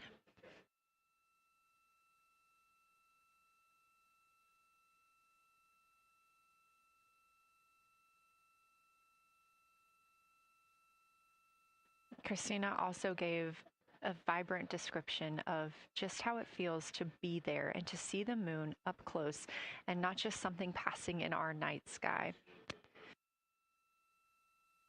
Currently, the team members at the window are Reed Wiseman and Jeremy Hansen. Meanwhile, Integrity cabin team for window shroud.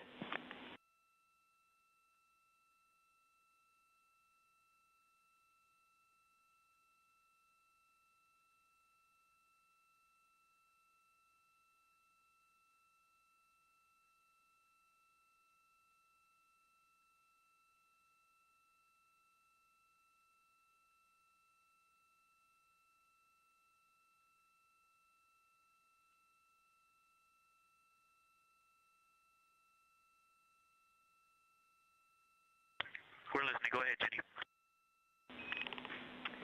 Hey, Victor, we have a temperature constraint on the windows, and the shroud might be getting us close, so we just want to check on the state of window 4's shroud, whether you believe it's still necessary because maybe things have changed with our viewing, and if so, we would like to request to have the shroud removed.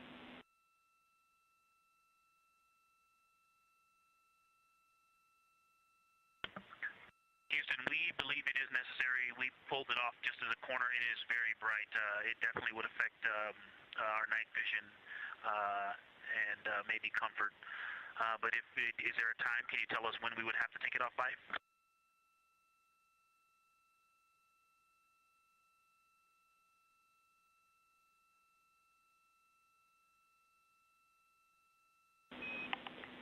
Unfortunately, since it's been on for a while, we are going to have to request that the shroud is removed, and we can recommend something that could block the light but just create a bit of distance between the window and whatever is covering it.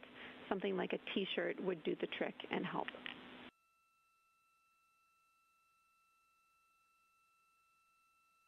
Okay, we're removing the shroud, and we'll make it work. Thanks.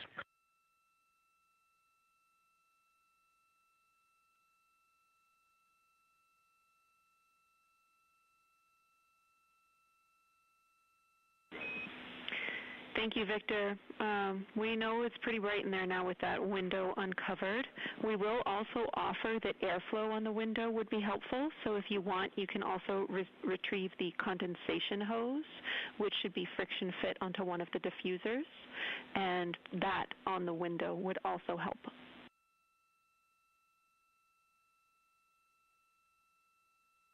We can easily point a diffuser at the window, so we're going to start with that. And it's pointing at the window now.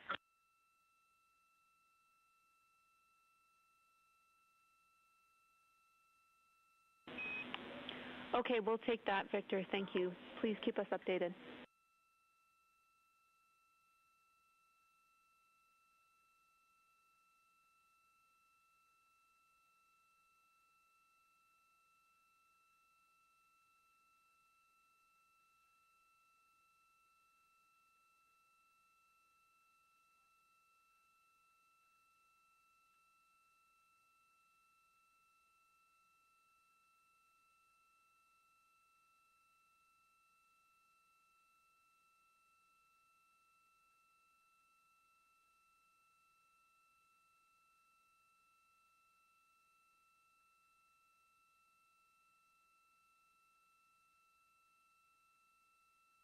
That call from Capcom Jenny Gibbons, CSA astronaut and Artemis II crew backup to the crew aboard Orion, letting them know that they will need to remove the window shroud they had placed on window 4.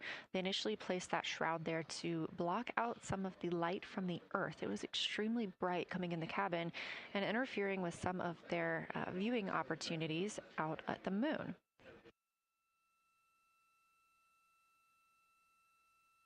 This was a request from ground teams to ensure that they are protecting other systems, and the crew has been offered the opportunity to use something else to cover the window.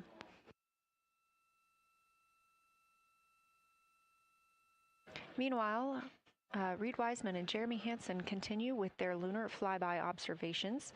They have just looked at Glushko Crater. That's about when we heard that call down from Christina Cook with that description of everything she had been seeing during her observation period and what she was seeing at that time.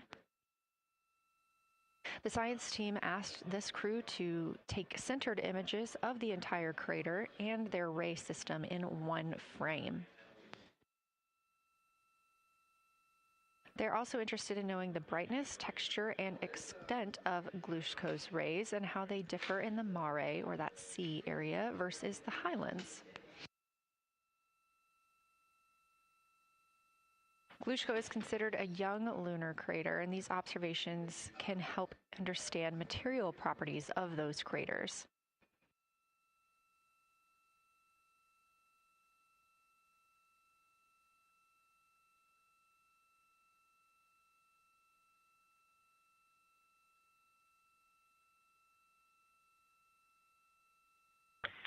Science, integrity. First, I wanted to start off with connecting with what Christina said, that it was very moving to look out the window. I had the unfortunate sequence to start looking out the window and then moved to the long lens, and it was hard to speak looking through the zoom because I went straight where Christina went, and I was walking around down there on the surface, climbing and off-roading on that amazing terrain. I also want to underscore something that she said. As we continue to explore, when we actually do go down there to the surface, I know for safety reasons that we would never send someone alone, but I just want to really emphasize how important the discussion time was. When we started to talk, we not only got better science discussion, we got better human connection, and so doing this as a pair, we just learn and grow together, and that's just super important, so thank you for adding that to this plan. Reed just passed me a note that the Oriental Basin annular ring has a similar albedo to the center, but a different color. It has more brownish tones in it, and he said it's very distinct now that he's been staring at it. Victor, thank you. You got a cheer from science there, and we all just went on that moonwalk with you, so highlighting how important it is to talk about these things. I also want to let you know that we have Deanna Glover with us in the viewing gallery. She's all smiles.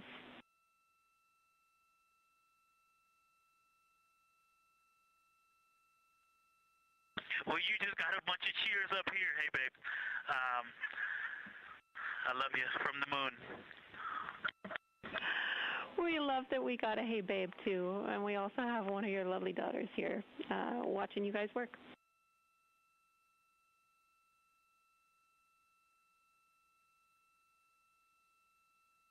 Thank you guys for doing that and for supporting them through this. And to all of you, Genesis, Maya, Joya, and Corinne, I love you. And Deanna, I love you. I'm glad you get to be there.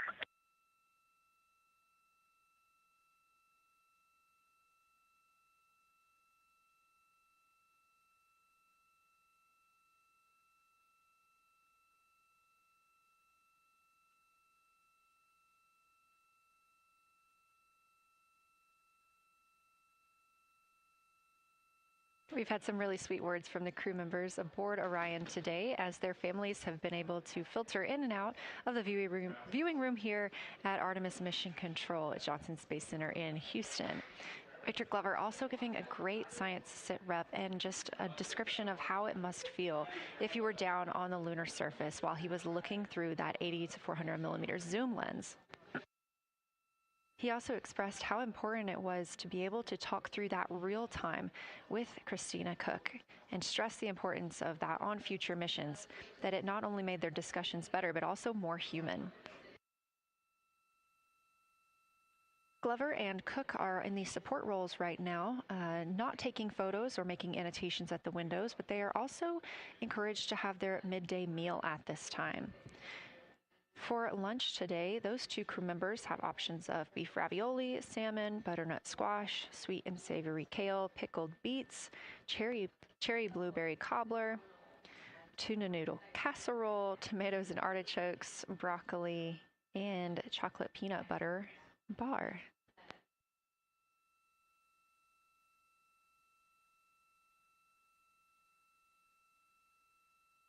Once Glover and Cook return to the window portion of their flyby today, Reed Wiseman and Jeremy Hansen will get into their midday meal.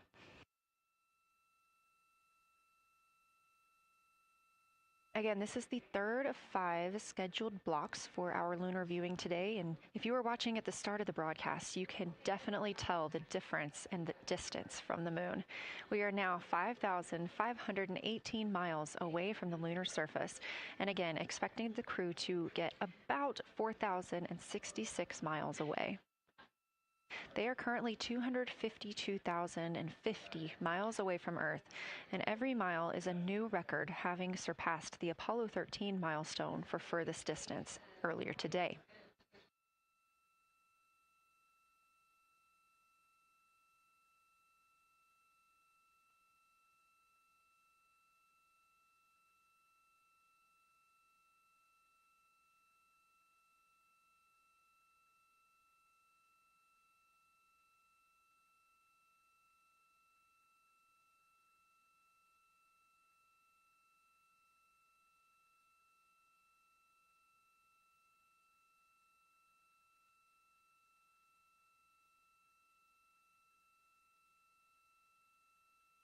If you look down to the bottom right of the moon in that darker looking area, that is Oriental Basin. We have continued to lose views of the near side. It is just barely visible over towards the bottom right side of your screen. And then you'll also hear later about that terminator. That's the line between light and darkness while on the moon. It is really exposing some of those craters at this time.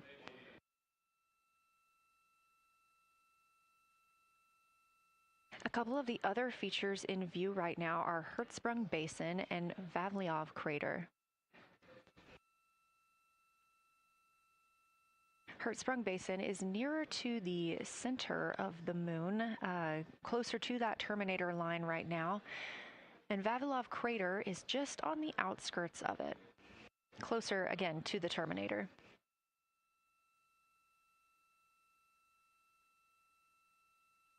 Towards the bottom of the moon and to the left of the terminator line, or currently shadowed in darkness, is Apollo Basin.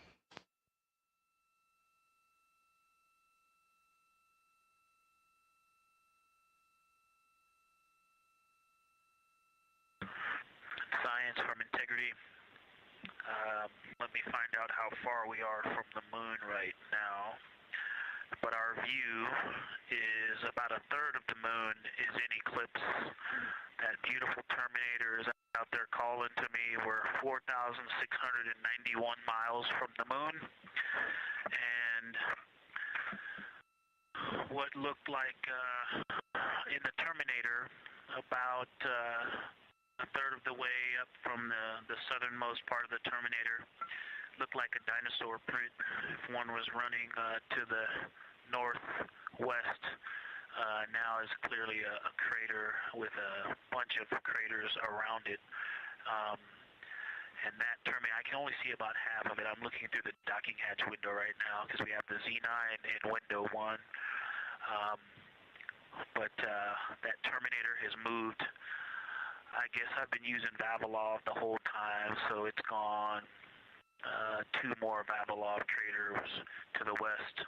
And so a few more features are starting to peek out into the sunlight there with that low sun angle. And so you still have ridges and valleys showing up very clearly, a very jagged Terminator, and a few islands of light out there with some high elevation shining in the sunlight in that darkness.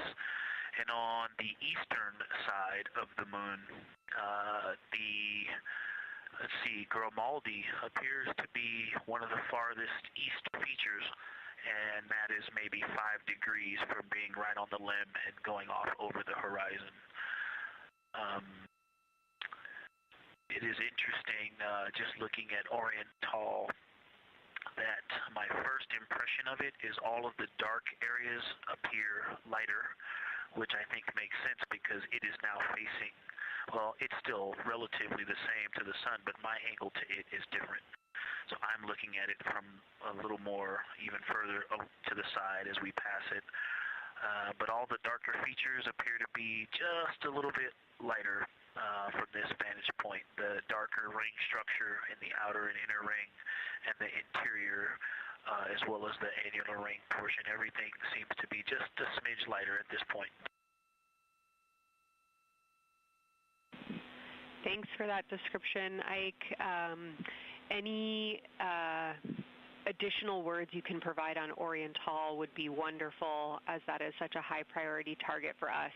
And while I have you, as we get closer to target 15, which is the Terminator target, if you can find Zeeman Crater again that you were looking at earlier, everything to your left of Zeeman would be getting into the South Pole Aiken area to help you orient yourself.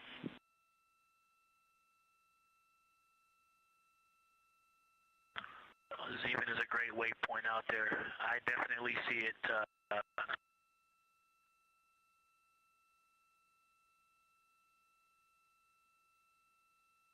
Yeah, Zeeman is very easy to find, and that is awesome. Thank you for pointing that out. Feel free to do that as often as you think of things.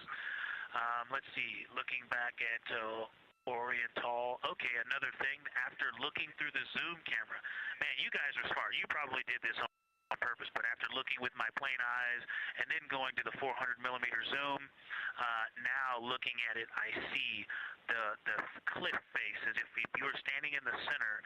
That inner and outer ring have definitely some real terrain to them, and now I can see that as terrain. Now that I look at it even with my naked eye, I can tell that there's a lot of elevation and that, like I said, a cliff face on that eastern edge where all the darker deposits are. And it's just the scale now. Looking at it from far away before, it seemed like flat with color painted on it, but now that I look at it, I can definitely see that there is, different depositional characteristics, and so the darker is some other material, but there's also some shadowing going on because of the cliff face that is a part of that crater wall. Great description, Victor. Thanks, and really interesting to hear now the distinction between shadow and color. Before I let you go back to other observations, you mentioned that Reed saw a browner hue to the annular ring than the rest of Oriental. Are you seeing that from your vantage point?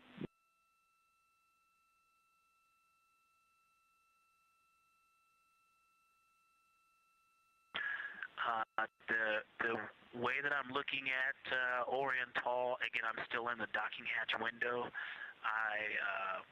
There's like a thermocouple right here in the center of the window, and it is the orange Kapton tape color, and so it is unfortunately, it's like trying to look at stars, next to a metropolis. I think it's drowning out any color that I could pick up from the moon. I am not able to see that color, but I have not looked at it through one of the forward face, from one of the windows 1 through 4. I think when I get away from this Kapton tape strip that I would be able to see the variation that Reed's talking about. That is great feedback operationally. Thanks, Victor. I'll leave you to it.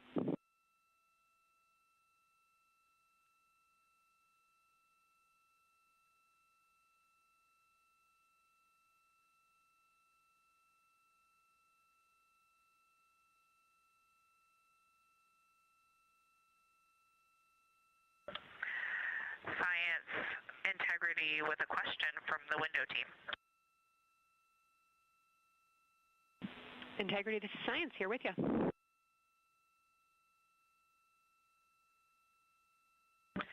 Yes, they have a question to help inform a theory that they're sort of tossing back and forth.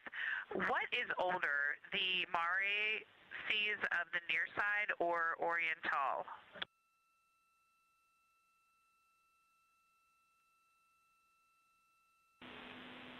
Stand by, Integrity. We're going to get you a little geologic history here.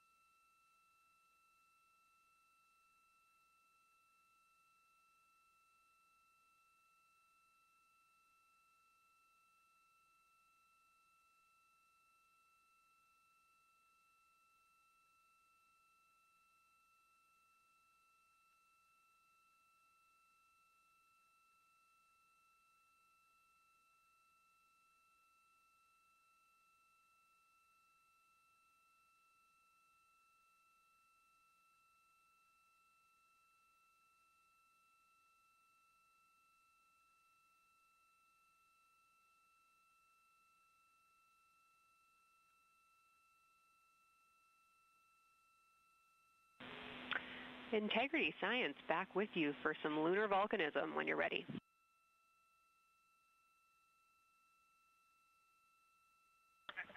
Go ahead. You're making our day down here getting to talk about lunar volcanoes. Oriental, as far as Mare go, is younger than almost all of the Mare on the near side. The exception are features like Aristarchus, which really pop out to you guys and really pop out to us here on Earth. That is younger, but other than that, Oriental is pretty young as far as Mare go.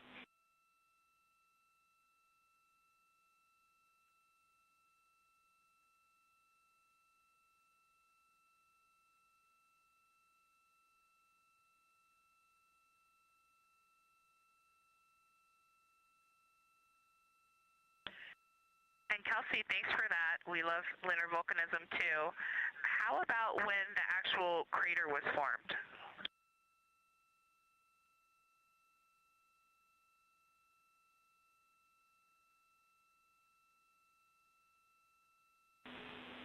Yeah, we're going to get you an age for Oriental, and while we're getting that, Christina, can you, maybe you've heard the window team talk about the sort of contacts around Oriental, but because that material is so much younger, if anything pops out to you about physical relationship between that and surrounding terrain, we'd love to hear it.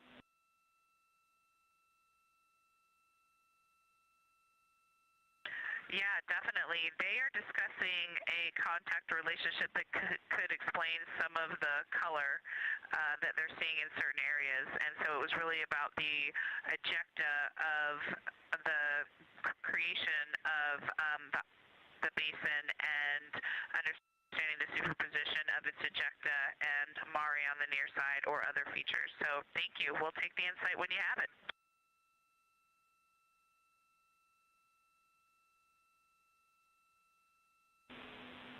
Thank you, Integrity. And I know Jenny wants to get to you with some topics, so I'll leave you with Oriental is 3.8 billion years old.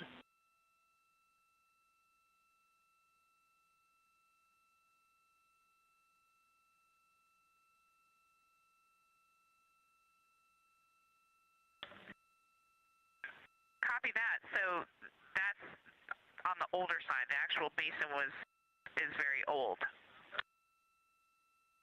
Correct, as is the case with a lot of mare. Typically the big basin formed and then the volcanic eruption was able to punch through the crust where it was weakened by that basin formation.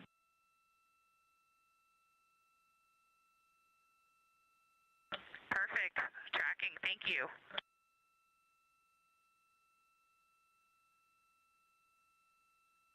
NASA astronaut Christina Cook calling down some questions to the science team on console. The voice you're hearing with those answers is Dr. Kelsey Young. She is joined by Trevor Graff on console today. Christina asking about the age of Oriental and specifically the mare regions. Those are those dark regions that you see. They are paved or filled by volcanic deposits.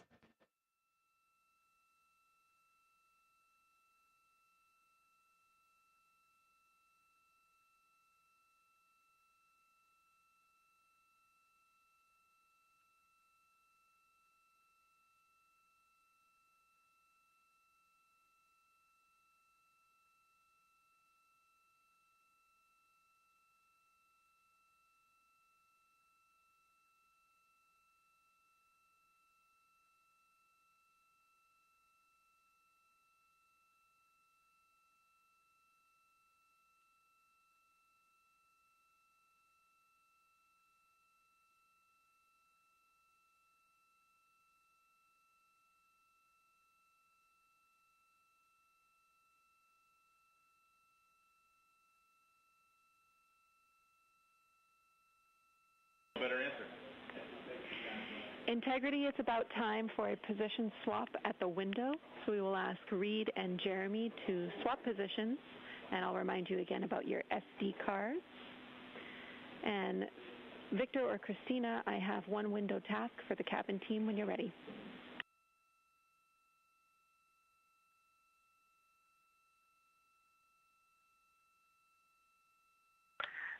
They are swapping and I'm ready. All right, Tina, we found a way that we can reinstall the shroud on the window. We understand it's pretty darn bright compared to everything that you're looking at. So in order to reinstall it, we will ask that you retrieve the condensation hose and you install it on a friction fit on the cabin air outlet port. That's right by one of your diffusers. You're going to point that little condensation hose such that the air is flowing over the window pane. Let me know when you're ready for the stowage location.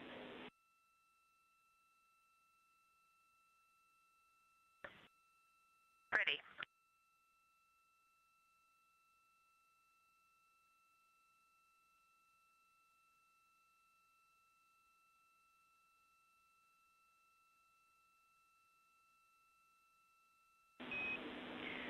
Christina, the hose is in locker A1. Crew has gotten a go to reinstall that window shroud they were using to block some of the earth shine. Copy. This view coming from inside the Orion spacecraft as the crew members are swapping windows, specifically Reed Wiseman and Jeremy Hansen. They've been our crew members at the windows taking photos, making annotations, and making recordings that'll be downlinked later to the science team for review.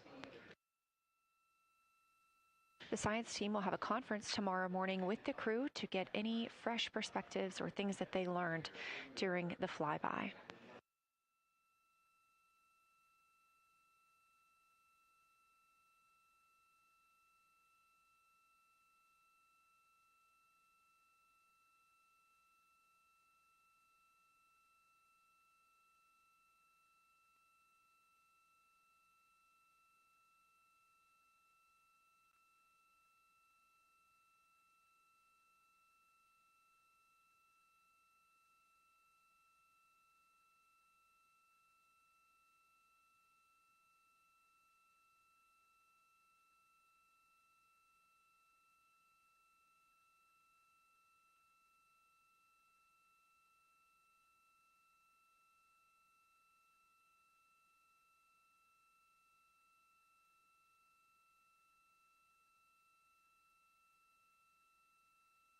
Again, we are now in the third of 5 observation blocks for the crew scheduled for today.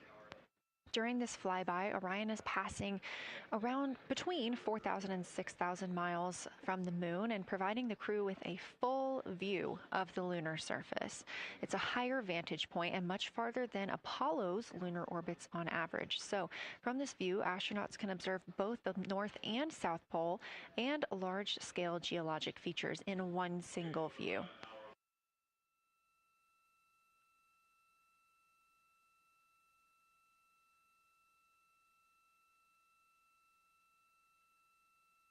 We are now just under an hour until Orion passes behind the moon, and we lose communication with the crew. They will be out of reach with any of our deep space network antennas. That loss of signal will last about 40 minutes, and we expect to regain communications with them once they fly behind the other side of the moon. While they are behind the moon, they will also reach their max Earth altitude as well as their closest approach to the lunar surface.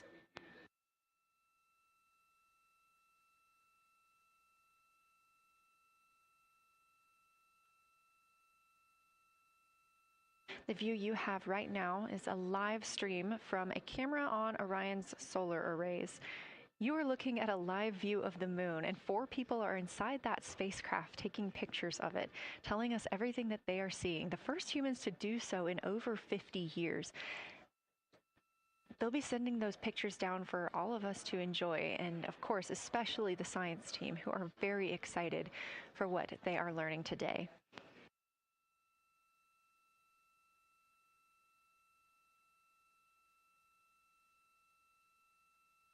It appears the Artemis II spacecraft, Orion, is now under 5,000 miles away from the moon. Again, we expect their closest distance to the moon be about 4,066 miles.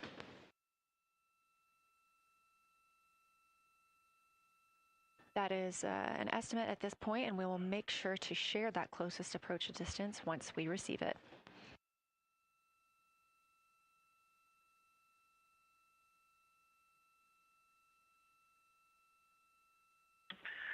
Houston integrity question, did you just want us to cool the window with the condensation hose, or did you want us to put the shroud back on and cool the window at the same time?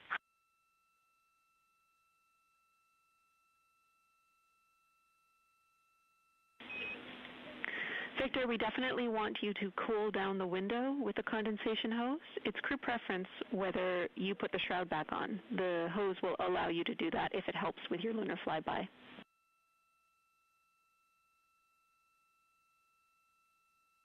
Okay, copy. We're going to do both at the same time. Thank you. Houston copies.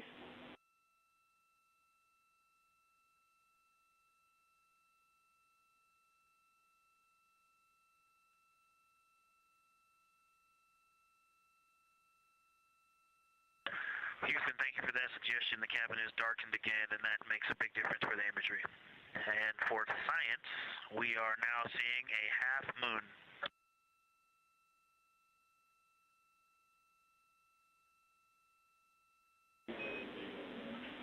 Thank you, Victor. We're happy to hear it, and we see half moon, full moon joy still.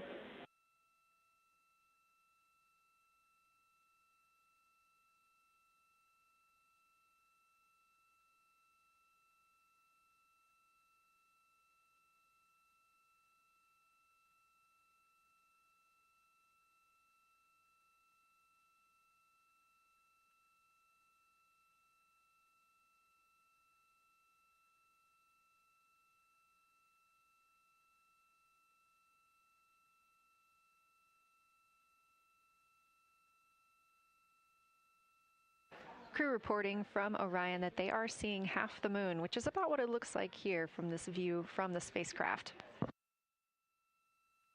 However, what has become a little bit of a catchphrase for this mission, everyone is reporting full moon joy.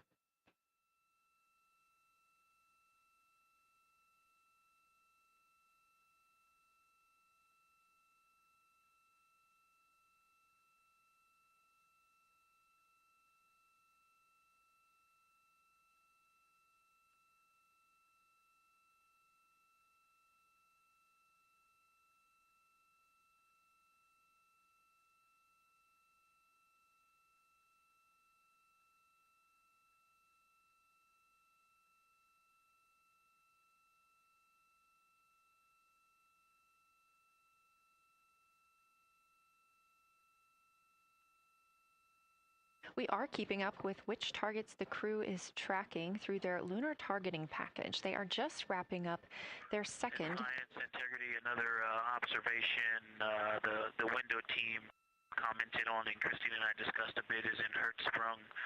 The solid and intact crater is very smooth. If it were a dirt road, it's very hard packed, and then you go outside of it, and that outer crater, that's the one that is older. It is a little rougher and more jagged, and starts to get into more loose-looking terrain. And the smooth interior also causes the craters that are inside of the larger crater, the smaller craters, to have really sharp edges, sharp, distinct edges. And just a general comment on that area, Hertzsprung, that whole area, the average albedo there is darker. That is, I would say, 3.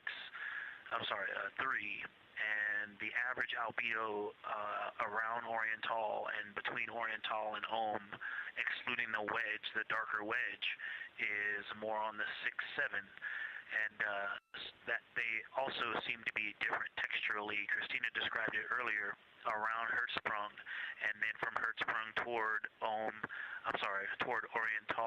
there appears to be a frozen, a rippling pond, but frozen, or like choppy waves when it's windy out, choppy water, and then it freezes instantly. That's the texture. If you walk down there barefoot, it looks like it would be hard on your feet, like lava. After it's cooled, it would be pokey. Except for right there in the center of Hertzsprung, it looks paved, like a paved road, nice and smooth.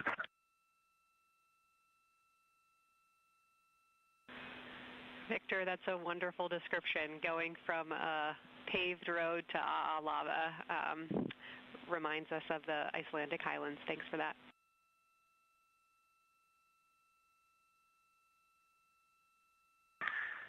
And science, another in the interior of the very intact, the interior of the intact crater at Hertzsprung is albedo variation. I think I heard one of the window crew maybe say color variation, but definitely albedo variation. There's lighter patches and slightly darker patches.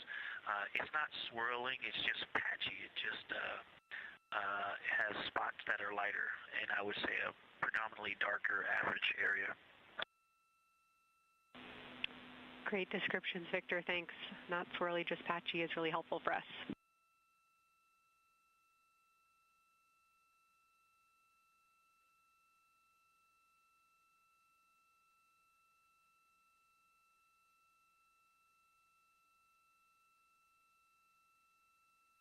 Really great descriptions coming from Science. The window team is hitting all the targets. They are on the plan and starting the discussion of the Terminator. And boy, I'm loving the Terminator. I think I know it's not purely a moon feature, but what it does to the features of the moon, to the terrain, I've probably spent the most time describing into my recordings and thinking about and looking at the Terminator. There's just so much magic in the Terminator. The islands of light, the valleys, what look like black holes, you'd fall straight to the center of the moon. If you stepped in some of those, it's just so visually captivating that the Terminator is the most striking thing that I've seen so far. We've been loving your evocative descriptions, Victor. You really are bringing us along with you, and we're following along with visualizations that pale in comparison to your descriptions. Thanks.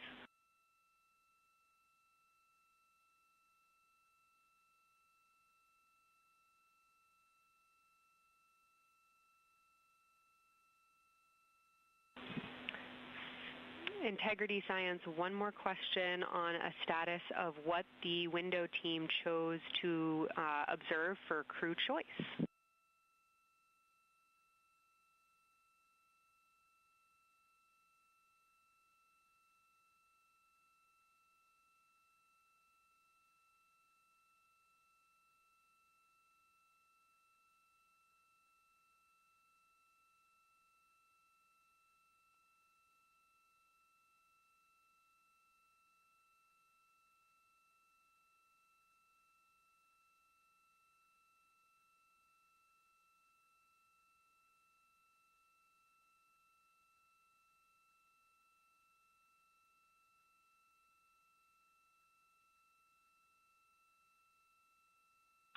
Window 2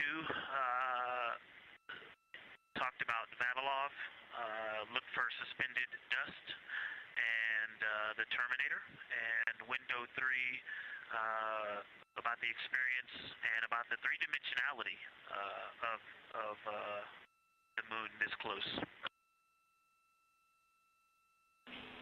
Wonderful. And another observation about Oriental, I would say, is the features going off to the southwest, the two large, almost look like scratches in the surface.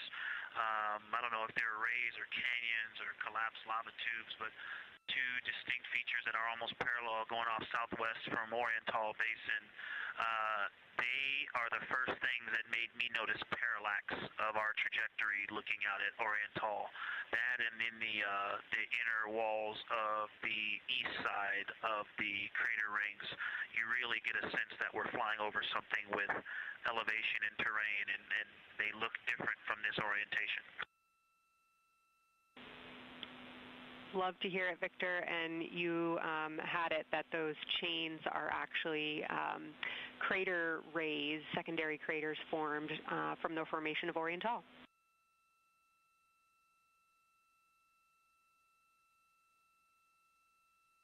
Yeah, speaking of crater rays, the crater rays that are going off to the north, northwest, that run off toward Hertzsprung and I believe toward Vavilov. I'm not looking at it right now, but those crater rays are very interesting. They're all very small. I know you've imaged this, but they're all small and they look like, you know, a big impact launched rocks and things that made smaller impacts down the way. But something very interesting, and again, you can see this in imagery, but some of them are parallel, and then some of them converge toward the center of Oriental. And then I think I even saw some that maybe diverge, which not diverge, but that are convergent, which indicate multiple large impacts that created a lot of secondary impact crater rays. Fantastic, Victor, and I'll note that we can infer that you're looking down at your freshly named Integrity crater, which is near the end of one of those beautiful crater rays from Oriental. Thanks for the description.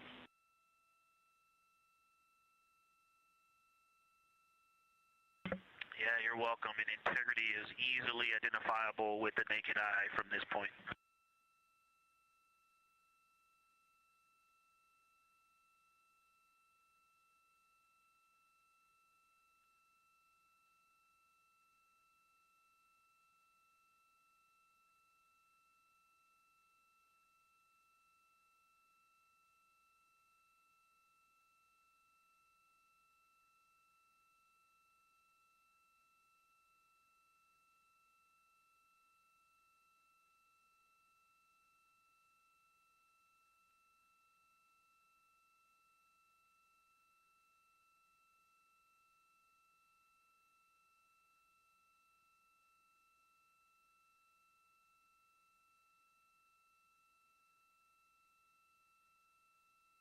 We've been hearing some great situation reports from Victor Glover, the pilot of the Artemis II mission, calling down to the science team, letting them know what he is seeing. And one of those things is Hertzsprung Basin.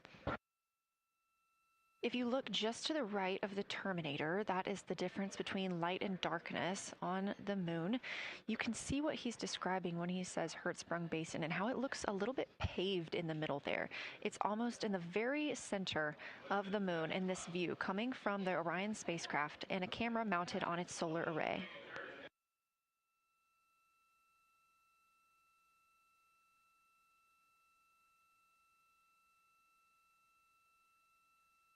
We are now 4 days, 23 hours, and 23 minutes into the flight of Artemis II, and we are standing by for their lunar loss of signal in about 43 minutes. Again, the spacecraft will fly behind the moon, and during that time, we won't have communication with them. They will be out of reach of our deep space network. However, we will regain communication with them approximately 40 minutes later when they come around the other side of the moon.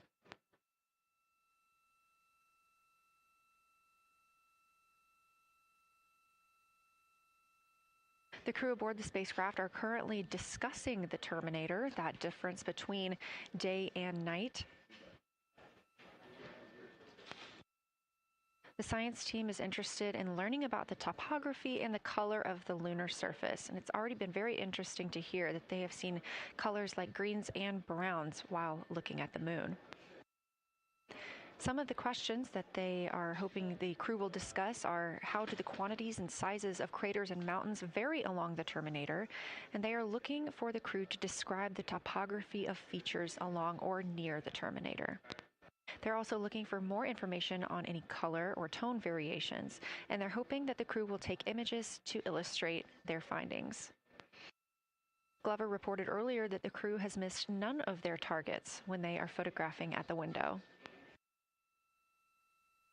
We aren't hearing the conversations that the crew is having right now, but these are being recorded to their personal computer devices, PCDs, and those will be sent down to the science team.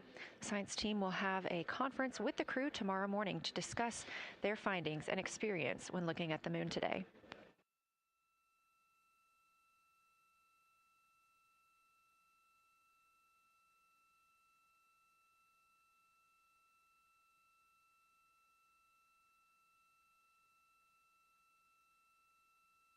We have a few minutes left while the crew is discussing the Terminator. And if you're just joining us, you're looking at a live view of the moon, our moon, from the Orion spacecraft and a camera on its solar array.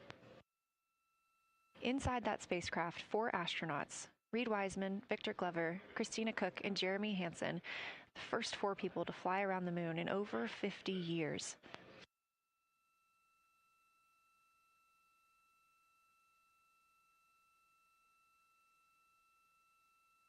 This is our lunar flyby day, and the crew has already surpassed one record today. The crew passed the Apollo 13 distance record at 12:57 p.m. Central, 1:57 p.m. Eastern. Canadian Space Agency astronaut Jeremy Hansen calling down that he hopes it's a record soon broken by other explorers.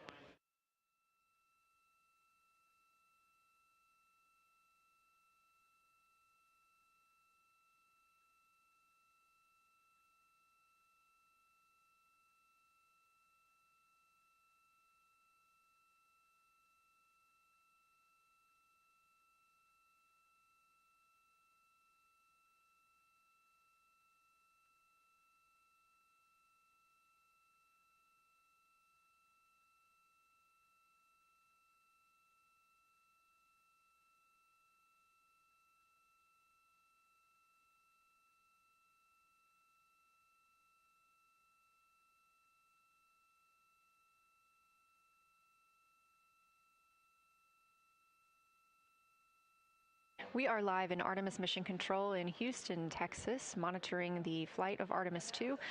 All of the flight controllers here, each monitoring a different system aboard the Orion spacecraft. Integrity Houston, we are ready for our cabin and window teams to swap again.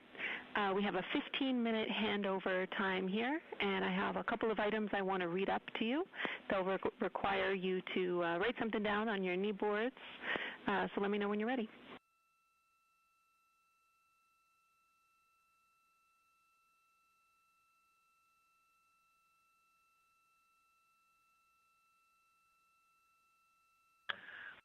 Okay, Houston, we are ready.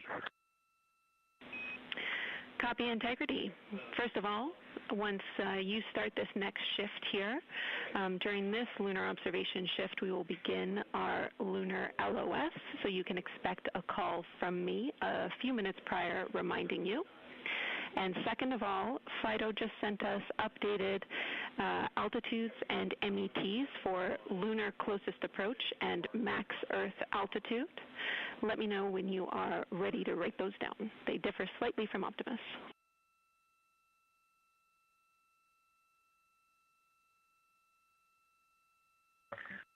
Thanks, Jenny. We are ready to copy.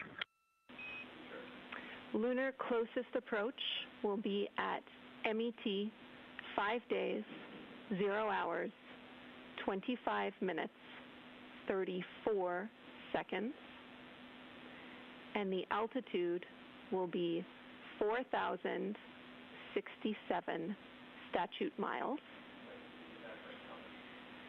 Maximum Earth altitude will be at MET 5 days, 0 hours, 27 minutes, 39 seconds, with an altitude of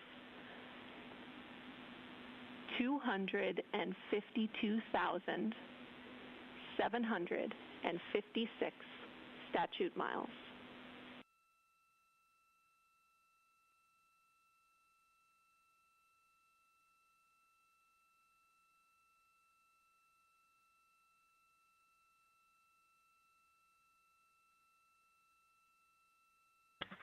The crew really wants to ask for that in kilometers and in parsecs, but thank you for those. That is great. Thanks for that update. I'll send Fido to work, and I appreciate the metric. Other than that, I have no new vehicle statuses to pass to you. Enjoy your handover time, and we're looking forward to picking back up with you shortly.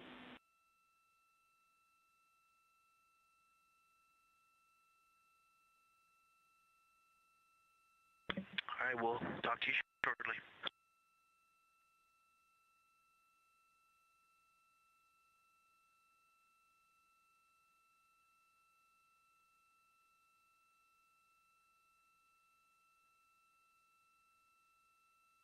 Those words called from Capcom Jenny Gibbons, CSA astronaut and Artemis II backup crew member, to the crew working aboard the Orion spacecraft. Had a little bit of a view inside the cabin. As you can see, it is very dark. The crew has turned off the lights, and the light that you were able to see is coming through the window, a reflection of Earthshine and from the moon.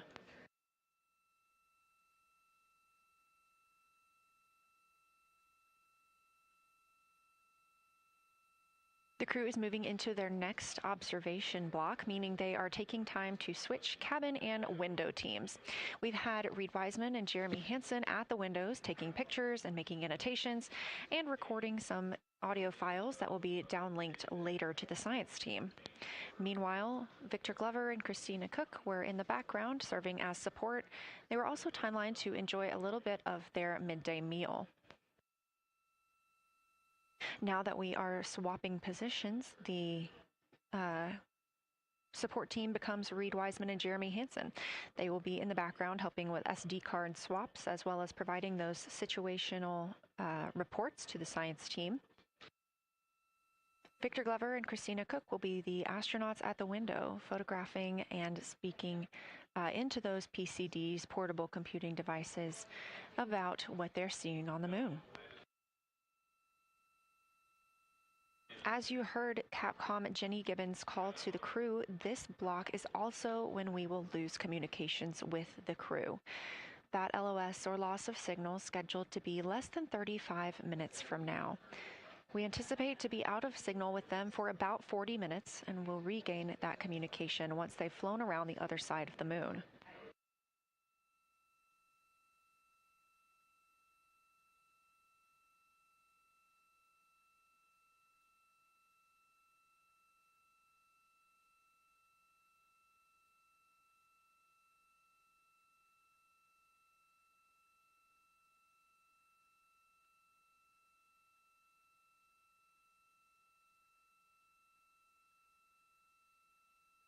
Now, even though the crew will be flying behind the moon, their observation period does not stop. They will still be taking pictures and making annotations of what they are seeing. They'll be looking for the limb of the moon, Earth set, and then Vavilov crater, which we have previously seen. They'll swap positions at the window before moving into a crew choice option. They will get to pick things that are interesting to them on the surface, take pictures, and explain why they find them that way. They'll also be looking for any impact flashes. These are short-lived flashes on the lunar surface caused by impact bombardment.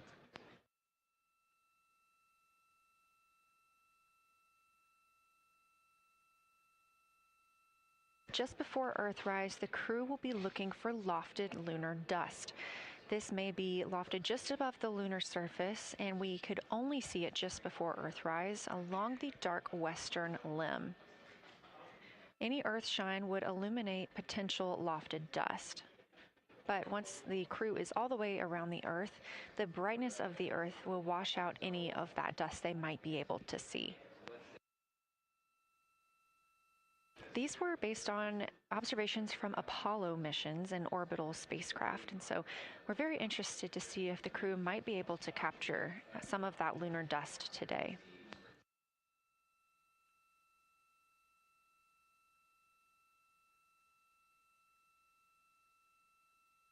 Following that lofted lunar dust target, the next will be Earthrise. We will regain communications with the crew shortly after Earthrise.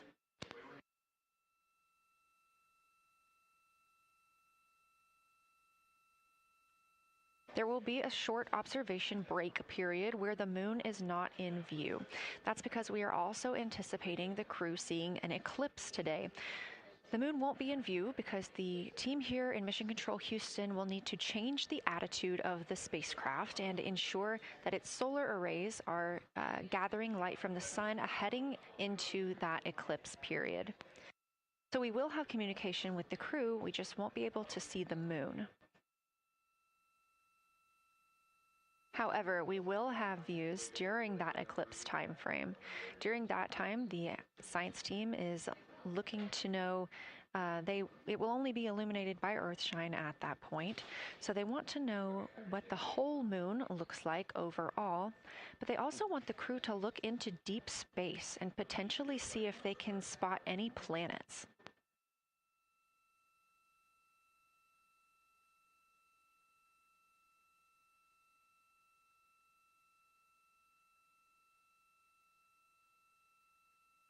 Once the eclipse is over, the lunar flyby period will have ended.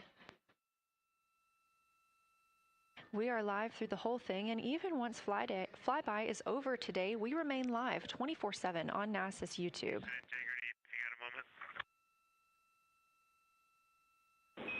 Go ahead.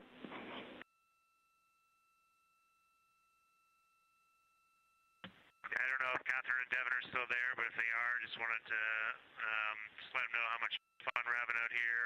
It's extraordinary to be on the far side of the moon right now, just see it hanging out there and looking back at the Earth. And Ashley and Kaylin, I know you're back in Canada, but if you happen to be watching too, just wanted to say hi to all you guys. Love you guys, and we'll be heading back your way shortly. Thanks, Jeremy. I hear they are watching, and your family is still here. So thanks for passing that along.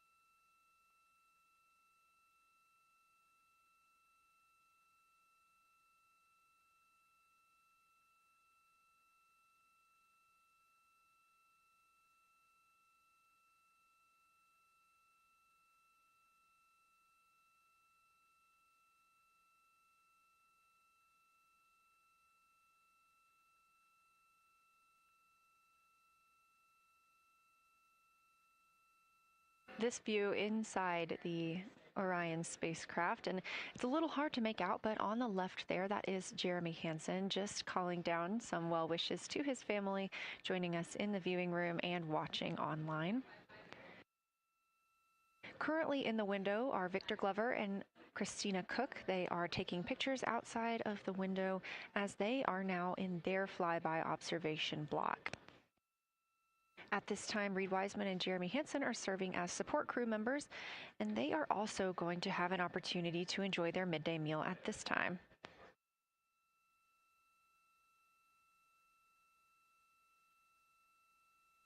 On the lunch menu today for Reed Wiseman and Jeremy Hansen, we have vegetarian chili, salmon croquettes, chicken with peanut sauce, sweet and savory kale, pickled beets, chocolate pudding, barbecued beef brisket, spaghetti and meat sauce, Italian vegetables, butternut squash, candy-coated chocolates, and maybe even a little bit of coffee.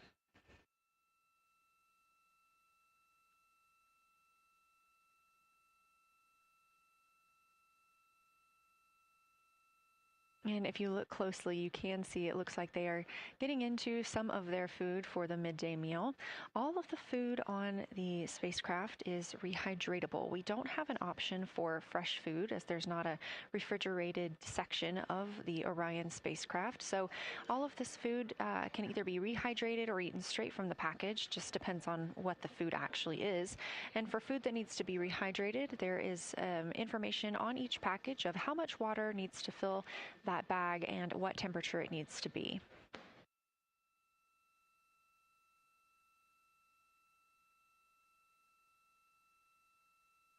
We are now 4 days, 23 hours, and 39 minutes, 40 minutes actually, into the flight of Artemis II, the spacecraft now under 4,500 miles from the moon.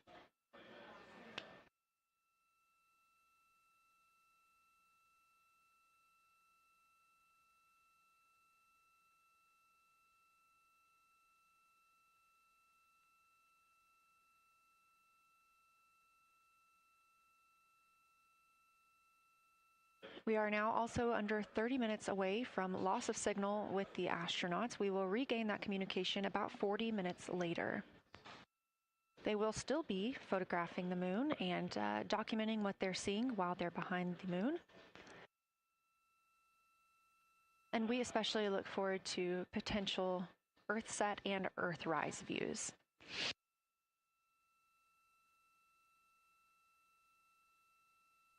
As you can see on the left side of your screen, we are streaming this solar array camera view throughout the flyby. And the science team also plans to capture an occasional still photo with the solar array intermittently, perhaps one every 8 to 10 minutes. Still photos represent the highest resolution imagery from those GoPro cameras. So starting 5 minutes before Earthset and loss of signal, the science team will capture a series of photos, one every 30 seconds, to include Earthset, all the way through 5 minutes after Earthrise and acquisition of signal. In order to capture these frequent photos, the solar array camera that we were streaming will need to switch to time-lapse photo mode. So during this time, the streaming video quality won't be as sharp as you have it right now, but we want to ensure that the science team captures the data that they need during these time frames. And we really look forward to seeing those higher resolution images once they're available. But with the view you are seeing right now, we are sharing bandwidth on the Orion spacecraft with every system that is keeping the spacecraft powered and the crew alive, especially the environmental control and life support system. As this is the first flight with crew, this is also the first flight of a life support system, keeping the crew healthy and safe on the way to the moon and the way home.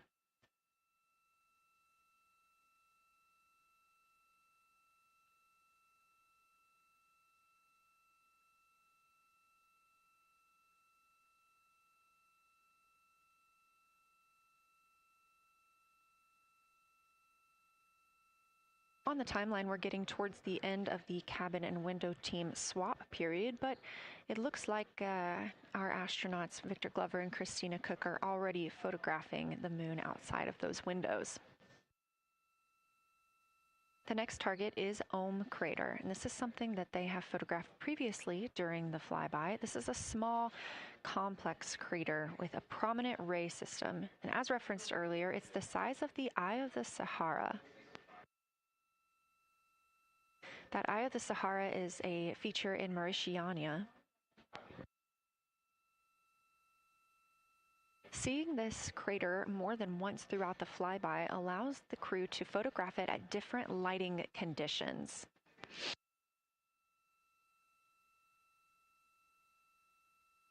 Those different lighting conditions help expose different portions of the target and can help the science team learn a little bit more about how it formed and what it is today.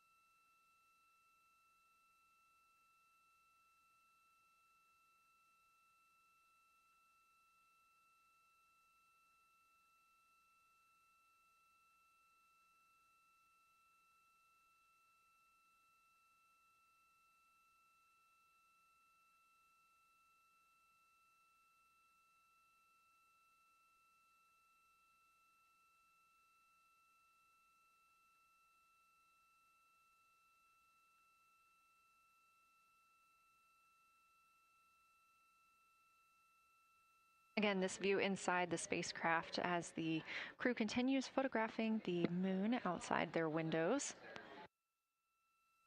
They have turned the lights off to allow them to better get photos of the moon, preventing any reflections from coming in from the spacecraft.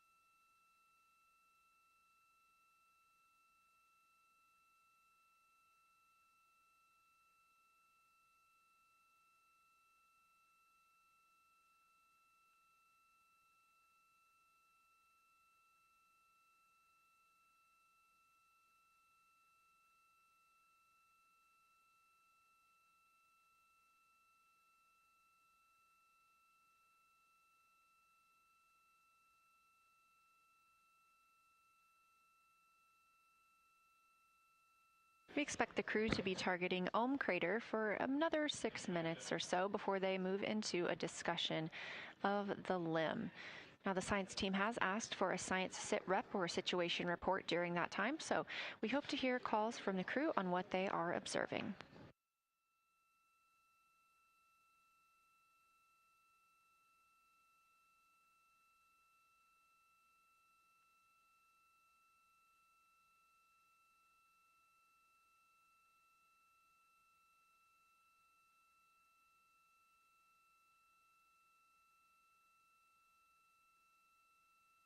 If you've been following along, at the start of the day, we did have much more of the moon visible. And even just an hour or so ago, we could see about half of the moon. We are now continuing to see more of the far side and that darkness where the moon is not reflecting light from the sun.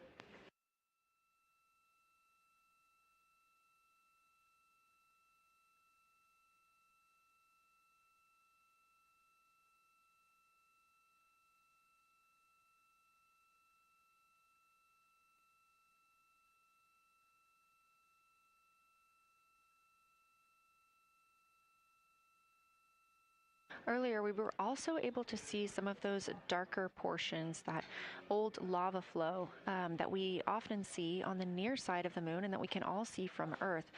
That has mostly gone away.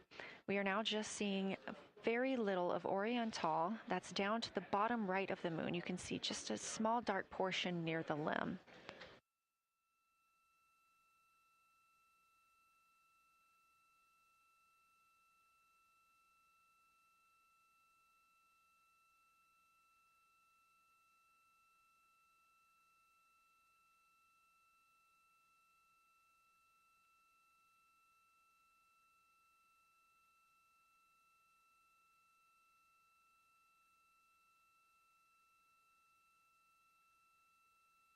We are now about 18 minutes away from loss of signal with the Orion crew. Again, we use the Deep Space Network to communicate with the crew members when they are this far from Earth. This is the first mission since Apollo when we have had humans on the Deep Space Network.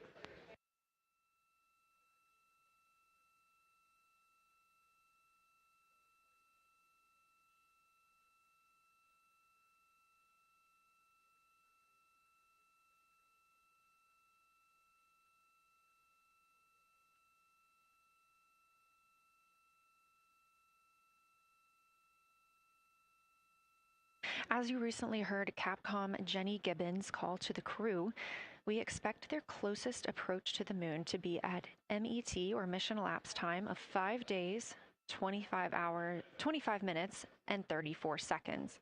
At that time, their altitude would be 4,067 statute miles above the Earth's surface.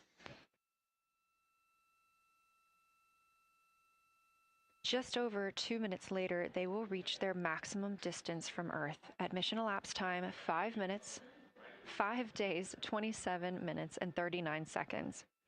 The altitude at that time would be 252,756 statute miles. These are our latest numbers, and we'll make sure to verify and confirm those once those milestones have been achieved. Obviously, we will be without communication to the spacecraft at that time, so once we regain communication, we will make sure to find out those numbers and report those to you.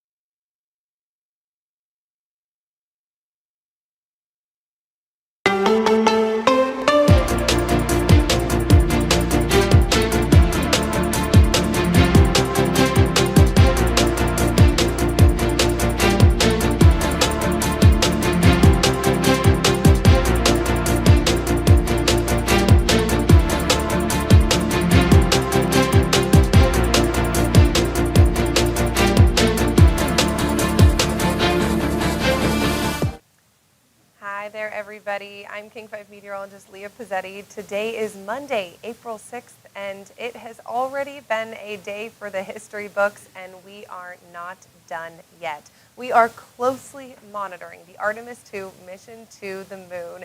If you remember, it's a 10-day mission. We brought you that live coverage of the very successful launch last week.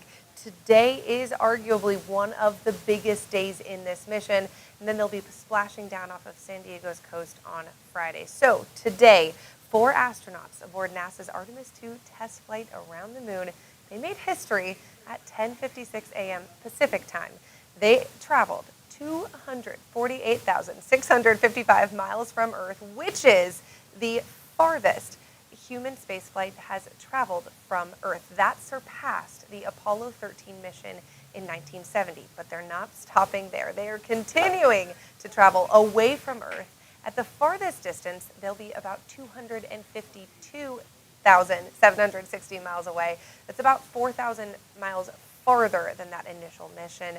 And then they'll loop back toward our home planet and eventually set the record for human spaceflight. That record already set this morning. Like I said, we are not done yet. At this point, they're traveling farther and farther and farther from Earth, closer to the moon, with the big mission today of eventually doing that lap around the moon, and we are going to have some incredible sights that have never been seen before. So I do want to talk about a very special moment that happened today before we get into what's to come in the next half hour, or 15 minutes actually. In the next 15 minutes, we are expected to lose contact with them.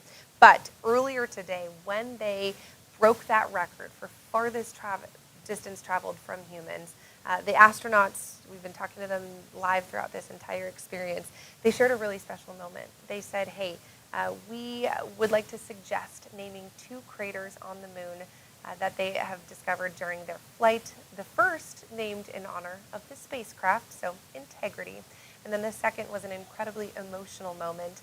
The astronauts suggested naming the crater after Commander Reed Wiseman's late wife, Carol, who passed away from cancer in 2020. So that was an incredible moment as the world was watching these astronauts make history. They had the microphone, they had the stand, everyone had eyes on them, and they took that to honor Carol, Reed Wiseman's late wife. So it was an incredibly emotional moment. And that's just the beginning. After this mission is complete, the crater name proposals will be formally submitted to the International Astronomical Union, so they will officially put that name into place. That's the organization that governs the naming of celestial bodies and their surface features. But all of that is part of the big mission to go to a place we've never been before. Arguably, the most important part of this trip is set to happen in the next 10 minutes now. The astronauts will be the first to see the far side of the moon with human eyes and are the first to travel behind the moon. Let's take a live picture of what it looks like right now. On the other side of the cabin. We'll see. Okay, so there you have it. There's the moon right there. This is a view from the Artemis II spacecraft. When they fly past the moon later, the crew will come within about 4,070 miles from the surface of the moon at the closest approach. They will also witness a solar eclipse as the moon passes in front of the sun. So we are expected to lose contact with them at 3:45, so in the next 10 minutes. And that's one of the, or maybe more stressful parts of this mission, is that this history is going to be made with no contact to them whatsoever because of that distance around the backside of the moon. So we are expected to lose contact with them for about 40 minutes. During this time, the crew will continue to conduct observations. They will be looking for some specific spots identified by NASA that we have seen before. They'll also be looking for impact flashes that could show signs of bombardment on the lunar surface.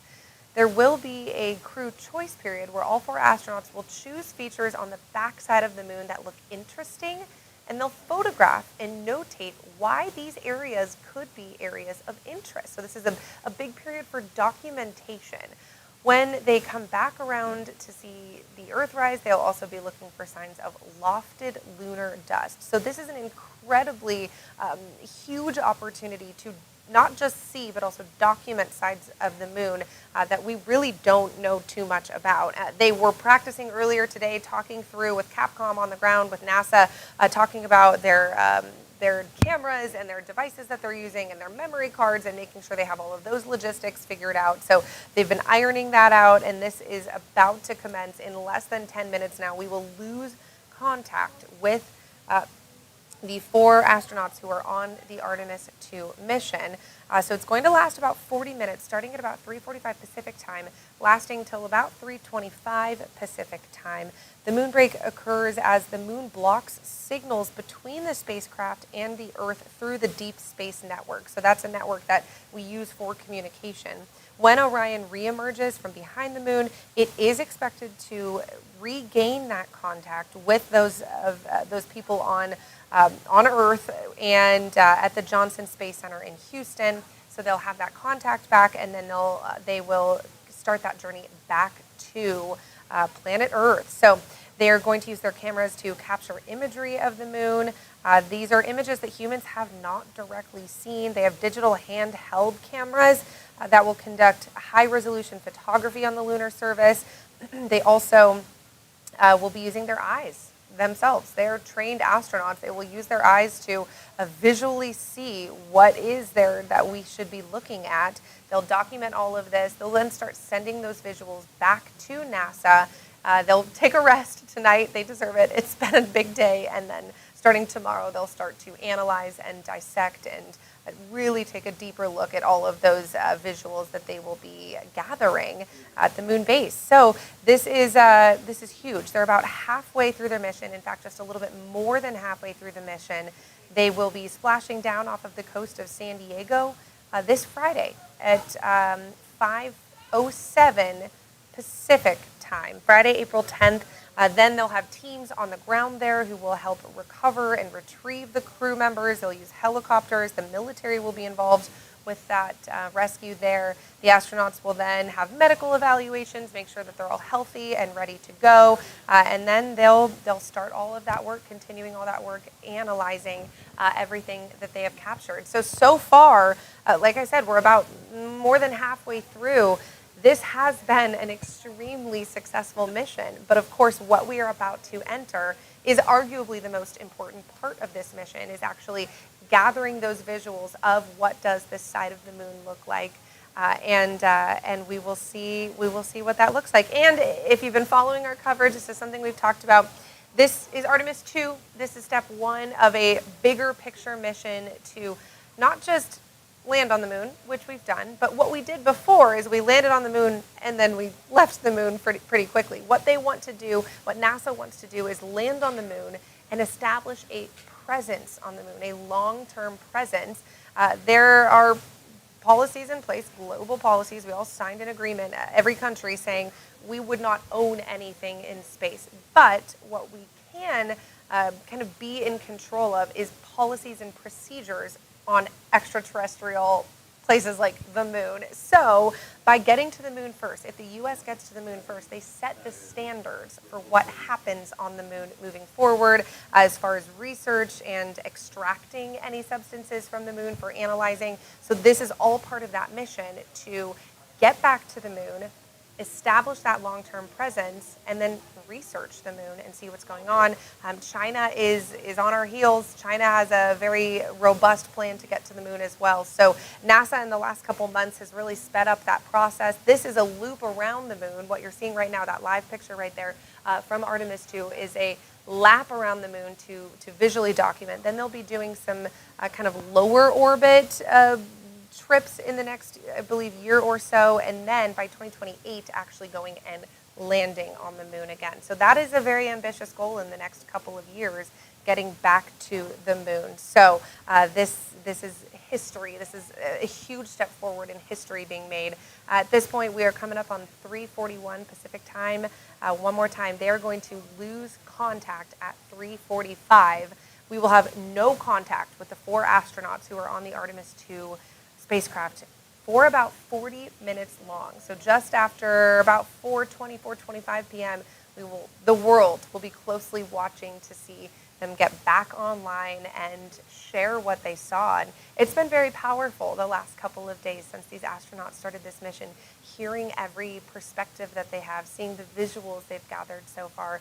Already, this mission has really opened doors and eyes of what's going on in space, both looking at the planet Earth and then also looking at the moon as well. So this is going to be massive for continuing to gather that information on the lunar surface. Like we said, they'll be taking photos, and then also it's the naked eye. They'll be using their eyes and their vision and their education to take note of everything going on and figuring out what we need to be analyzing and really honing in on. So at this point, we are coming up on 3:42 Pacific time. We are just 3 minutes away from losing contact with the Artemis II astronauts. We are going to take you to some of that NASA coverage. They'll keep an eye on that. And this is, oh, we may have actually just lost. Oh, no, it's back. There it is. Okay. This might be what we're seeing right now. This is the NASA stream that we're keeping an eye on.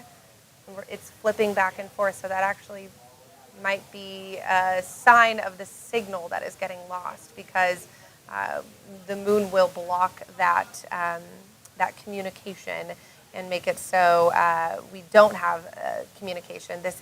The moon blocks the signals between the spacecraft and Earth. That communication is through the deep space network, so we're going to lose that deep space network. It's expected to begin in the next 2.5 minutes, but we're seeing that image flickering there. So this could be an indication that we are losing that contact with our 4 astronauts who are on board the Artemis II mission. So this is all planned. This is exactly what they expected and have been planning for, as is everything with this trip, every little thing that they're doing.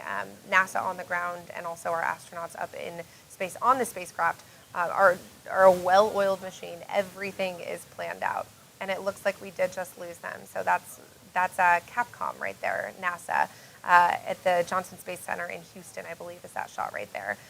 So they will keep an eye on, yep, they have officially lost them. Okay, so here we are. We are now in the time frame where they are on their own in outer space doing a lap around the moon. We will continue to keep an eye on this and let you know when they're back online safely. I'm sure they will have so much to share, and it will be so exciting to hear everything that they have to share. So we're going to send you with NASA images and visuals, and we'll keep you updated. We'll be streaming on king5.com and on all of our apps and platforms to let you know what's going on there.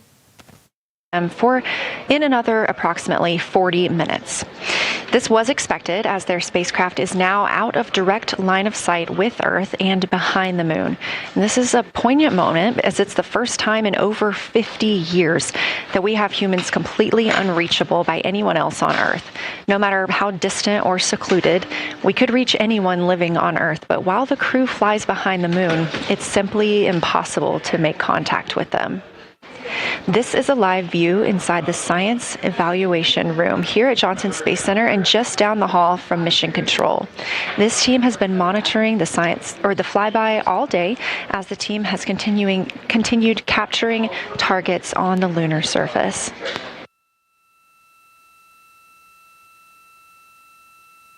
We even got to see this team in action as they were helping the astronauts identify some of the features they were seeing on the moon but not expecting. There will be a couple of milestones during this loss of signal. The first will be when the astronauts make their closest approach of the moon at MET 5 days, 25 minutes, and 34 seconds, when we expect they'll be 4,067 statute miles above the lunar surface. Their maximum Earth altitude will be reached just 2 minutes later, at 5 days, 27 minutes, and 39 seconds, when their altitude should be approximately 252,756 statute miles. Once those milestones are reached and we have confirmation, we will report the official numbers.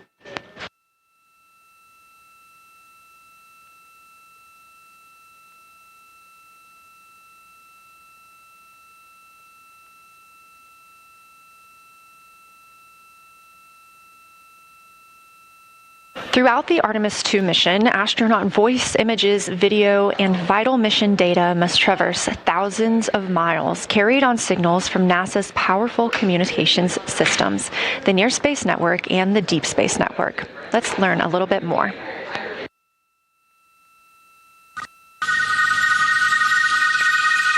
NASA's Artemis II will send 4 astronauts around the moon, preparing humanity for a long-term lunar presence and future journeys to Mars. Enabling communication and navigation for this test flight are NASA's Near Space Network and Deep Space Network.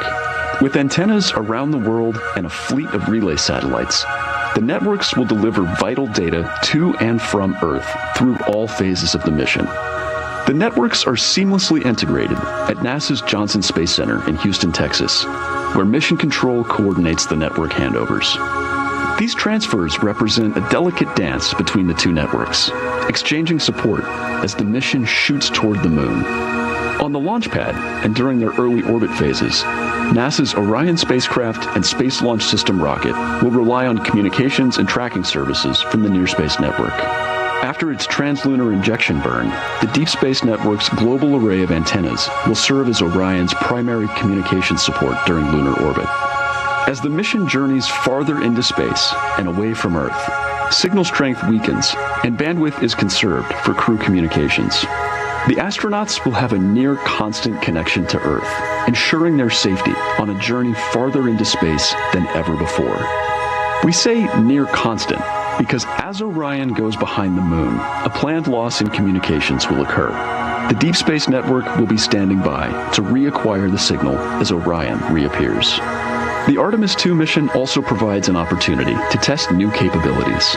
Using laser links, NASA will periodically transmit Orion data to showcase the benefits laser communications could have for future human spaceflight missions. The data from Orion, sent by radio signals or laser links, is massive. The mission is gathering images, data, and video, while also generating details about mission health and crew voice files. All of that data gets processed here on Earth, where systems compress it for efficiency. In the future, we'll upgrade these systems on Earth so that image and video clarity improve with each moon mission. With the Artemis II test flight, we're evaluating the communications infrastructure that will help carry us into the future as we explore the moon and journey forward to Mars.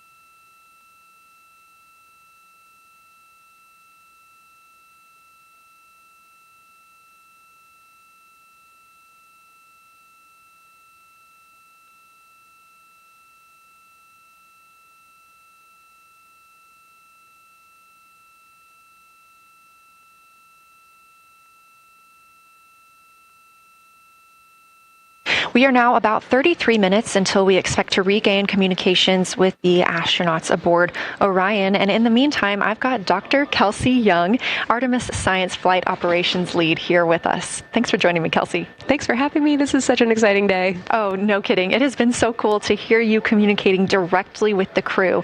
And I know that you have been preparing for this for years, so I am so excited for you and for your team. So just to get into that background a little bit, tell me about your background and what you've been doing on console. My background is as a field geologist. Actually, I studied impact cratering in the field for my PhD, so all these descriptions of impact craters have me just absolutely swooning.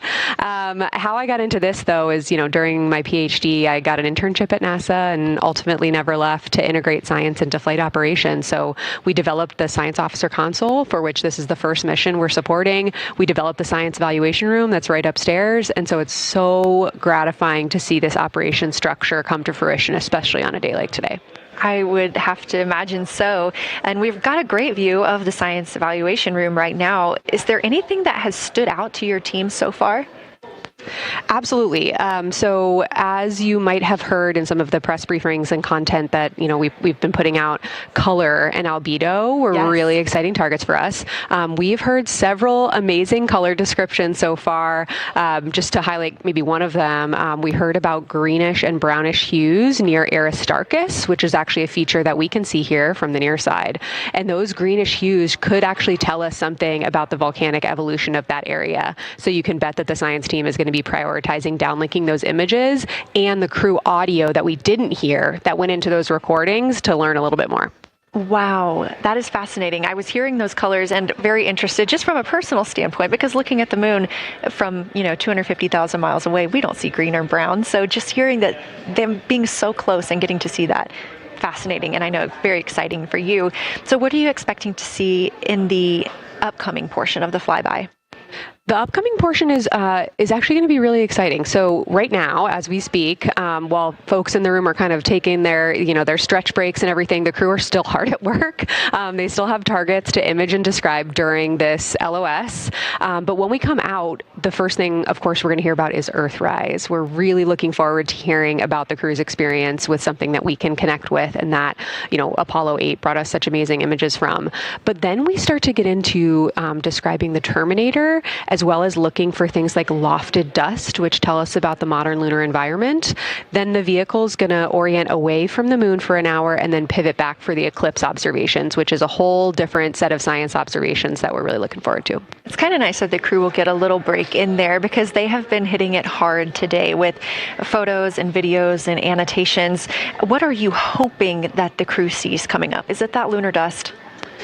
Oh my goodness, that's a hard question to answer. I mean, we've already gotten such great descriptions. I mean, the Terminator seems to just be like one of their favorite things to look at and describe. So I feel like, that was something we were looking forward to. I feel like we've really gotten some great descriptions. So absolutely, I'm looking to the human moment of Earthrise. Lofted dust is an exciting one, and lofted dust will be a target for them in the right around the time of Earthrise, but again in the eclipse period. So I'm really looking forward to seeing. I mean, they've already highlighted just in the course of their flyby so far how the moon has changed, and this is going to be even more dramatic change to go from their end of this kind of lunar illuminated piece of the flyby into the eclipse time frame. And I can tell you they're going to be experiencing a very different moon during that time, and I can't wait to hear what their observations are. Yeah, that's absolutely fascinating, and what a privilege that we get to do that on this mission, because that's not always the case. If we had launched on a different day other than April 1st or 2nd, we wouldn't have gotten to see that eclipse. Is that right? That's correct. April 1st and 2nd. I will say, I was asked a lot in the weeks leading up to the launch, well, what's your favorite day? And my answer truly was, there is no bad day to launch to the moon. We were going to get great science out of it no matter what, but it's a really neat opportunity to, bring the sun into the picture, bring different planetary bodies into the picture while still literally keeping the moon in center stage. Fascinating. So what differences are we looking for at each site? We're hearing a lot of different terms. We're looking at craters. We're looking at mare. What are the differences that you're hoping to see? We do have, as you highlight, kind of different prompts for each target. That's what they're looking at in their lunar targeting plan, which I know you've been showing. And we have even different prompts for the person with the, the really long lens on the camera versus the people with the unaided eye. And you've heard the crew talk about, oh my goodness, when I go from one to the other, I can really detect different nuances. And that's something that we experienced in simulations, but hearing them actually, see it for real has been really gratifying. But we're looking for different things based on the target. Sometimes we're looking for color. Sometimes we're looking for texture. For the Terminator, we're looking at kind of what texture and morphologies pop out to you and what kind of diversity you see along the Terminator. You've heard, Victor especially make some comments about future impacts for exploration. So already I think that their descriptions in this first part of the flyby have told us something scientifically, but also about future surface missions. Well, it was so interesting to hear Victor talking about he was imagining in his mind's eye being down on the surface and walking around. That was very cool to hear. And when we're thinking about targets, I know some of them are determined based on the launch day because that determines the lunar illumination. So the ones that we're looking at today, how and why were these selected? Such a wonderful question. This really gets at at the heart of some of our really highest priority science questions. Illumination conditions is a big one, right? So of course we need the targets that we're interested on the lunar feature to be illuminated by the sun in order to view them, but the timing in which they see them during the flyby enables us to ask different questions. So you heard in the pre-flyby crew conference talking about, well, the same pair, Reed and Jeremy, will get to actually look at Glushko crater twice, and that looking at it from different illumination angles allows us to understand that feature better and connect color and albedo with topography and morphology. Then you have other craters where you want to look at it with the sun shining on it obliquely versus straight on, and that tells you something different about the scientific objective that drove the target being on the targeting plan in the first place. We've talked a little bit with the viewers today about what the crew is able to capture in this short time frame of those craters in different lighting conditions. Could take years for something robotic to be able to do based on attitude maneuvers and where the sun is at. So can you just talk a little bit about the importance of having both the robotic operation and having the crew? Absolutely. We definitely don't want to minimize the impact of orbiting spacecraft. Lunar Reconnaissance Orbiter is the one that's often referenced. Data from LRO and its payloads have really been instrumental in getting us, frankly, to this point for Artemis II and future missions. But the human experience, the crew observations that we've already been hearing about, it is such a perfect complement to the orbiting spacecraft data because they are able to have this unique perspective. They are far enough away where they can make these contextual observations. You've already heard it. How many times have we heard the crew and their science sit reps say, if I track this feature from all the way up here in the northern hemisphere down to the southern hemisphere, here are comparisons I can make. That right there is not something we had the ability to do with the Apollo missions, and it allows just literally in the blink of an eye to synthesize observations that it would take, a really significant effort to coordinate with different orbiting platforms, and they're making it like that. Wow. It has been very, very exciting to hear all of their calls so far. And so I've heard they were able to capture every single target so far too. Is that correct? I think that's correct. And I think it's important also to remember that, and I know the science team is anxiously awaiting this, we've been hearing from the crew members who are not at the forward windows, right? Those crew who are, really in the thick of the observations, they are recording minutes-long observations per target on their crew tablets. We will be getting those down starting here in a couple hours, and that's going to contain really meaty science information that we haven't heard live yet, and that's going to form the basis of my conversation with them tomorrow morning, where we're going to have a really deep dive into the science and absolutely nerd out about what they were able to do today. One of the most gratifying things for me today is hearing multiple crew members say, thank you for putting the discussion times in the targeting plan, because when we have had the ability to put multiple brains on a problem, we have elevated each other. And I'm looking forward to them, sleeping on it overnight and then us actually being able to really, truly have an elevated science discourse tomorrow. Well, we're looking forward to it too, and I cannot wait to hear everything that you guys get to learn overnight from some of those audio recordings and just everything that they'll be able to share tomorrow. So, Kelsey, I know you are very busy. You've done a great job today, and thank you so much for joining us for this interview. Thanks for having me. It's such an exciting day. We are now expecting acquisition of signal in about 24 minutes. As a reminder, the Orion spacecraft has flown around the other side of the moon, where they are out of contact with our deep space network.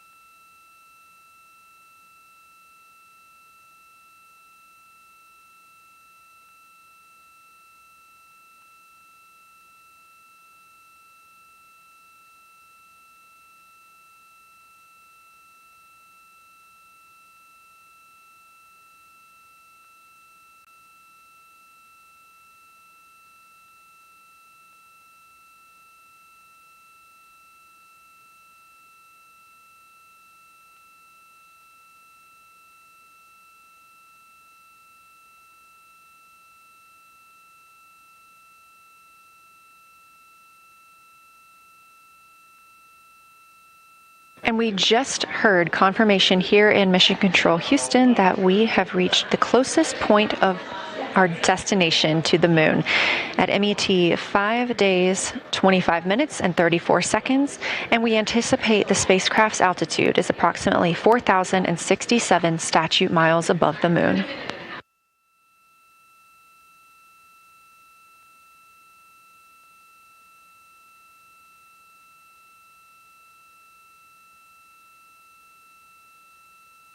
We're continuing to track what the crew is doing while around the other side of the moon. They are continuing to take pictures of the of the moon, the Earth now out of sight. What they are in right now is a crew choice event.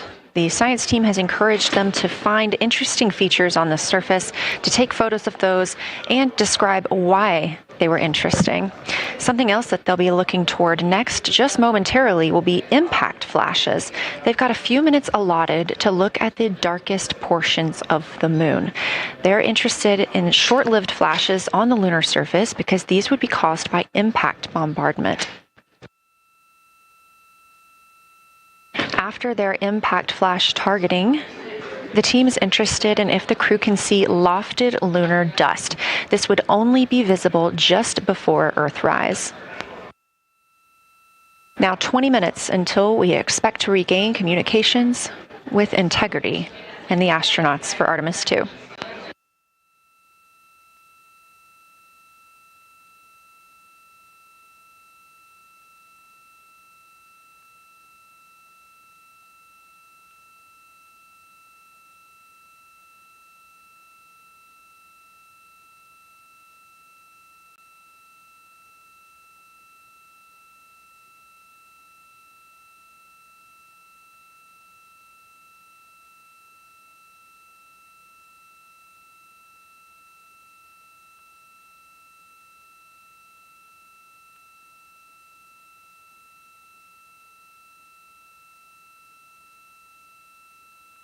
We're live in Mission Control Houston at NASA's Johnson Space Center, but there's a team over 750 miles away also monitoring today's operations. And of course, just like us, they are in LOS, or loss of signal, with the spacecraft. This is LUCA, the Lunar Utilization Control Area, and it's joined by LISA, the Lander Engineering Support Area, which are twin control rooms that will support missions and operations in lunar orbit or on the moon's surface in real time at NASA's Marshall Space Flight Center in Huntsville, Alabama. The LUCA and LISA are right next to each other and just a short walk away from the SLS Engineering Support Center, which is used during launch, and the POIC, where science on the International Space Station is monitored. LUCA primarily supports Artemis science operations, while LISA will provide engineering support for landing astronauts on the moon. During this mission, Artemis II, teams in the LUCA will use the facility to support first-of-its-kind science operations to better understand the deep space effects of microgravity and radiation on the crew's physiology, immune systems, and ability to complete various tasks. The data from these science operations will inform future crewed flights to the moon. For future crewed missions to the moon, members of the NASA Human Landing System Mission Insights Support Team, a group of engineers, safety leads, flight operations experts, and technical authorities, will work in the LISA. There, they will monitor lander systems in real time and be involved in key decision-making processes throughout the mission. Teams are using the LISA during Artemis II to observe mission operations and using the opportunity to inform and prepare for future crewed landings to the moon's surface.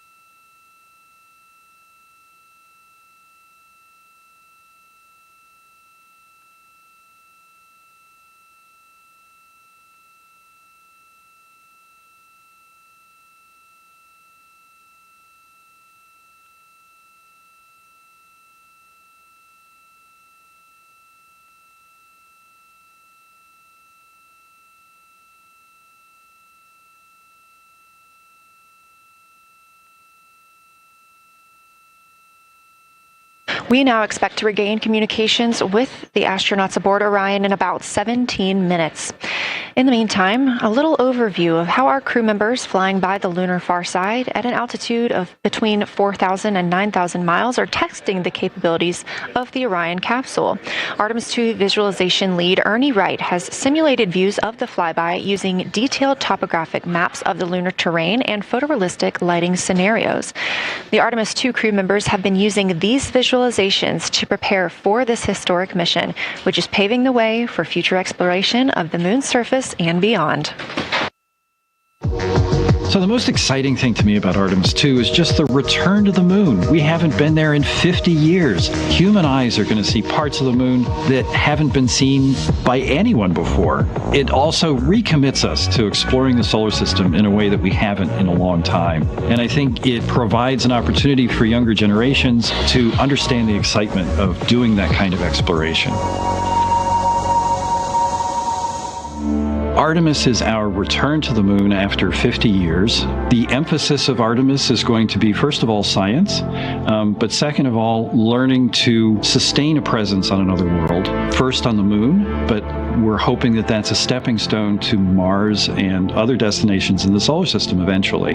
Artemis II will be a flyby mission. It's not going to land. We're testing all of the technology that we've created for flying to the moon since Apollo.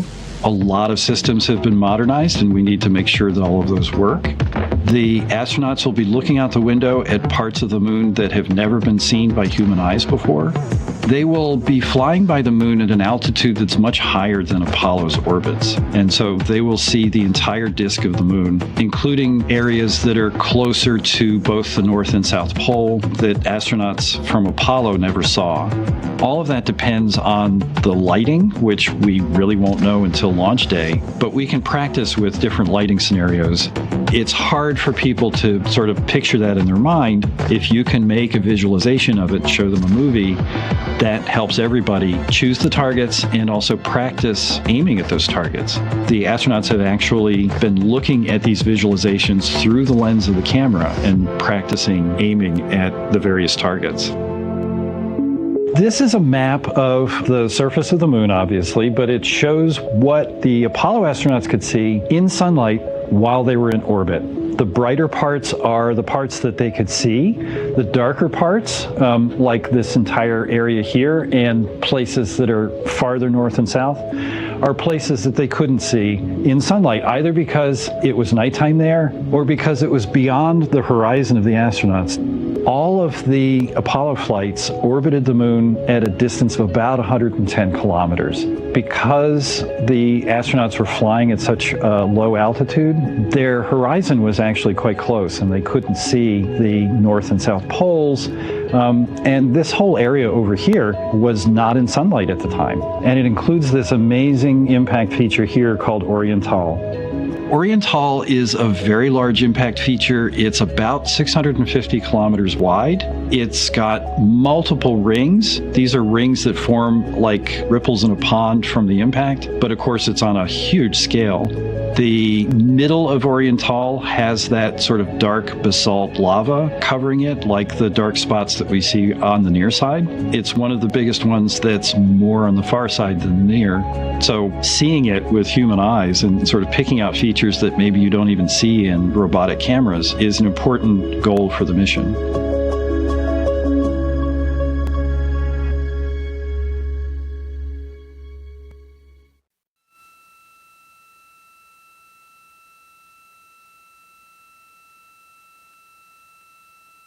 This live view in the Science Evaluation Room, or the SIR, here at Johnson Space Center in Houston, Texas, just down the hall from where we're at in the Artemis Mission Control Room. Teams continuing to monitor the flyby.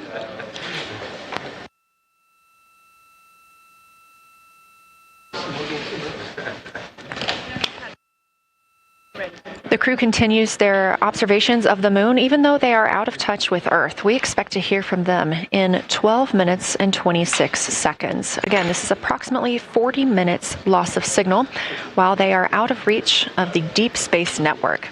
Right now, they are imaging or attempting to image lofted lunar dust. Throughout our coverage, we've talked a lot about the science and engineering behind today's lunar flyby, but we also spoke to the crew about what the moon means to them and how they see its place in human history.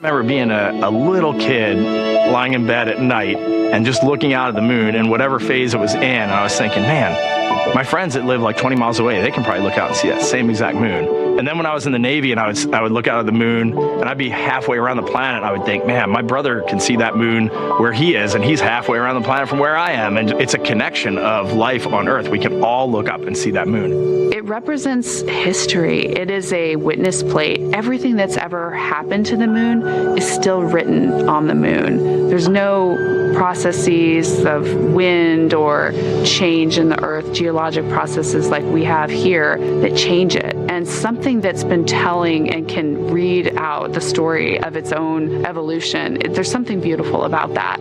I've also learned from my indigenous mentors that they refer to the moon as Grandmother Moon. So you've probably heard of Mother Earth. They use Grandmother Moon because Grandmother Moon is responsible for the water in their community. The grandmothers, sort of protect the water source, just like the moon moves the water around the planet, affects the tides. It's something that represents something different for each individual culture around the planet. And that's really neat because we all share that same moon in the night sky. We all have seen the same side of the moon in different lighting conditions our whole lives. And so it seems very familiar to us, but it's also kind of unknown. When we get up close, some of the imagery that we'll get to describe and to share with people will be very unique. And that nature, both of those things being true about this one entity that we all know, just is really special. It's just the epitome of a symbol of both something that's in each of our hearts, but that's also represents exploration and reaching.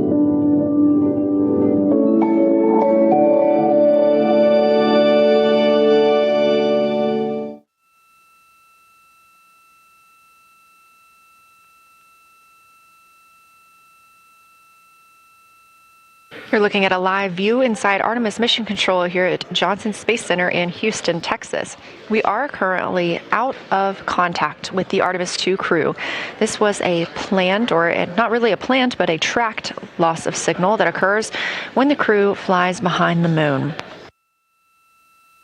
We use the Deep Space Network to communicate with the crew, and when they are behind the moon, they are out of reach of that Deep Space Network. And when you consider our nonstop communications during the time in which we live, this is even more striking.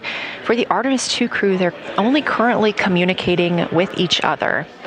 Now, we expect to regain those communications in under 9 minutes from now, and we also are hopeful for a view of Earthrise.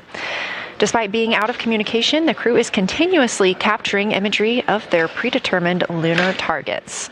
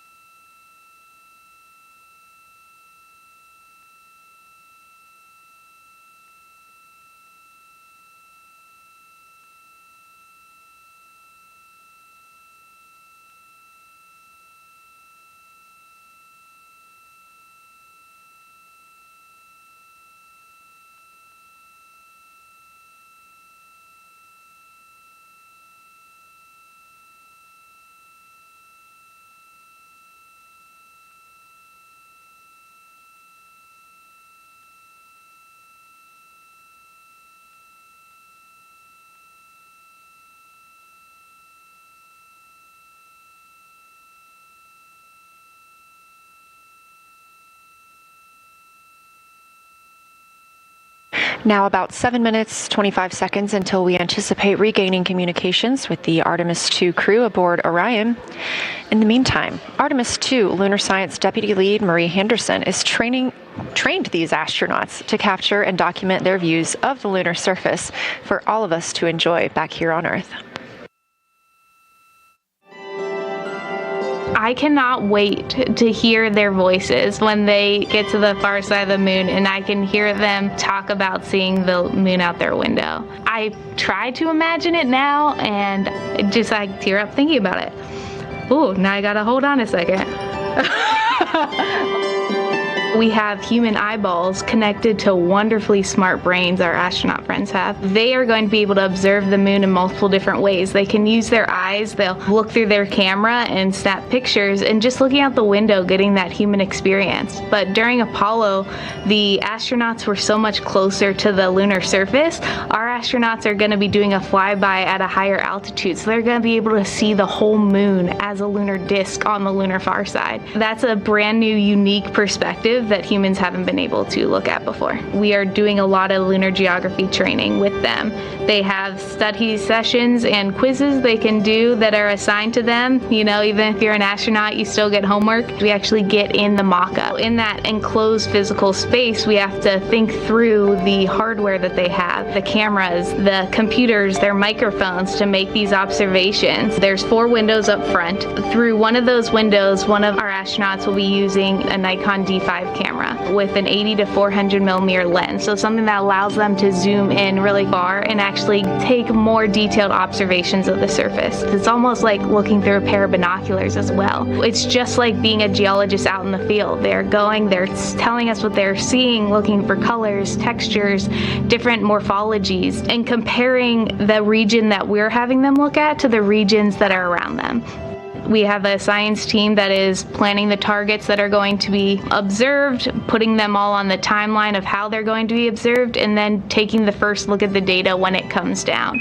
The Apollo astronauts were only on the moon for 300 hours total, and they only went to the equator. That's like going to places that were safer landing sites, and they only saw so little, 300 hours total. And so we have so much more to explore and so much more to learn, and we are the beginning of the next generation that gets to start being a part of these discoveries.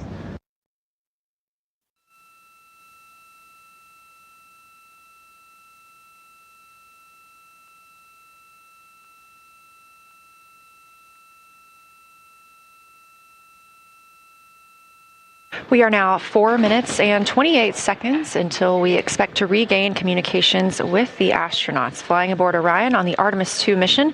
They are now flying behind the moon.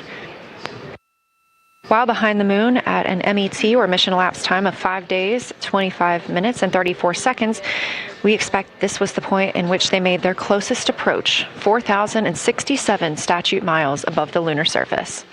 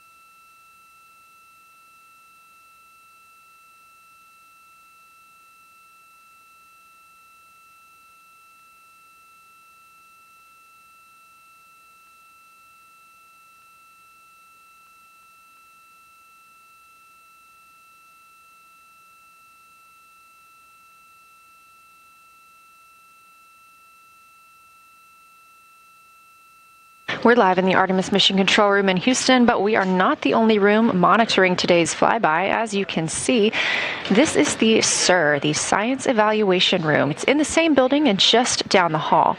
It's a multidisciplinary science team supporting the Artemis II crew in real time, including experts in lunar geology, impact cratering, volcanism, polar science, imaging, and visualization. You can see the SIR here. That's the Science Evaluation Room. It's embedded within Mission Control to provide science input during live operations like what we see today. But additionally, the Science Mission Operations Room is a back room that processes data, evaluates imagery, and supports rapid analysis. We also have our science officer, Kelsey Young, here on console today. She's serving as the primary interface between the science team and the flight controllers, ensuring science priorities are represented during mission execution.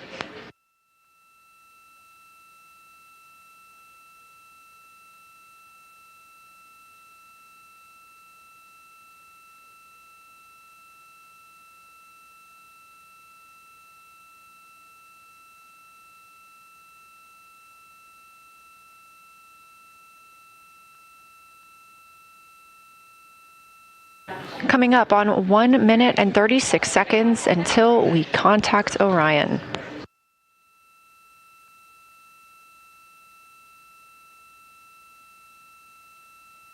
Meanwhile, aboard the spacecraft, the crew has continued executing their lunar flyby tasks.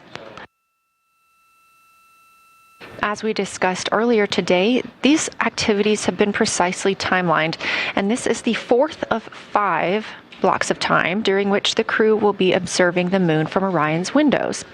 At this time, pilot Victor Glover and mission specialist Christina Cook are observing the moon at windows 2 and 3.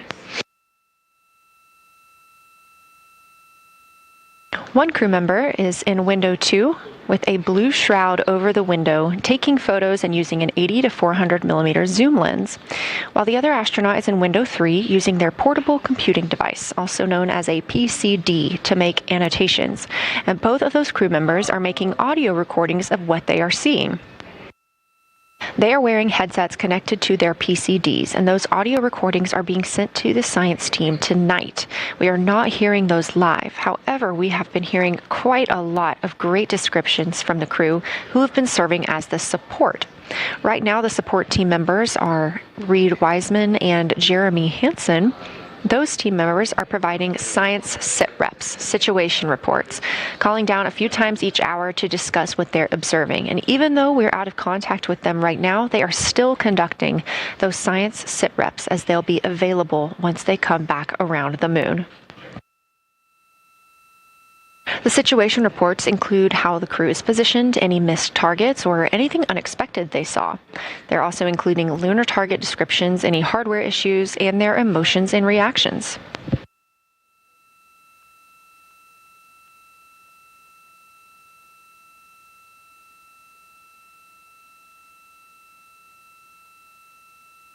Again, we are standing by to acquire signal from the Orion spacecraft.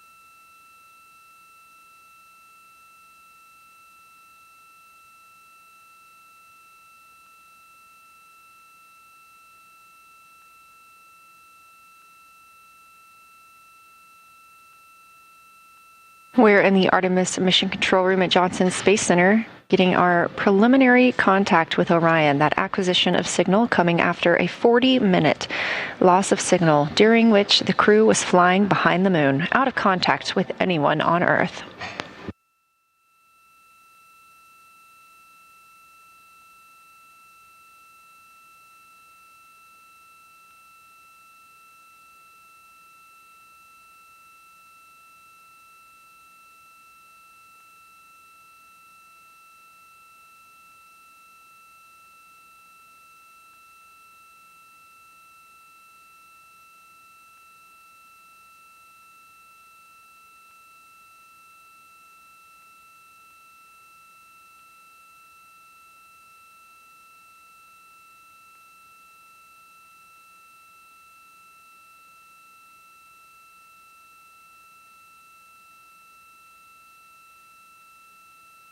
We are getting our first views from Orion after the loss of signal.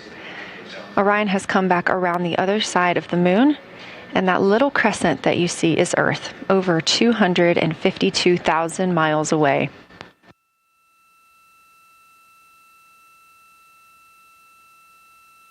With this transit complete, lunar flyby continues, but Orion has also technically begun its journey home.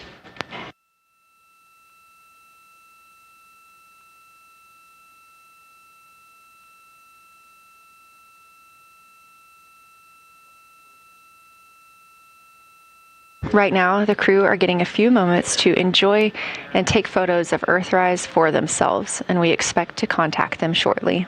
But we do have good signal coming from Orion.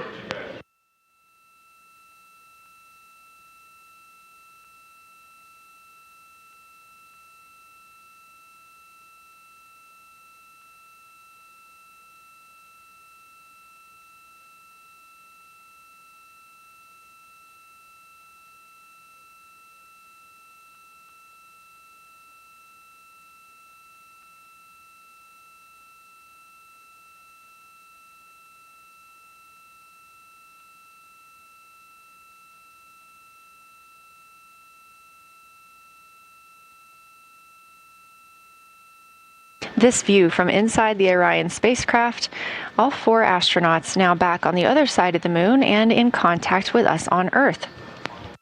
Their tasks for lunar flyby did not stop as they went behind the moon and out of contact with us.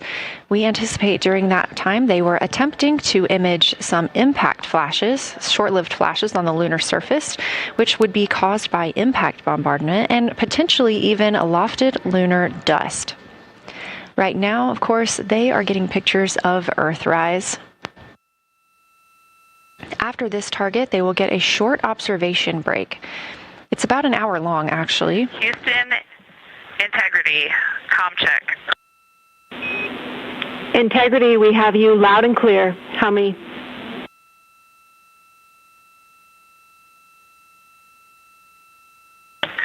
Houston, we have you the same, and it is so great to hear from Earth again. To Asia, Africa, and Oceania, we are looking back at you. We hear you can look up and see the moon right now. We see you too. When we burned this burn towards the moon, I said that we do not leave Earth, but we choose it. And that is true. We will explore, we will build ships, we will visit again. We will construct science outposts, we will drive rovers, we will do radio astronomy, we will found companies, we will bolster industry, we will inspire. But ultimately, we will always choose Earth, we will always choose each other. Integrity from Earth, our single system, fragile and interconnected, we copy. Those of us that can are looking back.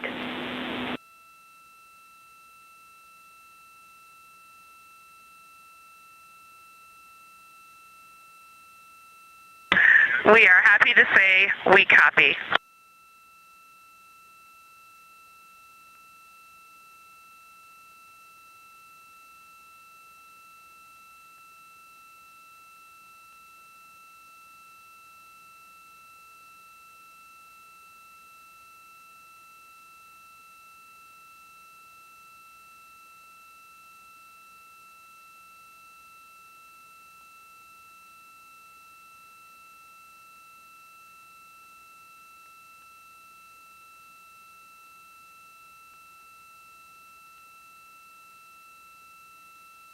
Those first communications back with the astronauts aboard Orion.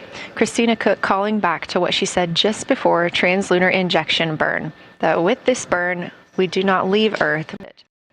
The translunar injection burn served as not only what put them on this trajectory to fly around the moon, but what also committed them to splashing down in the Pacific Ocean on Flight Day 10.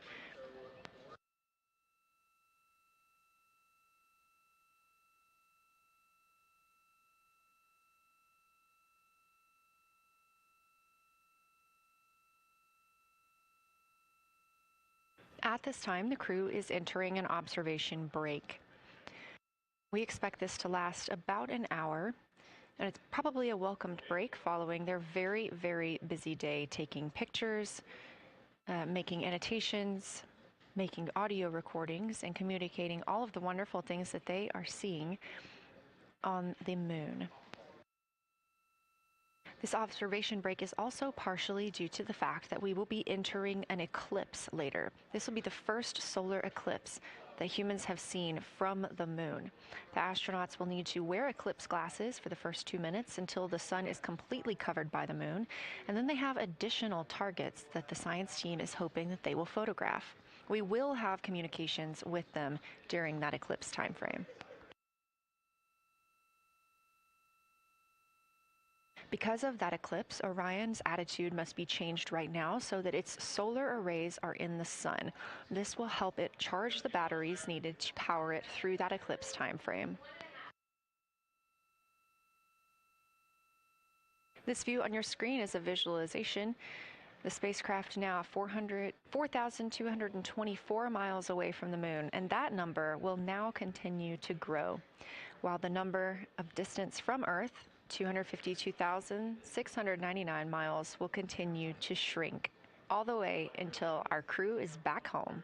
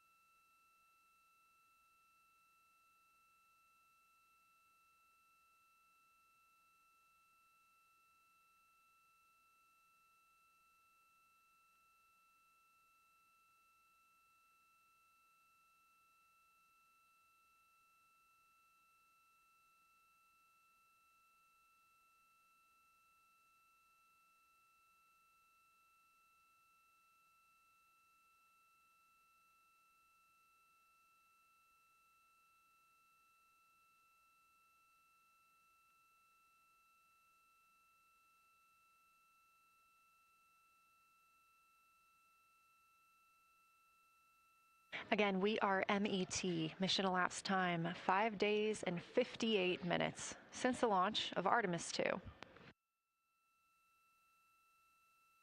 We have reestablished communications with the crew and the Orion spacecraft, now entering a little bit of a break while they are out of visibility, or the moon is out of their visibility.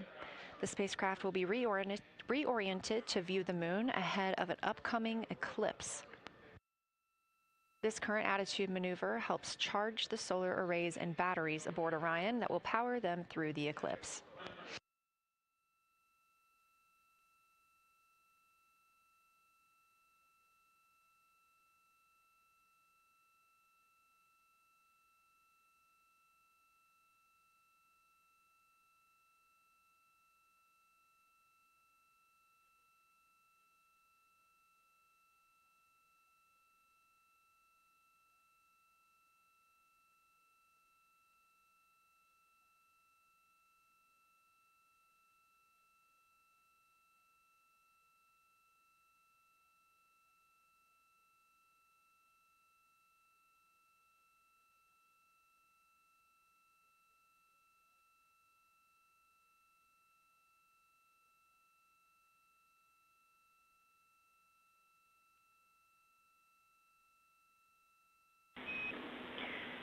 Integrity, Houston. In mission control, all of your flight controllers and your flight director have flipped their Artemis II patches around. We are earthbound and ready to bring you home.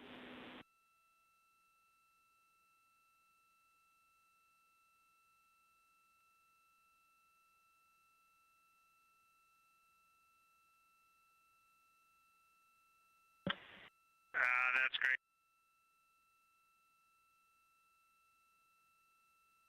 See the light of day as we head back to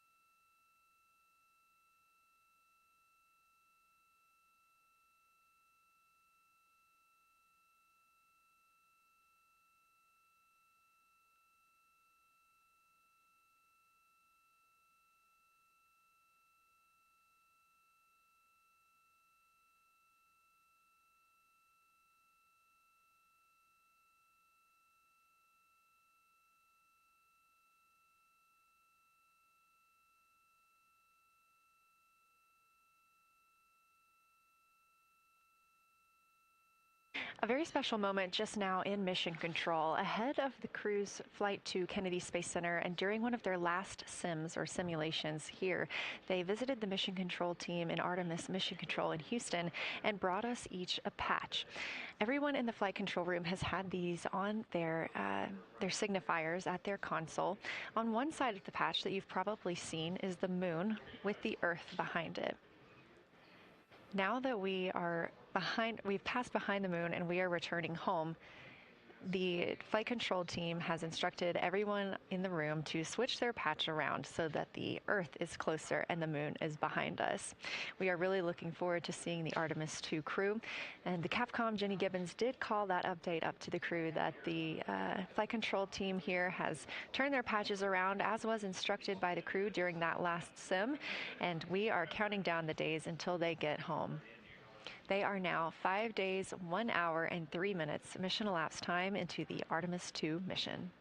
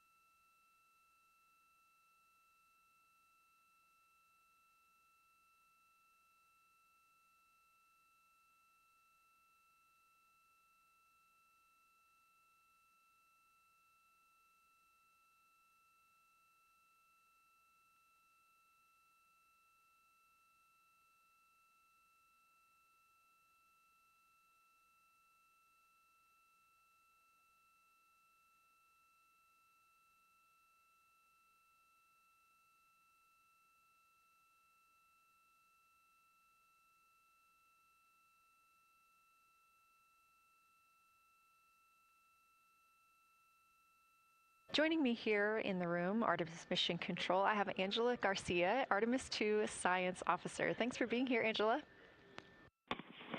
It is an honor to be here. What a day. Everyone's been buzzing. I can't contain myself. So it's been a really awesome day. So you're sitting on console at the science console now. Have you been in the SIR earlier today?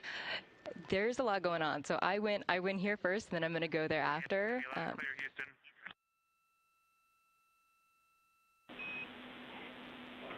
All right, Integrity, we hear you. That was a little clipped, but I think we have a better link now. We experienced some blockage from a solar array. We moved it, and we are in bias tail to sun.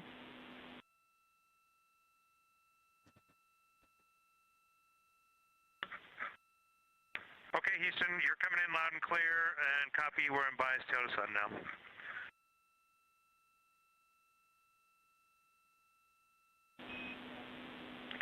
Affirm and Integrity, just so you know, we did not hear your response once we flipped our patches. Jeremy, we heard you call down, but you were clipped, and then we briefly lost comm. Glad we're back.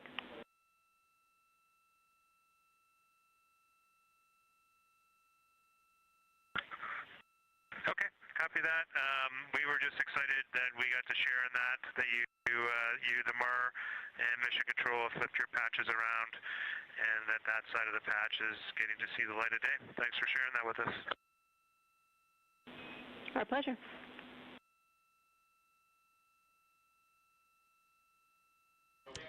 Okay, Angela, so can you tell me a little bit about your role supporting Artemis II and the science preparation for the mission?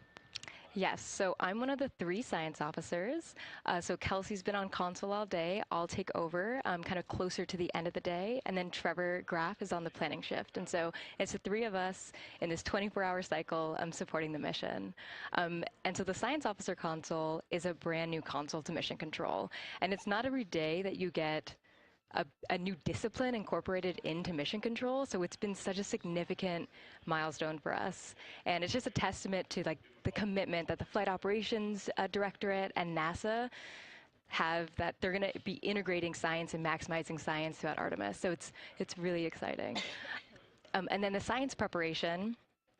So I'm on the operations team, but I'm also on the training team. So all the incredible training and shout-outs that you've gotten today, it warms my heart. It warms everybody's heart in the science evaluation room. I promise you that. But so all the classroom training, the field training, the mission simulations, right? We were a part of all of it, and that is what we did to get the crew to be. They are a part of the science team, and they are the forefront, that nice edge, and they're just been doing such a great job today. I know. I imagine that you have to be pretty proud of them. Their reports have been fantastic.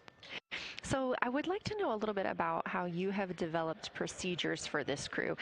What kind of science activities are they carrying out inside the spacecraft? Yeah, so the procedure development has been a unique challenge. I would say the exploration science that we're doing is inherently pretty flexible, and operations is, I'd say, inherently has more structure and rigidity. And so to marry the two and to operationalize the science that we want to get done has been a challenge. But I think we've been able to go through these processes and create good products at the end and have a good plan.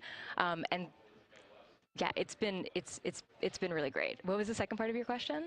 Just what kind of these science activities that they're performing, which of those have you really had a hand in?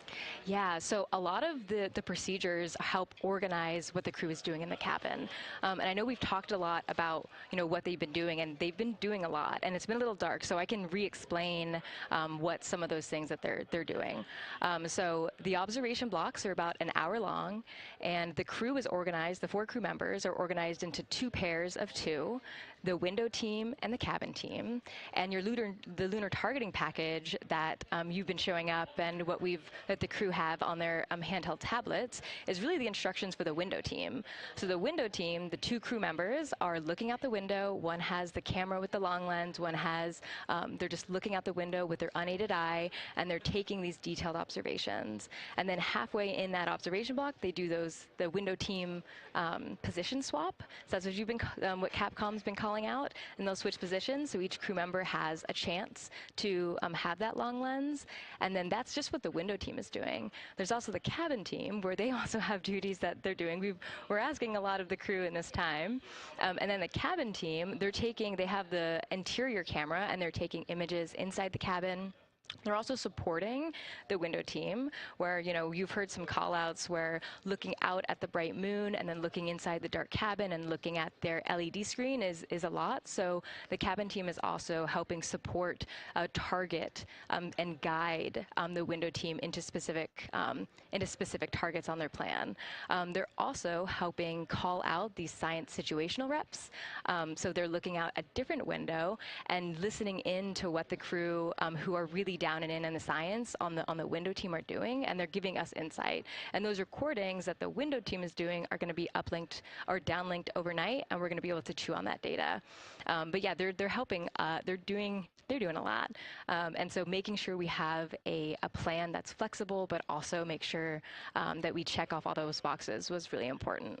So tell me a little bit more. You talked earlier about the analogs that the crew has done. What kind of analogs or environments were really useful for this?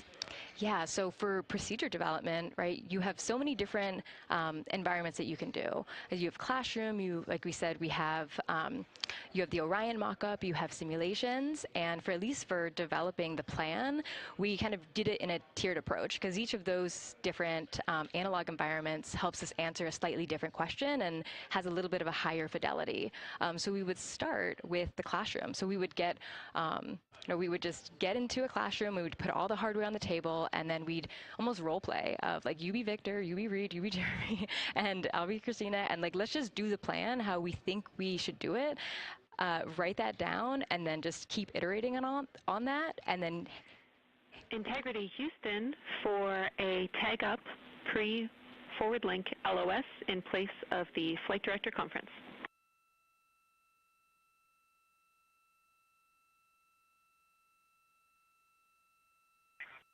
Okay, Jenny, we're ready. All right, crew, I'm going to roll through a couple of topics here. The first two are for timeline. First of all, read for your toilet maintenance. It is a shortened toilet maintenance where you do not have to do the oxone changeout. That portion of the procedure is canceled. Victor, you have an HHP stop activity on your timeline. We need you to perform that as scheduled for bandwidth reasons.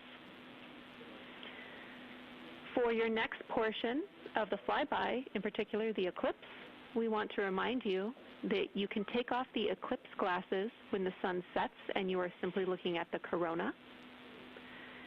And then finally, for the D5 with the long or zoom lens, which is set for solar corona, we want to remind you that when you are capturing Earth shine, you will likely have to adjust the exposure.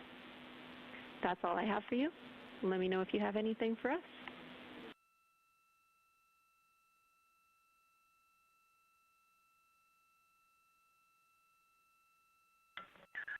Okay, Houston, we copy all. Thanks for those words, Sydney.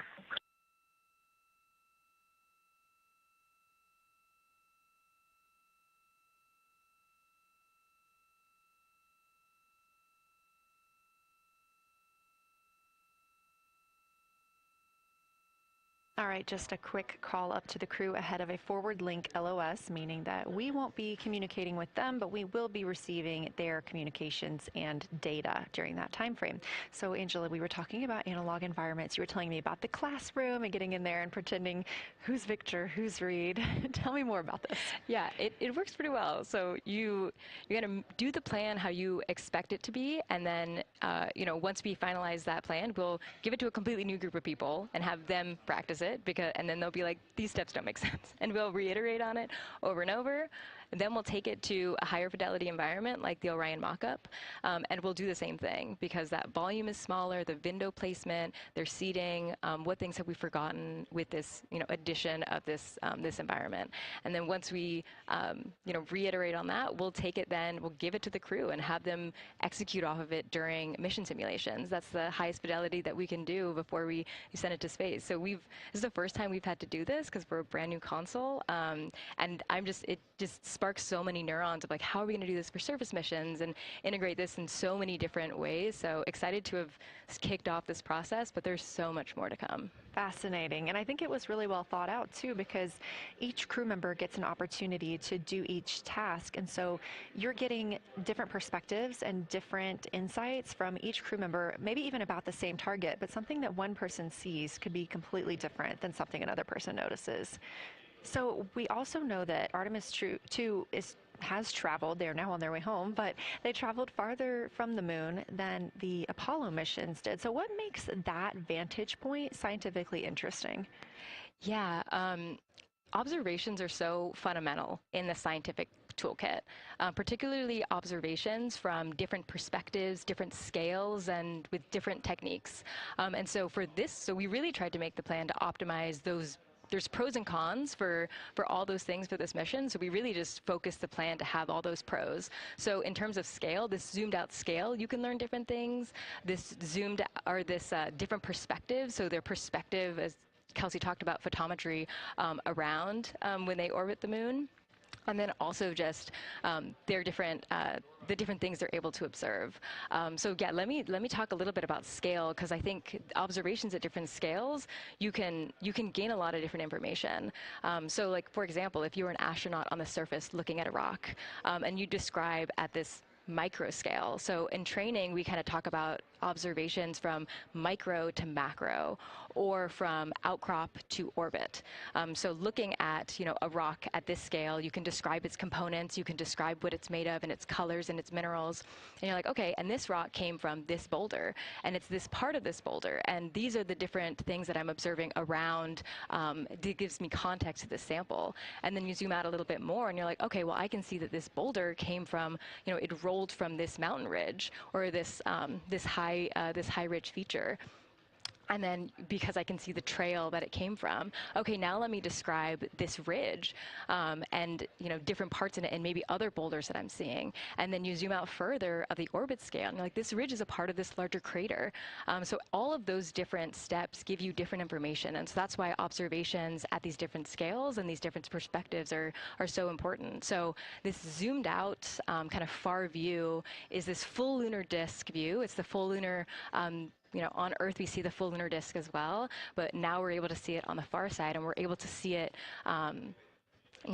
all at the same time, which enables the astronauts to compare very quickly to different parts of the surface. And the color particularly is very compelling because you can just be able to very quickly compare from 3 different regions. Is it in the same family? Is this actually a little bit different? Compare that to what they see in their orbital data that they have access to on their portable computers, and really just be able to tease out that nuance and information. Yeah, we heard them make a lot of those connections today, and especially the color. We talked with Kelsey about this a little bit, just how exciting it was to hear the browns and greens and things like that. I cannot wait to see those pictures. Yeah. So one last question. We are coming up on the last lunar flyby observation block, and this is when we are going into a solar eclipse. So can you tell me what you're interested in the crew learning during that time frame? Yeah, so the data set, so yes, there's so many things. How to pick one. So I'd say the thing that I'm most interested in seeing is some of their annotations that they're taking. So in this opportunity, it's a very dynamic type of experience in that we don't normally see this activity. And so being able to have crew observe the solar corona and then also annotate it in their on their portable computing device is just such a unique thing that humans can give to missions, and also particularly being able to annotate what they're observing while they're talking about it is also unique to being able to have astronauts in orbit as well, because we won't be able to have annotations on the lunar surface because the astronauts will be in suits. They're going to be collecting samples, they're going to be deploying instruments, and so personally, I'm really excited to see some of these annotations and to see how that develops over time, because you've heard a lot of descriptions, and I think when people are describing something that's unique and different, you can interpret it differently.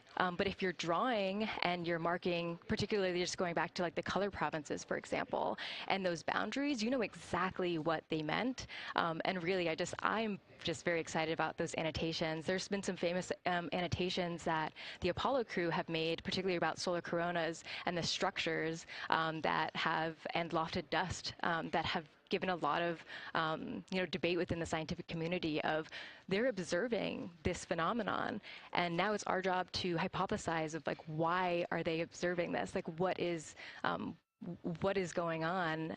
So I think that's just a really cool part of exploration and science and this beautiful thing that we're about to do. Well, now you've got me excited about the annotations too. I mean, I've been excited about the pictures and the audio, but now don't sleep on the annotations. I am very excited to see these little sketches that they're able to draw out, and we have pictures that they can just draw right on. It's like this particular thing is different than what we've seen, so I'm excited about that. I'm excited too. Angela Garcia, thank you so much for joining us today, and have a great time tonight on Console. Thank you, and you've been doing a great job, and so excited to see where we go from here. Thank you so much.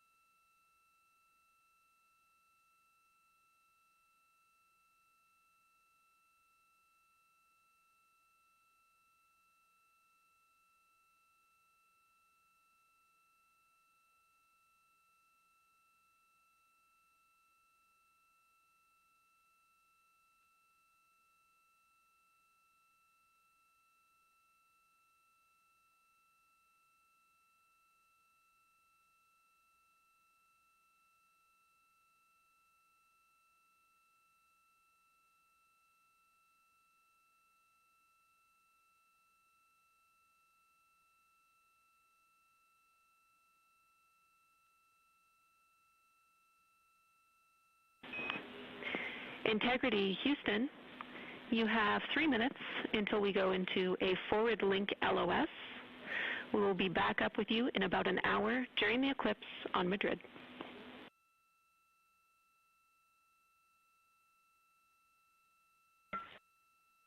Thanks for the heads up. Look forward to seeing you on the other side. Likewise.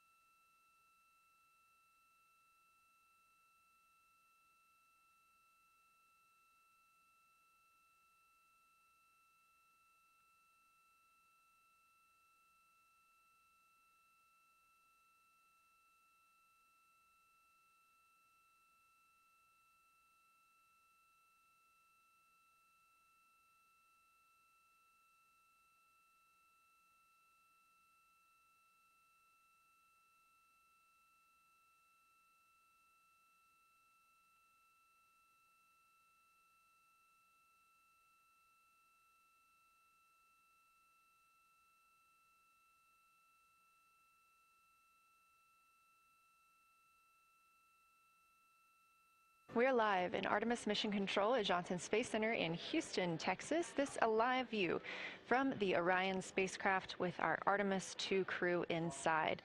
That's Reed Wiseman, Victor Glover, Christina Cook, and Jeremy Hansen. We are still live for our lunar flyby coverage. The crew is in a short break while the spacecraft is pivoted away from the moon. We are going to be going into a solar eclipse. This is the first time anyone has ever seen a solar eclipse from the moon. So it's going to be a unique vantage point for our crew. But ahead of heading into that solar eclipse, we need to charge the batteries on the Orion spacecraft. Therefore, we have positioned the solar arrays into the sunlight to allow time for those batteries to charge. We will get back pointed at the moon just in time for that solar eclipse. We are also in a forward link LOS. What that means is essentially we cannot send calls or commands to the crew right now from the ground. However, we clearly get all of their data and communications. The spacecraft is now 4,632 miles away from the moon, and that number will only continue to grow as the distance from Earth shrinks, now 252,523 miles away. Our closest approach to the moon today was approximately 4,067 statute miles in altitude. Our maximum distance from the Earth is suspected to be 252,756 statute miles. Both of those moments came while Orion was flying in their loss of signal time frame behind the moon. The crew also set that new record today, beating the Apollo 13 record of distance from Earth. This is an animation or a visualization that you can track anytime, day or night, by visiting nasa.gov/track-Artemis. This shows you how the spacecraft is positioned as well as their distance and velocity, now traveling 930 miles per hour.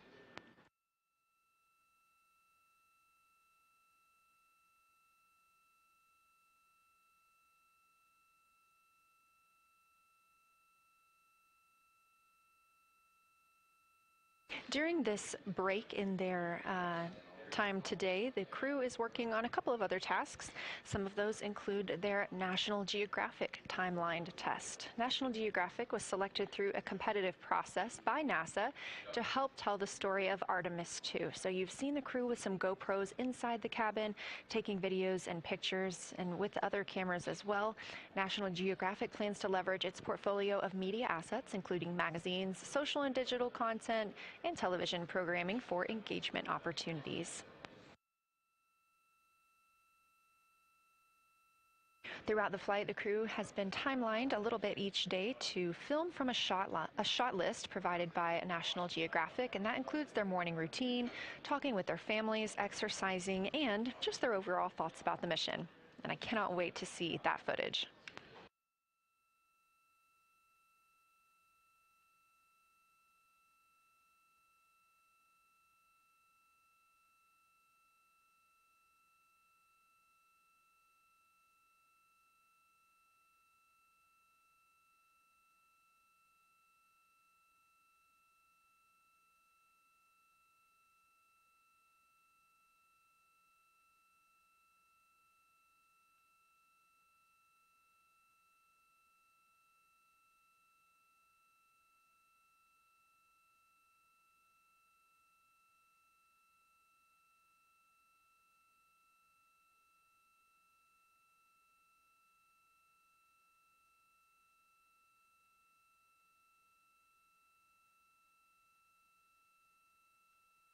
Teams on the ground reporting that the spacecraft is looking good and that the power aboard is good as well, all setting us up in a proper position before eclipse.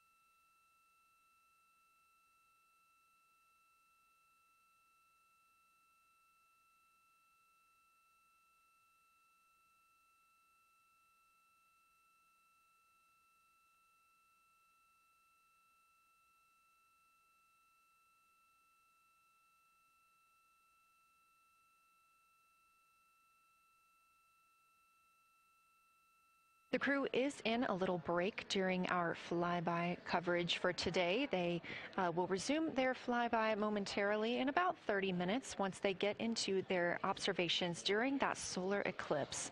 Now, the moon is our nearest celestial neighbor, orbiting Earth at less than 250,000 miles on average. When our astronauts venture there for future Artemis missions, they'll target landing sites near the lunar South Pole.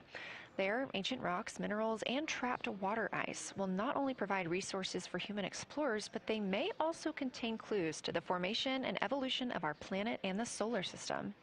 Let's learn more about the lunar South Pole with this video featuring Dr. Kelsey Young, Artemis Science Flight Operations Lead. We learned a lot from the Apollo samples, but we still have a lot left to learn about the moon.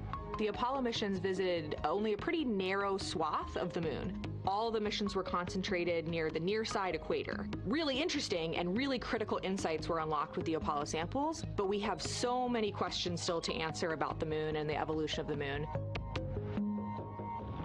And liftoff of Artemis I. We rise together back to the moon and beyond. NASA's Artemis missions are NASA's plan to send people to the surface of the moon. We'll be sending people and roving assets and scientific equipment to, among other things, answer a lot of really compelling science questions. Scientists have a lot to learn about the moon. It's our nearest celestial neighbor here to Earth, so what the moon has experienced, we've experienced. Except here on Earth, we have things like plate tectonics, oceans, forests, people that erase the rock record. Whereas on the moon, that whole record of our planet's history, of the moon's history, is just kind of waiting there at the surface for us to explore. The South Pole, which is where Artemis missions are going to target, is specifically interesting for a couple key reasons. We think there are volatiles at the South Pole of the moon that are not present near the equator. Things like water and water ice that are trapped in the lunar regolith, which basically just means lunar soil, that can easily become untrapped from that lunar regolith, and scientists can scoop up and study for return to Earth. The lunar South Pole is a really exciting scientific target, and it also comes with some challenges for operating. For example, the lighting environment will change drastically within the course of one mission, and even over sometimes the course of one spacewalk. So preparing the crew members, preparing the hardware that we're sending to the moon, and preparing the mission control teams is really, really important. The South Pole Aitken Basin is particularly exciting. We think it's one of the oldest and largest impact basins in the solar system. And if we can get the right rock from the South Pole Aitken Basin and bring it back to our labs here on Earth, we can use that sample to constrain the entire evolution of our solar system and really understand the timing of how the moon and our planet and the entire solar system evolved.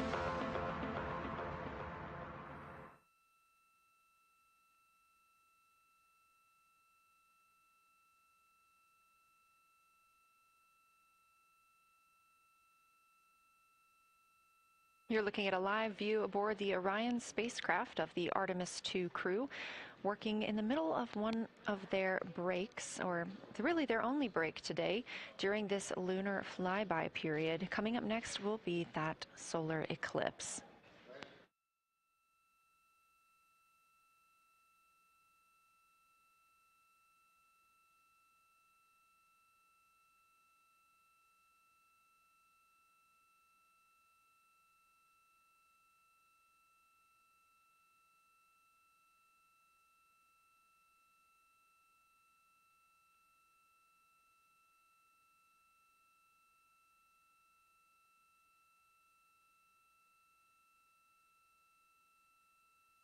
Throughout the Artemis II mission, and of course throughout today, you've likely heard the crew being called with the name Integrity.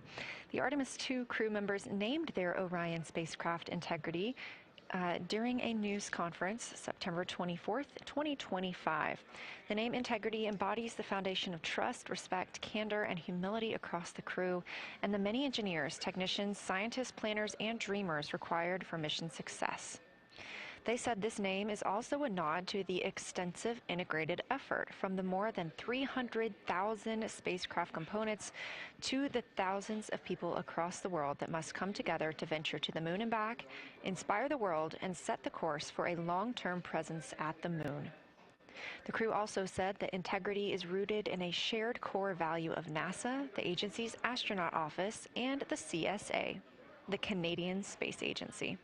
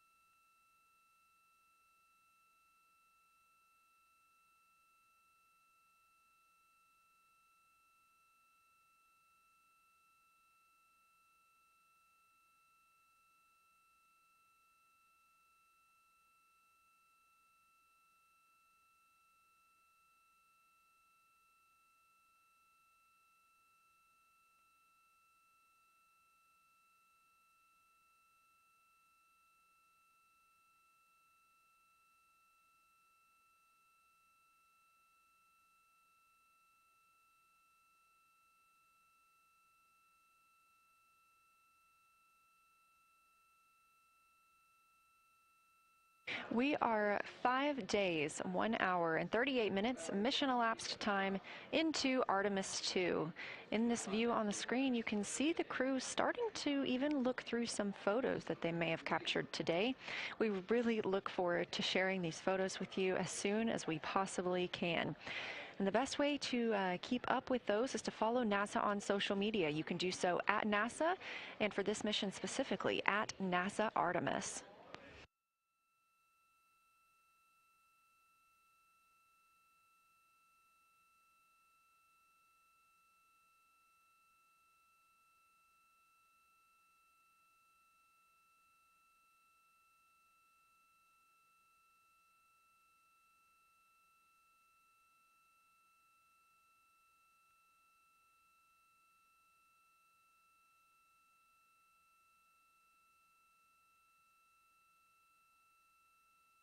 Again, we are in a forward link LOS, or forward link loss of signal with the crew, meaning that we're not able to communicate or send any commands to them right now as they were. This is a tracked event that occurs at times, but they could still provide communications down here to us, and we are obviously still receiving their video and their data.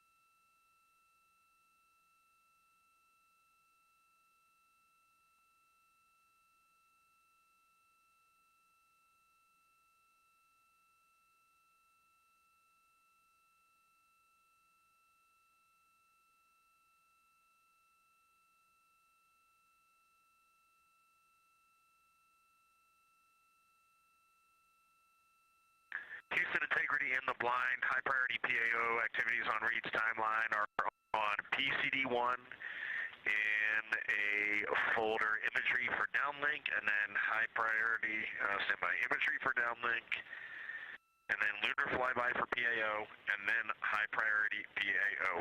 Thank you.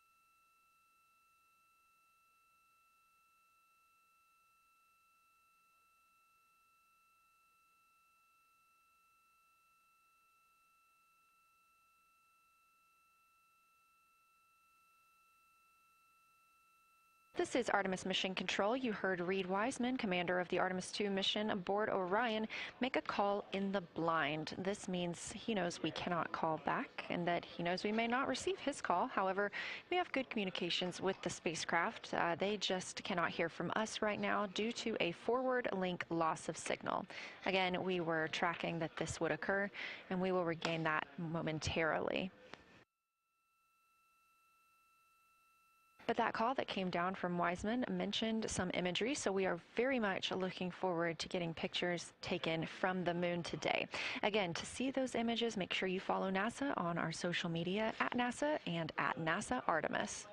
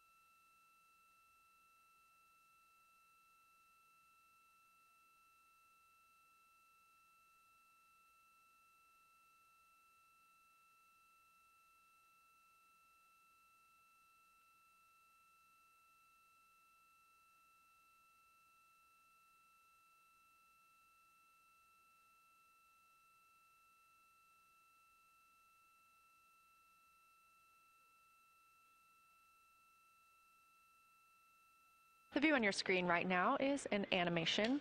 This is called Arrow, or Artemis Real-Time Orbit website. You can visit this for yourself at nasa.gov/trackartemis, and you can watch as we continue to grow closer to Earth and farther away from the moon. It's all seemed to happen so fast so far, and we're coming up on splashdown now in 3 days, 23 hours and 31 minutes.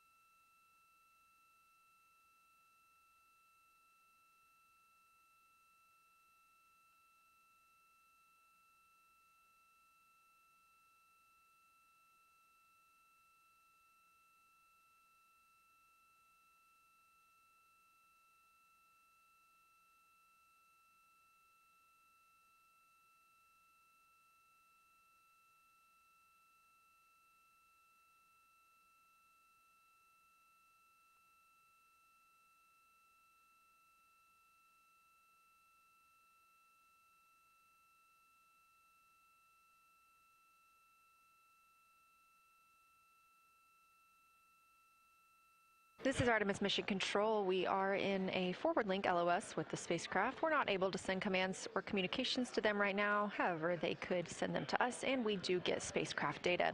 This is tracked as we are on the Deep Space Network. This is the network that we use to communicate with the spacecraft now that we are so far from Earth, over 252,000 miles. We are still in our lunar flyby coverage. The crew still have a very important and very exciting flyby milestone coming up when they will see a solar eclipse from the moon, the first humans to ever do so.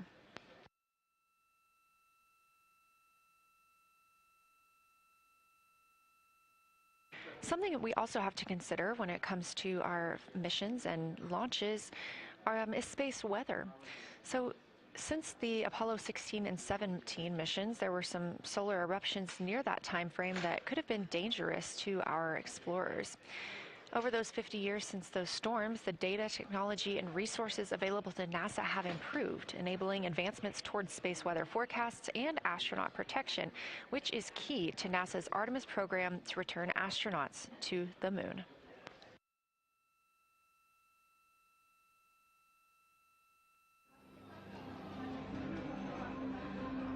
Across our planet, billions of people depend on the invisible networks that connect us to space. Every day, those networks are at the mercy of our temperamental sun and the space weather that it unleashes across our solar system. That's why NASA's Space Weather Program tracks solar storms from the moment they erupt, modeling their paths, anticipating their impacts, and leading the research that the world's industries rely on. NASA's space weather research and modeling is driven by the needs of society and enables critical decision-making that equips pilots to reroute around high radiation areas, farmers to adjust GPS-based precision planting and harvesting plans, and power grid operators to mitigate the impacts of potential surges. For those exploring other worlds, NASA provides 24/7 space weather monitoring for Artemis crews at the moon and future Mars astronauts who may be exposed to dangerous levels of radiation during solar storms. Whether you're a pilot or a passenger, a farmer or a consumer, a power grid operator or energy customer, a satellite controller or GPS user, space weather impacts us all.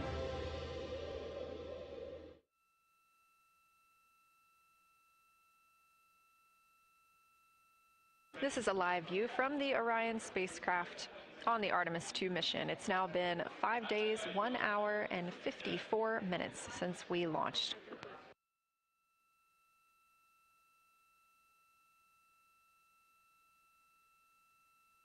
We are still in our flyby coverage, and the crew is on a short break right now as we have changed the attitude of the spacecraft to help charge the batteries aboard. We use the solar arrays to gather energy from the sun and store it in the batteries. That way, when we are not in the sunlight, we have those batteries to continue powering Orion. Now, we're doing so because the Artemis astronauts are about to experience a solar eclipse from their capsule. And this is a solar eclipse that no one else on Earth will experience. This eclipse is about 54 minutes, and to the astronauts, it'll look a lot like a total solar eclipse on Earth, except the moon is going to be huge compared to the sun, unlike when you watch one on Earth and the moon and the sun appear about the same size in the sky. We're interested to learn if they see the outer corona when the sun is fully obscured by the moon. And because of how big the moon will be from their perspective, the total phase of the eclipse will last nearly an hour. The astronauts will see a partial solar eclipse as the moon covers and uncovers the sun, which is before and after totality. So, much like us on Earth, they will have eclipse glasses so they can safely view that portion. The astronauts will also be using cameras to capture images of the corona during the eclipse.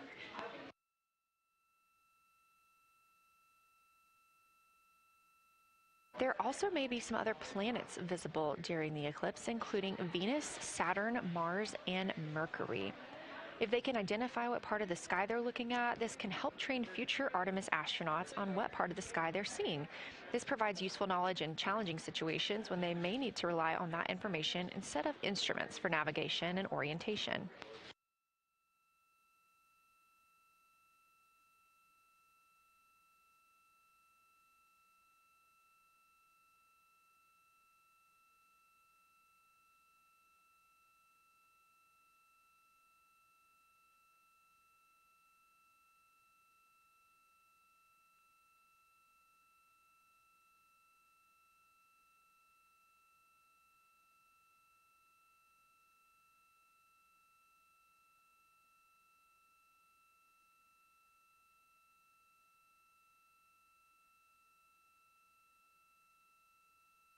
Confirmation from teams here in the ground that we have reached the eclipse attitude, meaning Orion is in the proper position to observe it.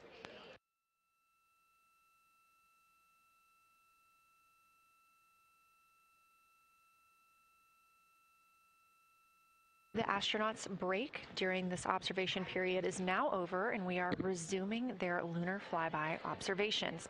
The first of these is sunset. This is the solar corona that we'll be looking for. It's the outer atmosphere of the sun. The science team is also interested in if the astronauts can see polar plumes. These are thin streamers that project from the sun's north and south poles.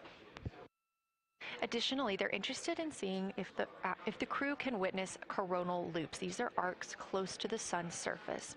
And something else that we've previously mentioned is lunar dust. This is dust from the moon that is lofted above the lunar surface and illuminated by the sun. It was reported visible by Apollo astronauts.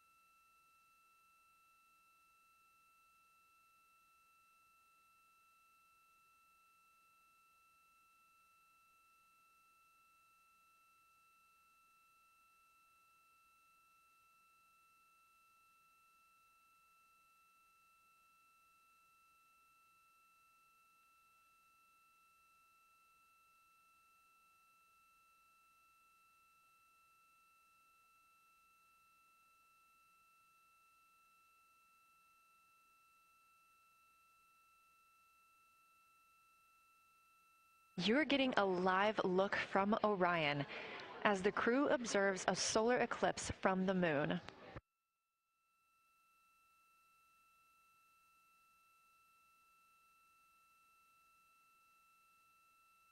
And this solar eclipse is only visible to the crew on the spacecraft. It's not visible to anybody on Earth. The science team is interested in several different targets for them during this time frame.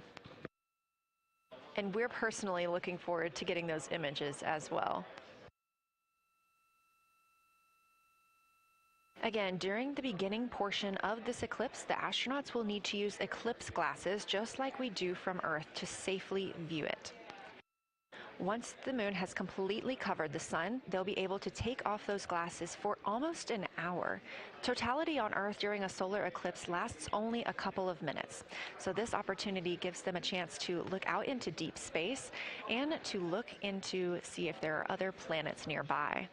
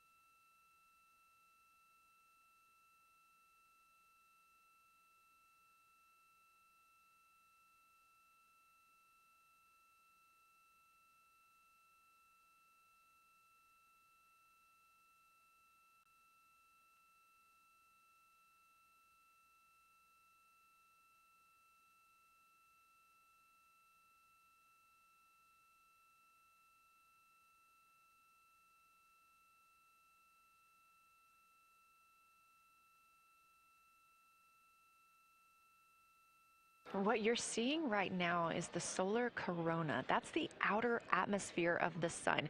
And the science team is very interested in any images that the crew can capture of this. They're hoping that they'll take pictures and describe the visibility, color, and shape of the solar corona as a whole and its substructures, those plumes and streamers.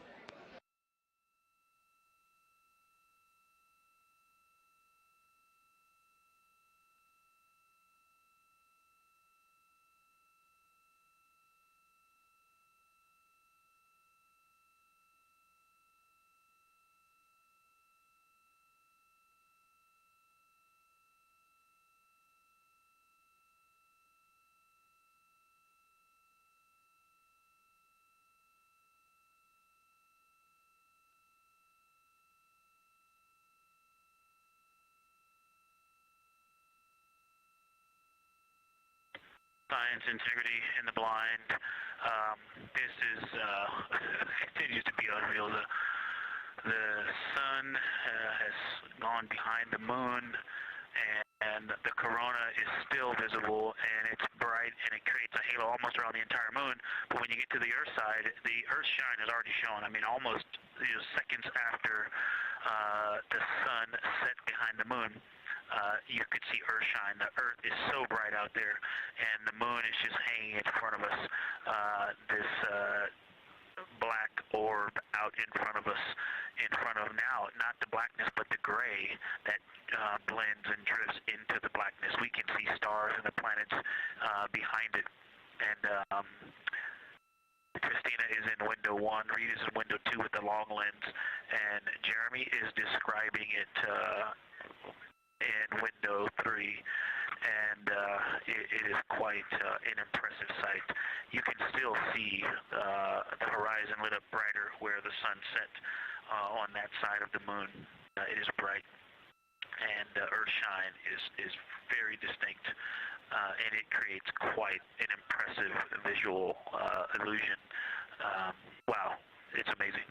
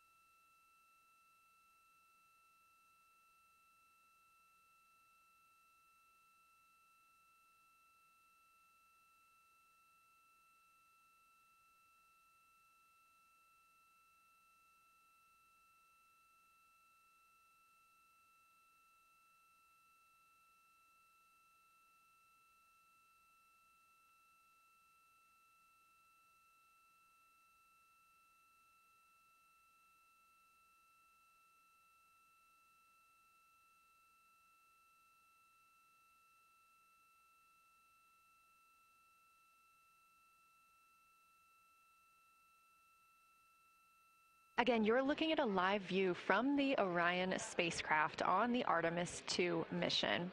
Orion is now 252,125 miles away from us all on Earth. We're here in the Artemis mission control room in Houston, Texas, and what you had just before we lost that view quickly was the corona of the sun peeking around the moon as the astronauts are entering a solar eclipse for this portion of the lunar flyby. We're now over 5,500 statute miles from the moon. That closest approach today was just about 4,067 statute miles away. And teams in the room beginning to get a little busier and filter in and out as we are stepping through a handover. The Orbit 1 team is handing over to Orbit 2, who will continue monitoring lunar flyby and all of the systems aboard the Orion spacecraft.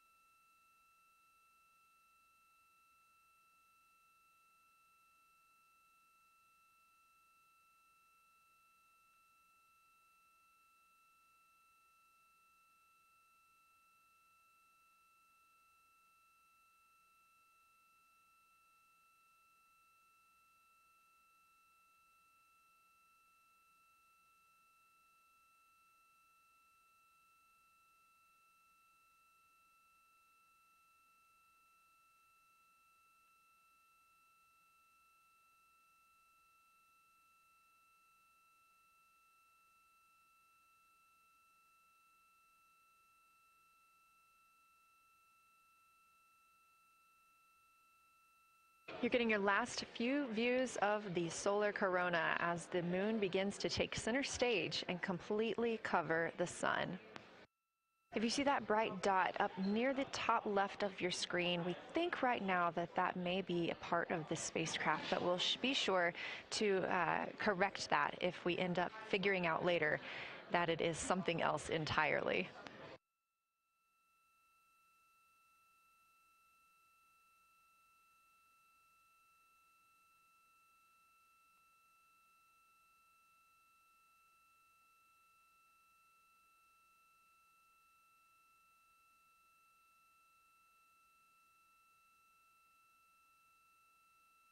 It has been an absolute honor to join you here today for the lunar flyby of Artemis II, the first time humans have flown by the moon in over 50 years. I'm Leah Cheshire Mustachio, and I'm excited now to hand over the game is shifting around in the windows, and we are transferring settings on a camera to pick up Earth shine, and it is amazing. The brightness where the sunset is still bright. I think there may still be corona visible, but that part of the horizon is still lit brighter, and you still have a distinct Earth shine.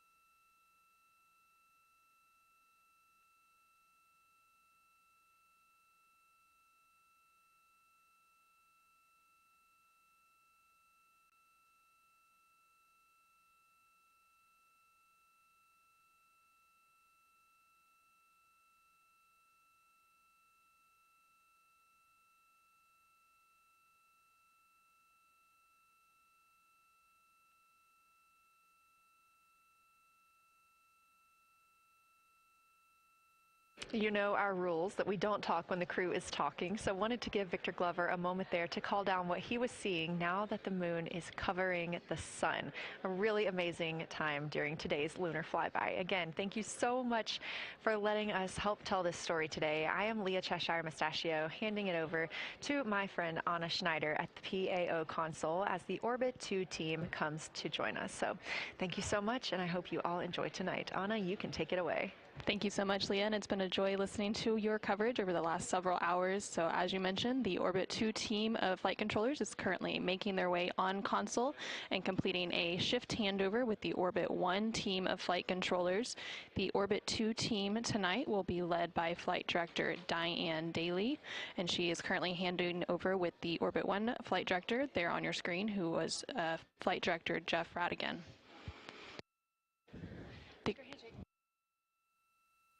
The Artemis II crew currently on board the Orion spacecraft. It continues to observe the eclipse that they are witnessing. There's about 43 minutes remaining in that eclipse period.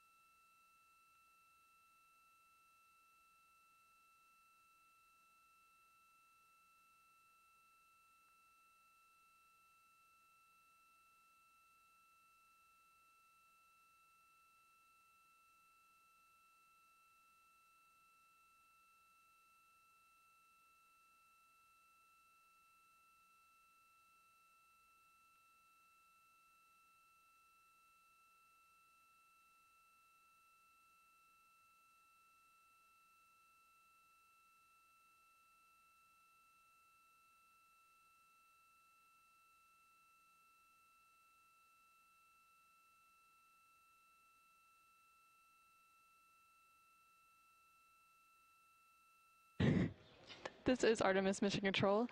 You are currently seeing a live view of the solar array wing cameras on the Orion spacecraft. We spoke with our science team, and they did determine that that dot in the distance is Venus.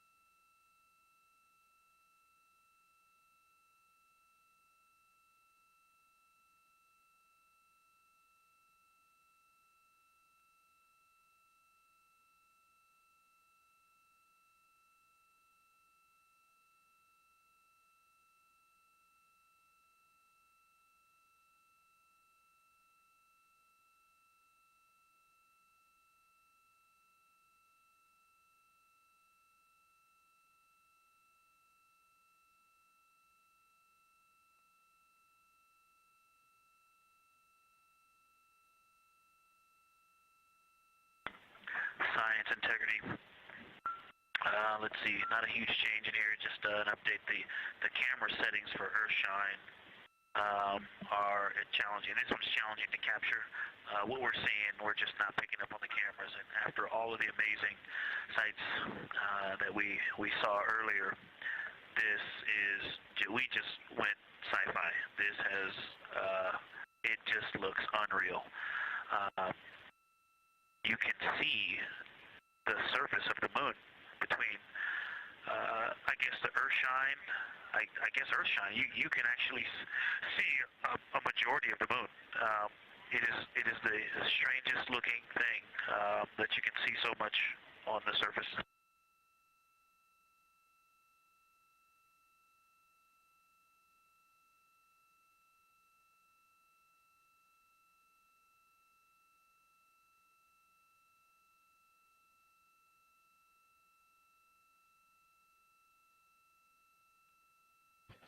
This is Artemis Mission Control. You were just hearing some communications called down from NASA astronaut Victor Glover, currently on board the Orion spacecraft. They are currently observing an eclipse. There's about 39 minutes remaining in that eclipse period. Currently, we are in a forward link LOS, or loss of signal, so the crew can communicate down with... He's seen 2 meteors, science.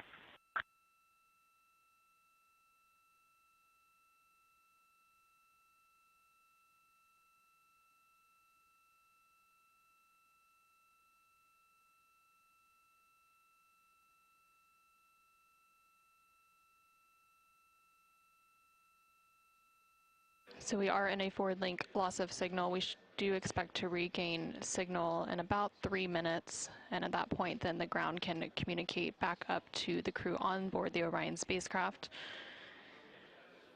In the meantime, the crew can continue to communicate down to the ground. The ground is just unable to respond, so they are continuing to provide some science observations during this eclipse period. They've made some comments about Earthshine, which is the sunlight reflected from Earth when they come around towards the moon's near side late in this flyby window.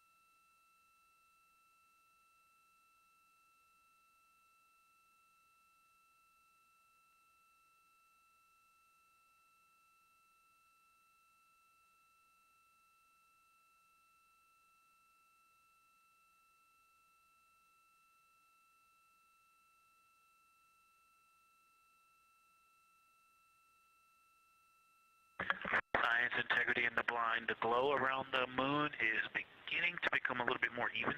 It's not so much distinct just where the sun set on the moon's horizon as we're flying through this trajectory, and then the sun's going to come up out of the other side. I think it's we're starting to see the glow around the moon get balanced out. I still see Earthshine, and the Earth is very bright out there. Still quite an unreal sight. Integrity Houston, we have that sit rep loud and clear, and we are back with you. How do you hear me?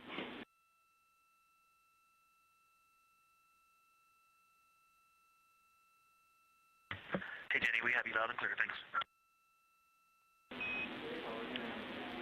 Copy. Victor, we're handing you over to Science for some critical questions. Thanks for your report.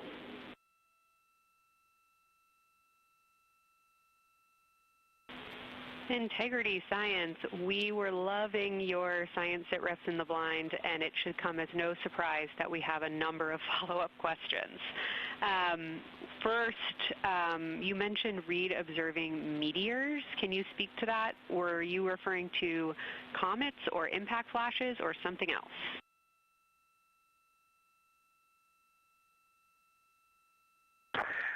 Yeah, there was a little bit of giddiness. We have seen 3 impact flashes so far. I saw 2, and Jeremy has seen 1. Undoubtedly, Jeremy saw 2, so that's 4 total. Undoubtedly, quick impact flashes. It was not sun glint off of particulate from the thrusters or the purge tanks. It was definitely impact flashes on the moon. And Jeremy just saw another one. Go ahead with your next question. Amazing news. I literally just looked over at the SIR and they were jumping up and down literally. If you could describe where on the moon you saw them, please.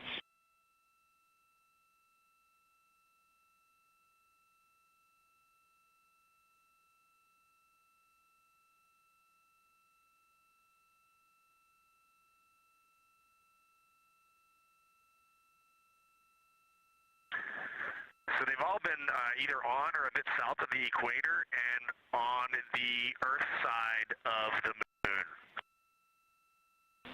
Stand by. All right, so Jeremy has seen them kind of on and south of the equator, kind of spread across the moon, and mine were both south of the equator and just a little bit left of center of the moon.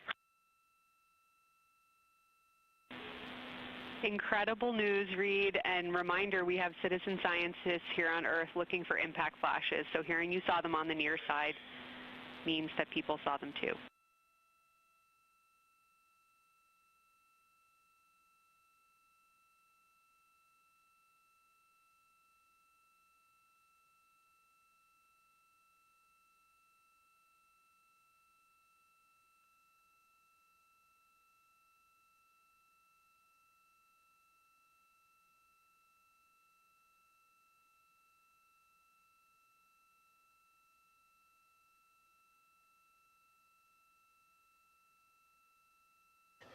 This is Artemis Mission Control. We have regained that signal, so the team here in Mission Control was able to call back up to the crew on board the Orion spacecraft as they continue their lunar flyby. Specifically, they are now in that eclipse period. So the science team here in Mission Control was able to ask some questions about some of the situational reports they were providing during that loss of signal. Specifically, they were interested in some of the meteors that they mentioned seeing and those impact flashes, and they did provide confirmation that they did see at least 4 impact flashes during that loss of signal. Are you still with us, Houston, or do we lose you? Integrity, I hear you loud and clear. How do you hear me?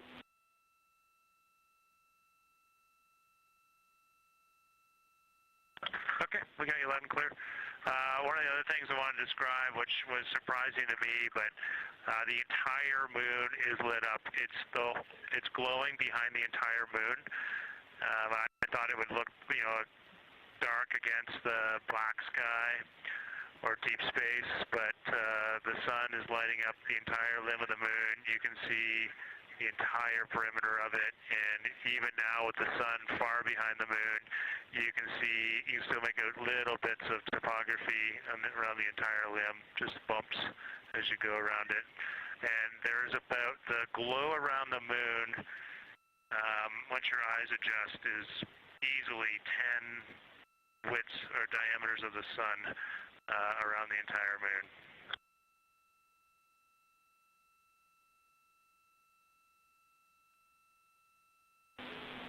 Incredible to hear, Jeremy. Were you able to actually pick out any discrete features on the lunar surface? And if so, how do they look different than when you observe them in solar illumination?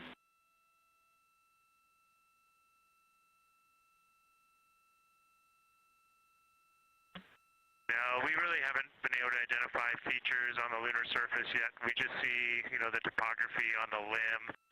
For the Earth glow, we're about a quarter moon, waxing quarter moon, if you will, from the Earth glow perspective, and it's just at a very, just the sight angle. I'm just not able to tell what I'm looking at yet in the Earth glow. Understood. Thanks, Jeremy.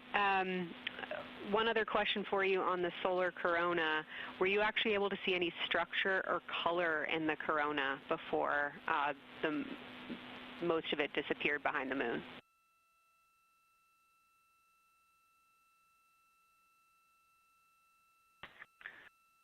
Yeah, I didn't pick out any color, but definitely structure. There were streamers, and they were not uniform at all. For me, the 5 o'clock position, there was just this constant streamer. It would change in intensity and diameter, but it was always there, and it was always at the 5 o'clock position. I only saw one plume, and it came out of basically the 3 o'clock position of the sun. That was very short-lived when I could see the plume. Exactly what we were looking for. Thanks, Jeremy. And a heads up that we, calculated here on the ground about how long you could see the corona for, and we expect it to start to appear again in the next 11 minutes. Thanks for those amazing descriptions.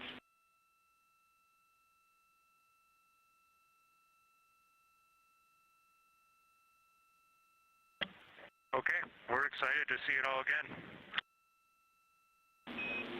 Integrity Houston, we're following along as well. That was outstanding. If you haven't already, just reminding you to swap positions at the windows.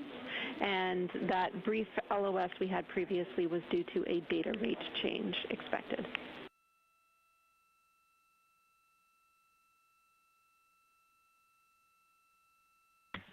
Okay, we copy that, Jenny.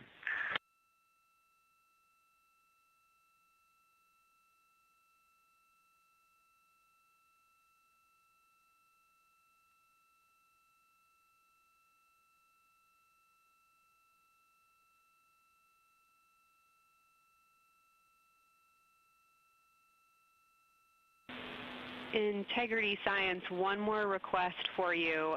While it's still fresh in your mind, any annotations or sketches you want to make of what you're seeing either around the corona structures you just mentioned or even on Earthshine would be so appreciated.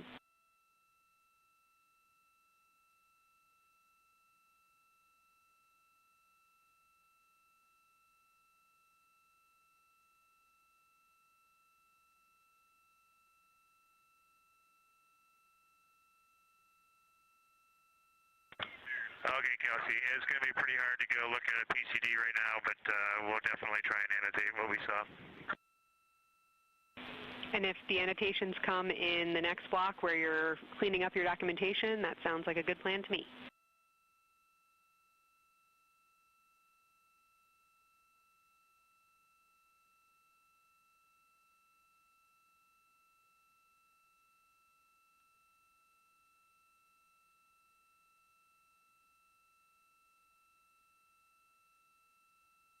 This is Artemis Mission Control.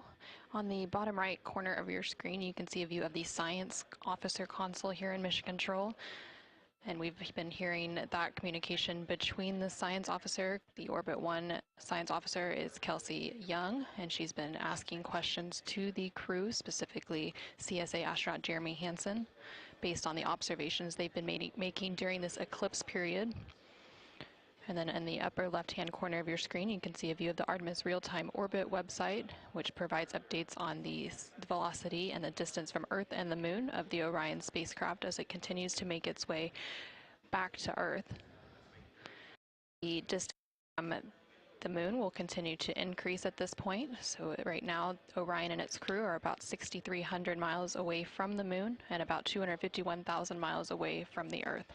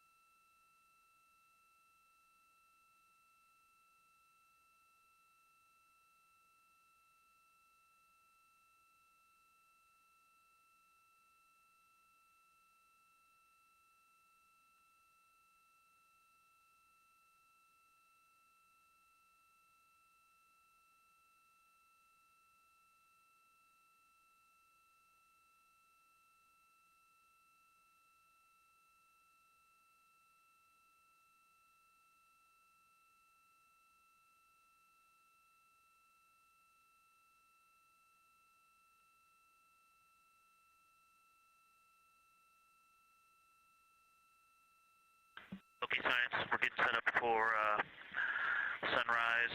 The window teams are, Christina is supporting, and also Xena in window 1. Jeremy's got the long lens in window 2, and the short lens in window 2. And Reed is in window 3, and he has started recordings and is set up to see Corona.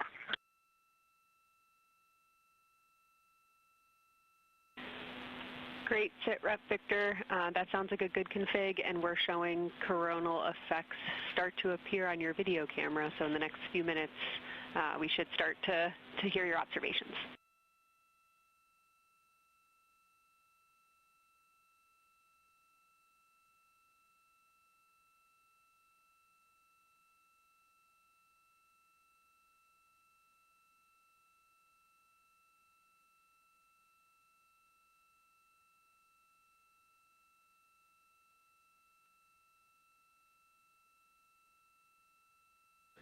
This is Artemis Mission Control. We just heard the crew call down to the team here in Houston, reporting that they have swapped out who is in the windows for the final portion of the lunar flyby. So Christina Cook is in window 1. with Jeremy Hansen in window 2 and Reed in window 3. Reed is focusing on observing corona, which is the solar corona, which is the sun's outermost atmosphere. There is about 18 minutes remaining in the eclipse period. Science in Houston, integrity. I know this observation won't be of any scientific value, but I'm really glad we launched on April 1st because humans probably have not evolved to see what we're seeing. It is truly hard to describe. It is amazing.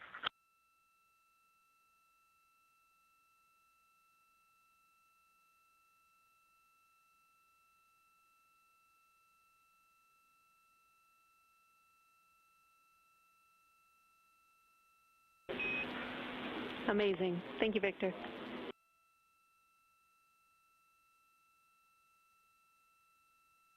And just one more logistics note, we have gone as dark as we can in the cabin. We have turned the DUs all the way as dim as they can go, so you can't see anything on the screens. Every bit of light in the cabin affects the view.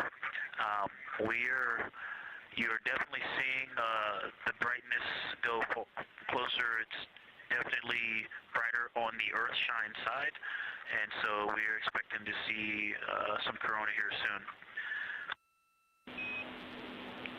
We copy all. Excited for what you see next.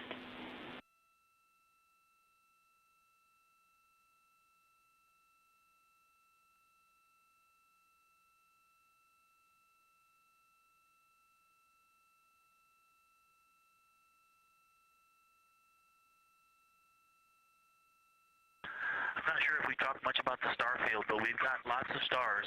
You've got the nice glow around the moon, but right off the well, we're upside down now, but from upside down 4 o'clock, right off the edge of the moon, looks like a planet. That line of planets, there's something a moon diameter to the left, and something right off the limb of the moon to the right, and then something orange.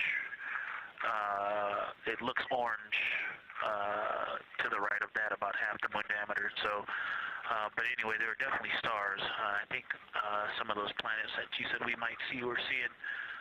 And so in unreal view, yeah, the moon in the foreground is one of the darkest things we see out the window. And now it's deep space behind it is kind of dark blue like it looks from Earth, but we can also still see stars.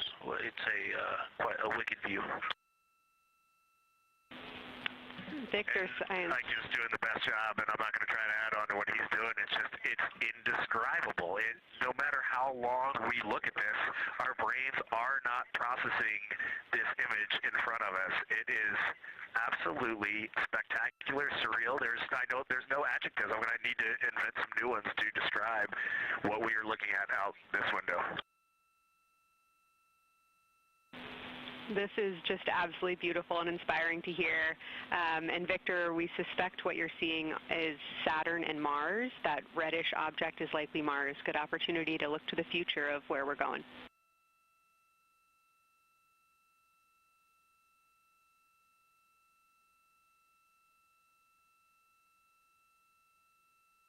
Yeah, we can absolutely see the color of Mars. That's awesome.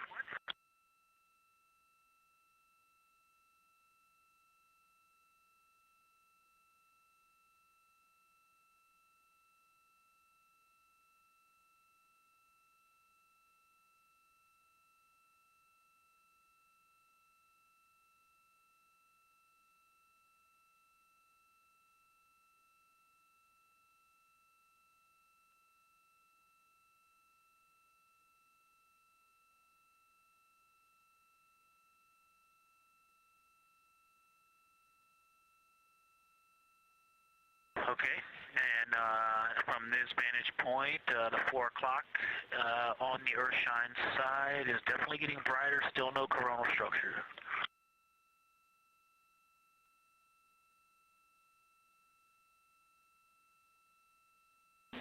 Houston copies.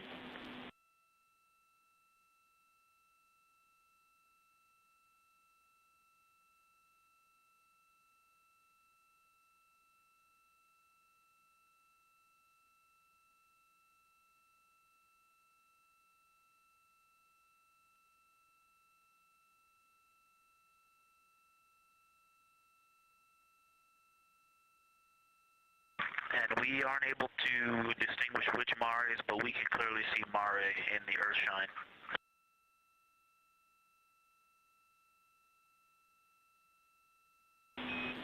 We copy.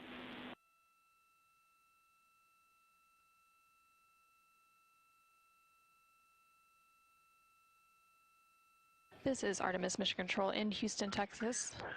We have not seen an impact flash in the last 5 minutes. Sounds unlucky, but you had a pretty strong start, so we'll take it. And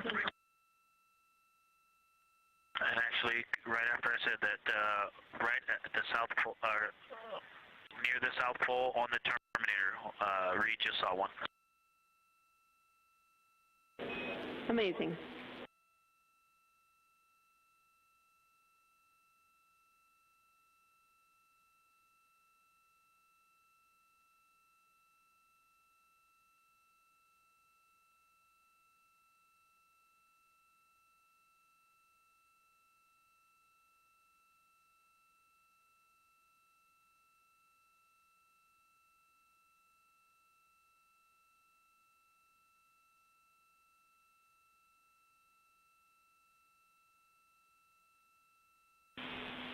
Integrity Science, and as you look around our solar system neighborhood, you should see Saturn setting behind the moon right now.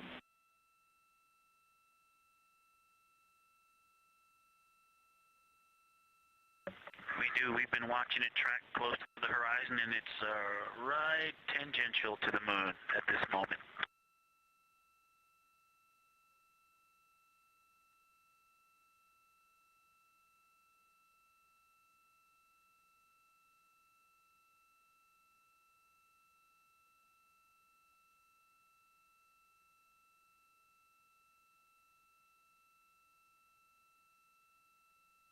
This is Artemis Mission Control in Houston, Texas. We are currently 5 days, 2 hours, and 44 minutes into the Artemis II mission, and we have about 11 minutes remaining in the eclipse as at the latter half of the lunar flyby that the Artemis II crew is experiencing on board the Orion spacecraft.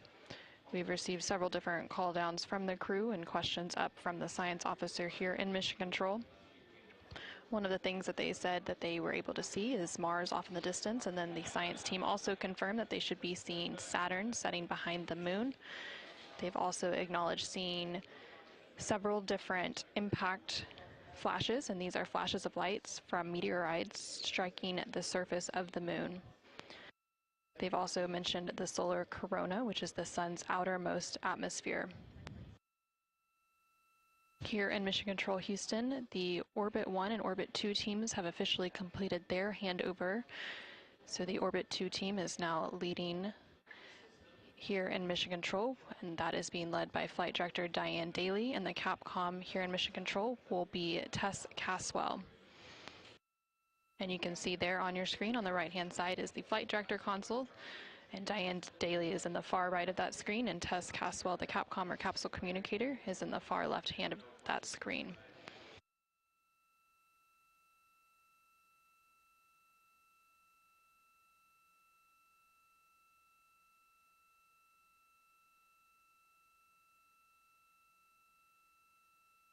Okay, the light is continuing to grow in intensity. At about the 4 o'clock position on the about the 8 o'clock position on the Earthshine side. Saturn has set. Mars is tracking towards the moon's horizon.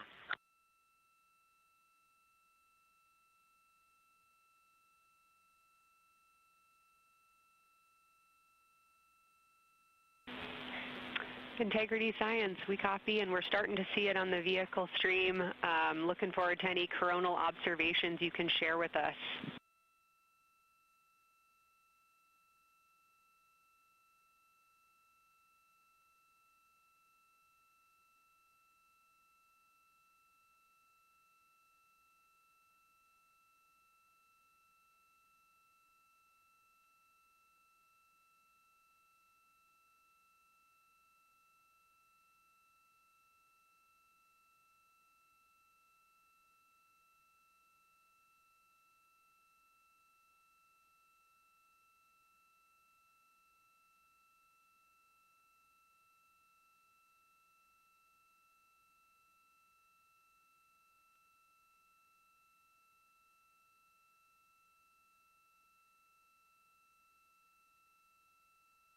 This is Artemis Mission Control. That view you're seeing on your screen is coming from the solar array wing cameras outside of the Orion spacecraft.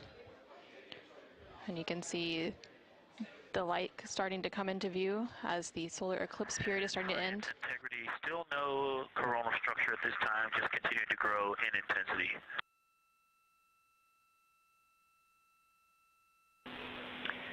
Copy, Victor. And reminder, you still should have several minutes before the eclipse classes need to go on, and we can send you up a reminder when you're getting close to take your eyes away from the D5 viewfinder, but you should be good for several more minutes.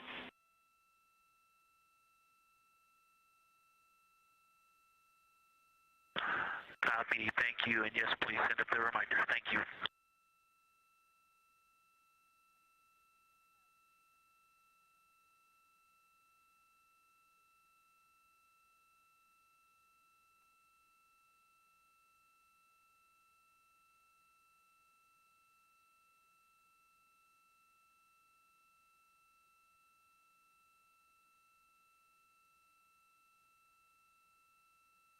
Okay, we all think we're starting to see something. I believe the most popular term is baby hair.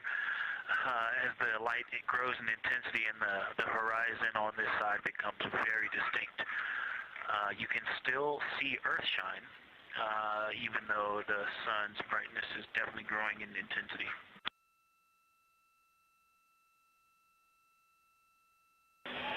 Love the description, Victor. I'm sure as the next couple minutes progress, more of those structures will continue to pop out.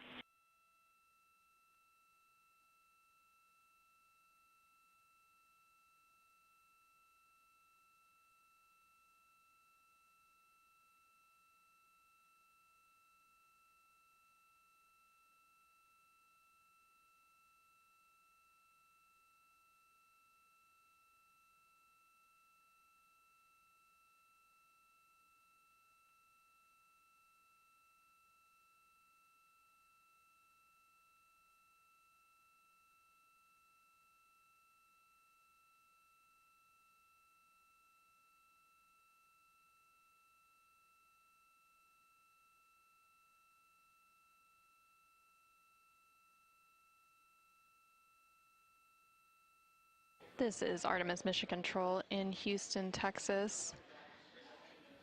The Artemis II astronauts on board the Orion spacecraft are currently observing an eclipse.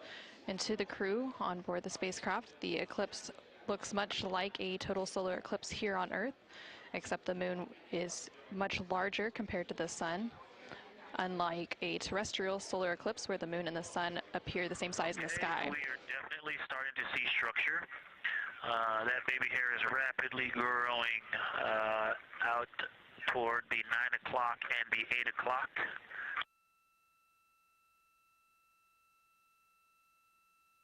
It's almost as if it were reaching out for Venus or for the Earth.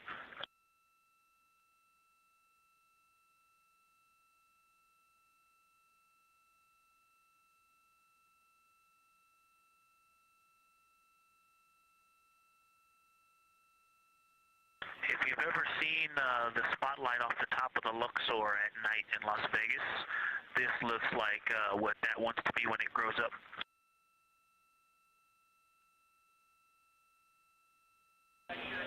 Integrity Science, glad to hear you're following your training of tell it like you see it.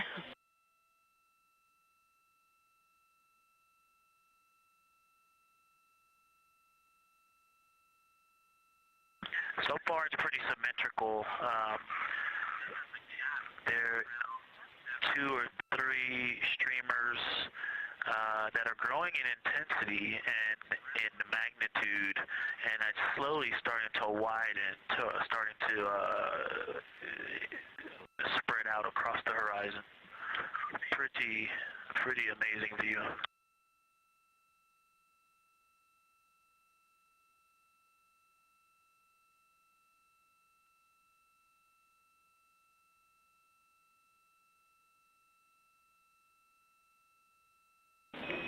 And Integrity Houston, Great words. Reminder for you, we are approaching the brightness level at which you should no longer be using the viewfinder on the D5.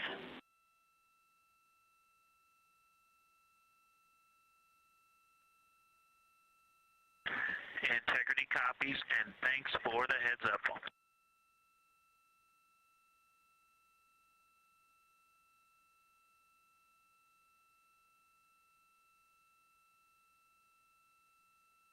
This is Artemis Mission Control. And I think we're seeing some directionality. Some of it is going in different directions because it appears to be moving and combining and recombining as it it's pointing in different directions, and some of it appears to be going like down toward the south pole of the moon, but it's and then coming back together and going out towards Venus and the Earth.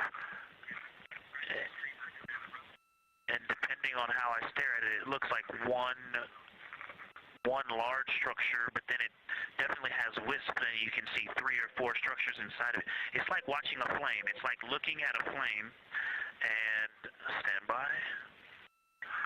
And so it has some inherent movement. Now there's a very bright spot. There's a very bright spot in the center of it.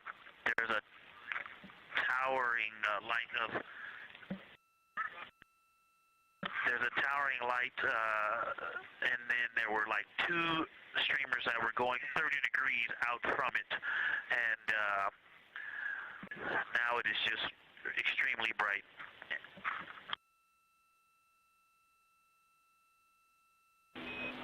Houston, copies all. Get a little warm.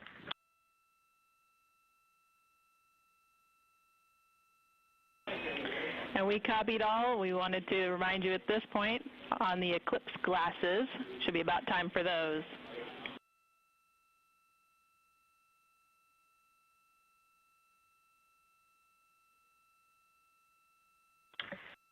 Houston, we copy all. We are in eclipse glasses. That was an absolutely spectacular, magnificent experience.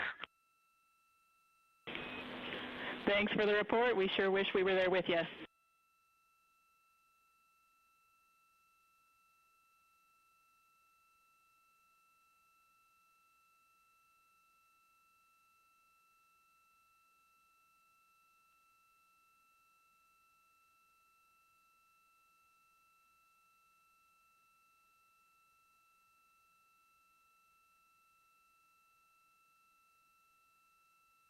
This is Artemis Mission Control.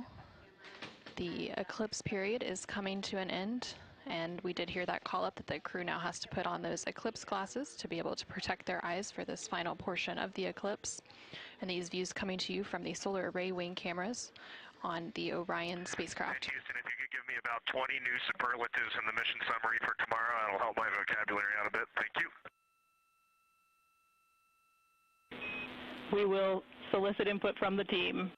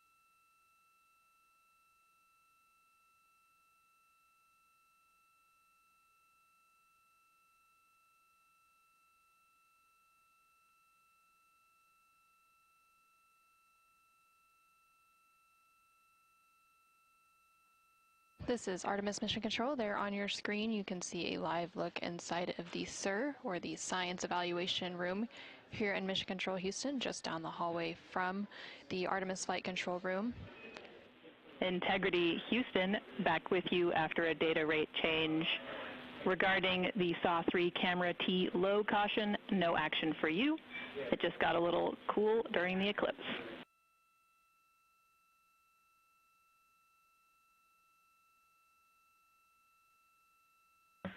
Okay, we copy, and if you didn't copy my request for the mission summary to add about 20 new superlatives to help my vocabulary, I would appreciate it.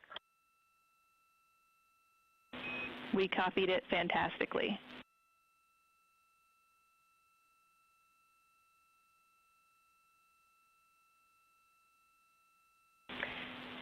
And Integrity Science, this is basically wrapping up your fly-by-day observations. I can't say enough how much science we've already learned and how much inspiration you've provided to our entire team, the lunar science community, and the entire world with what you were able to bring today. You really brought the moon closer for us today, and we cannot say thank you enough. And Science signing off, and can't wait to talk to you tomorrow morning.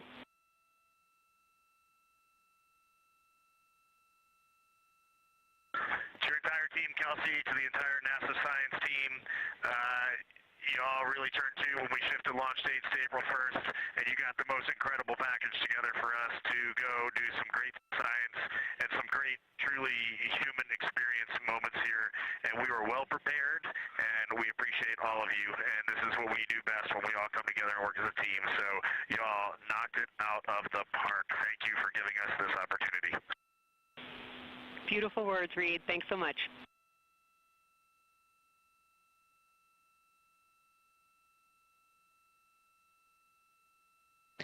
And this is Artemis Mission Control. The lunar flyby observation period is starting to come to a close following that eclipse. And there on your screen you can see a look into the Science Evaluation Room, or the SIR, which is embedded within Mission Control to provide science input. And they provided that input throughout the live flyby operations today. They also have a back room called the Science Mission Operations Room that processes data, evaluates imagery, and supports rapid analysis. And then, of course, we have the science officer on console here in the Artemis Flight Control Room, which you can see a view there on the bottom right-hand corner of your screen. The science officer throughout the flyby operations today has been Kelsey Young, who is the Artemis Science Flight Operations Lead.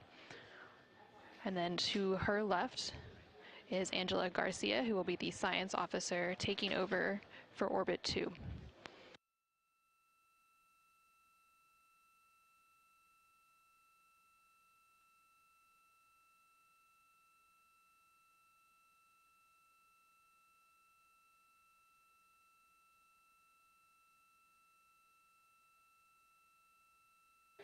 And for the past 7 hours or so, the crew has been going through their lunar flyby observation period, and now they will wrap up that period and complete some final tasks and begin downlinking some of the amazing imagery that they've captured throughout the day, as well as some of the observations that they've recorded.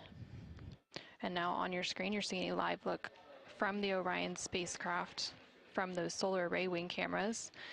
The solar eclipse period ended just a few minutes ago, and during this eclipse, towards the end of the flyby window, it lasted about an hour, and it was when the sun was hidden from view behind the opposite side of the moon from the perspective of the Orion spacecraft and its crew.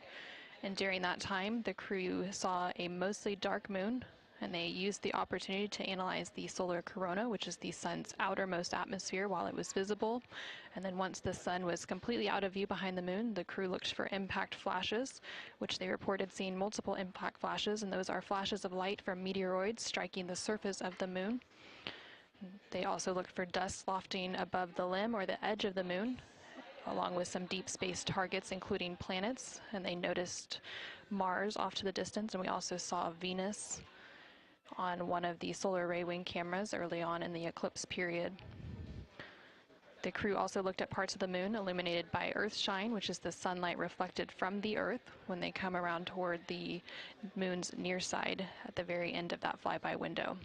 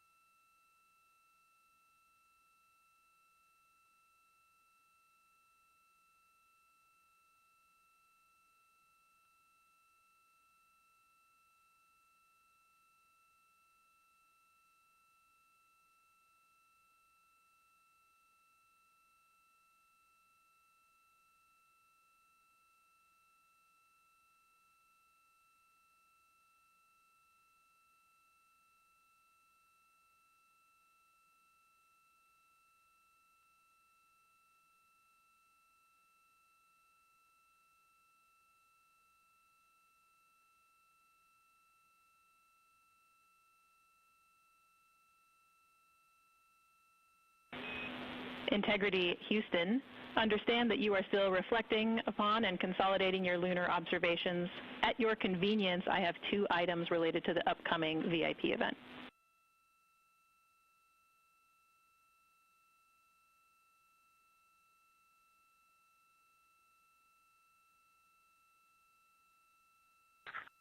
Go ahead.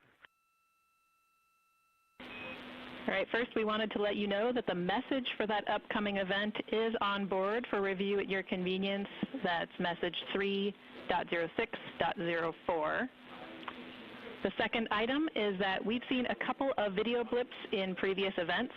So during the HDPAO setup activity, we're wondering if Jeremy could please confirm for us that the TS rate is set to 1300 when you get to step 10.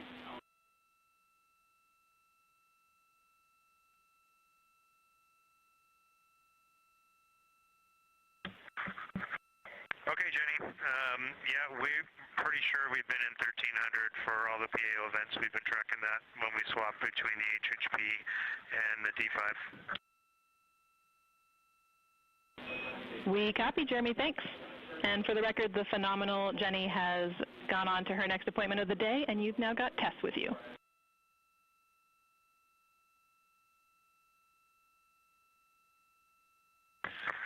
I'm sorry, Tess. Great to have you on board Integrity. No worries. Happy to be here.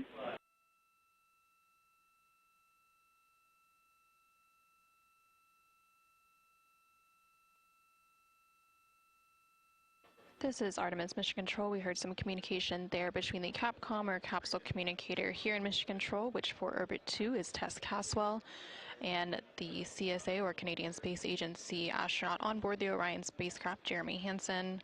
They were discussing an upcoming public affairs event. And Integrity, 3-minute warning for the maneuver back to bias tail to sun.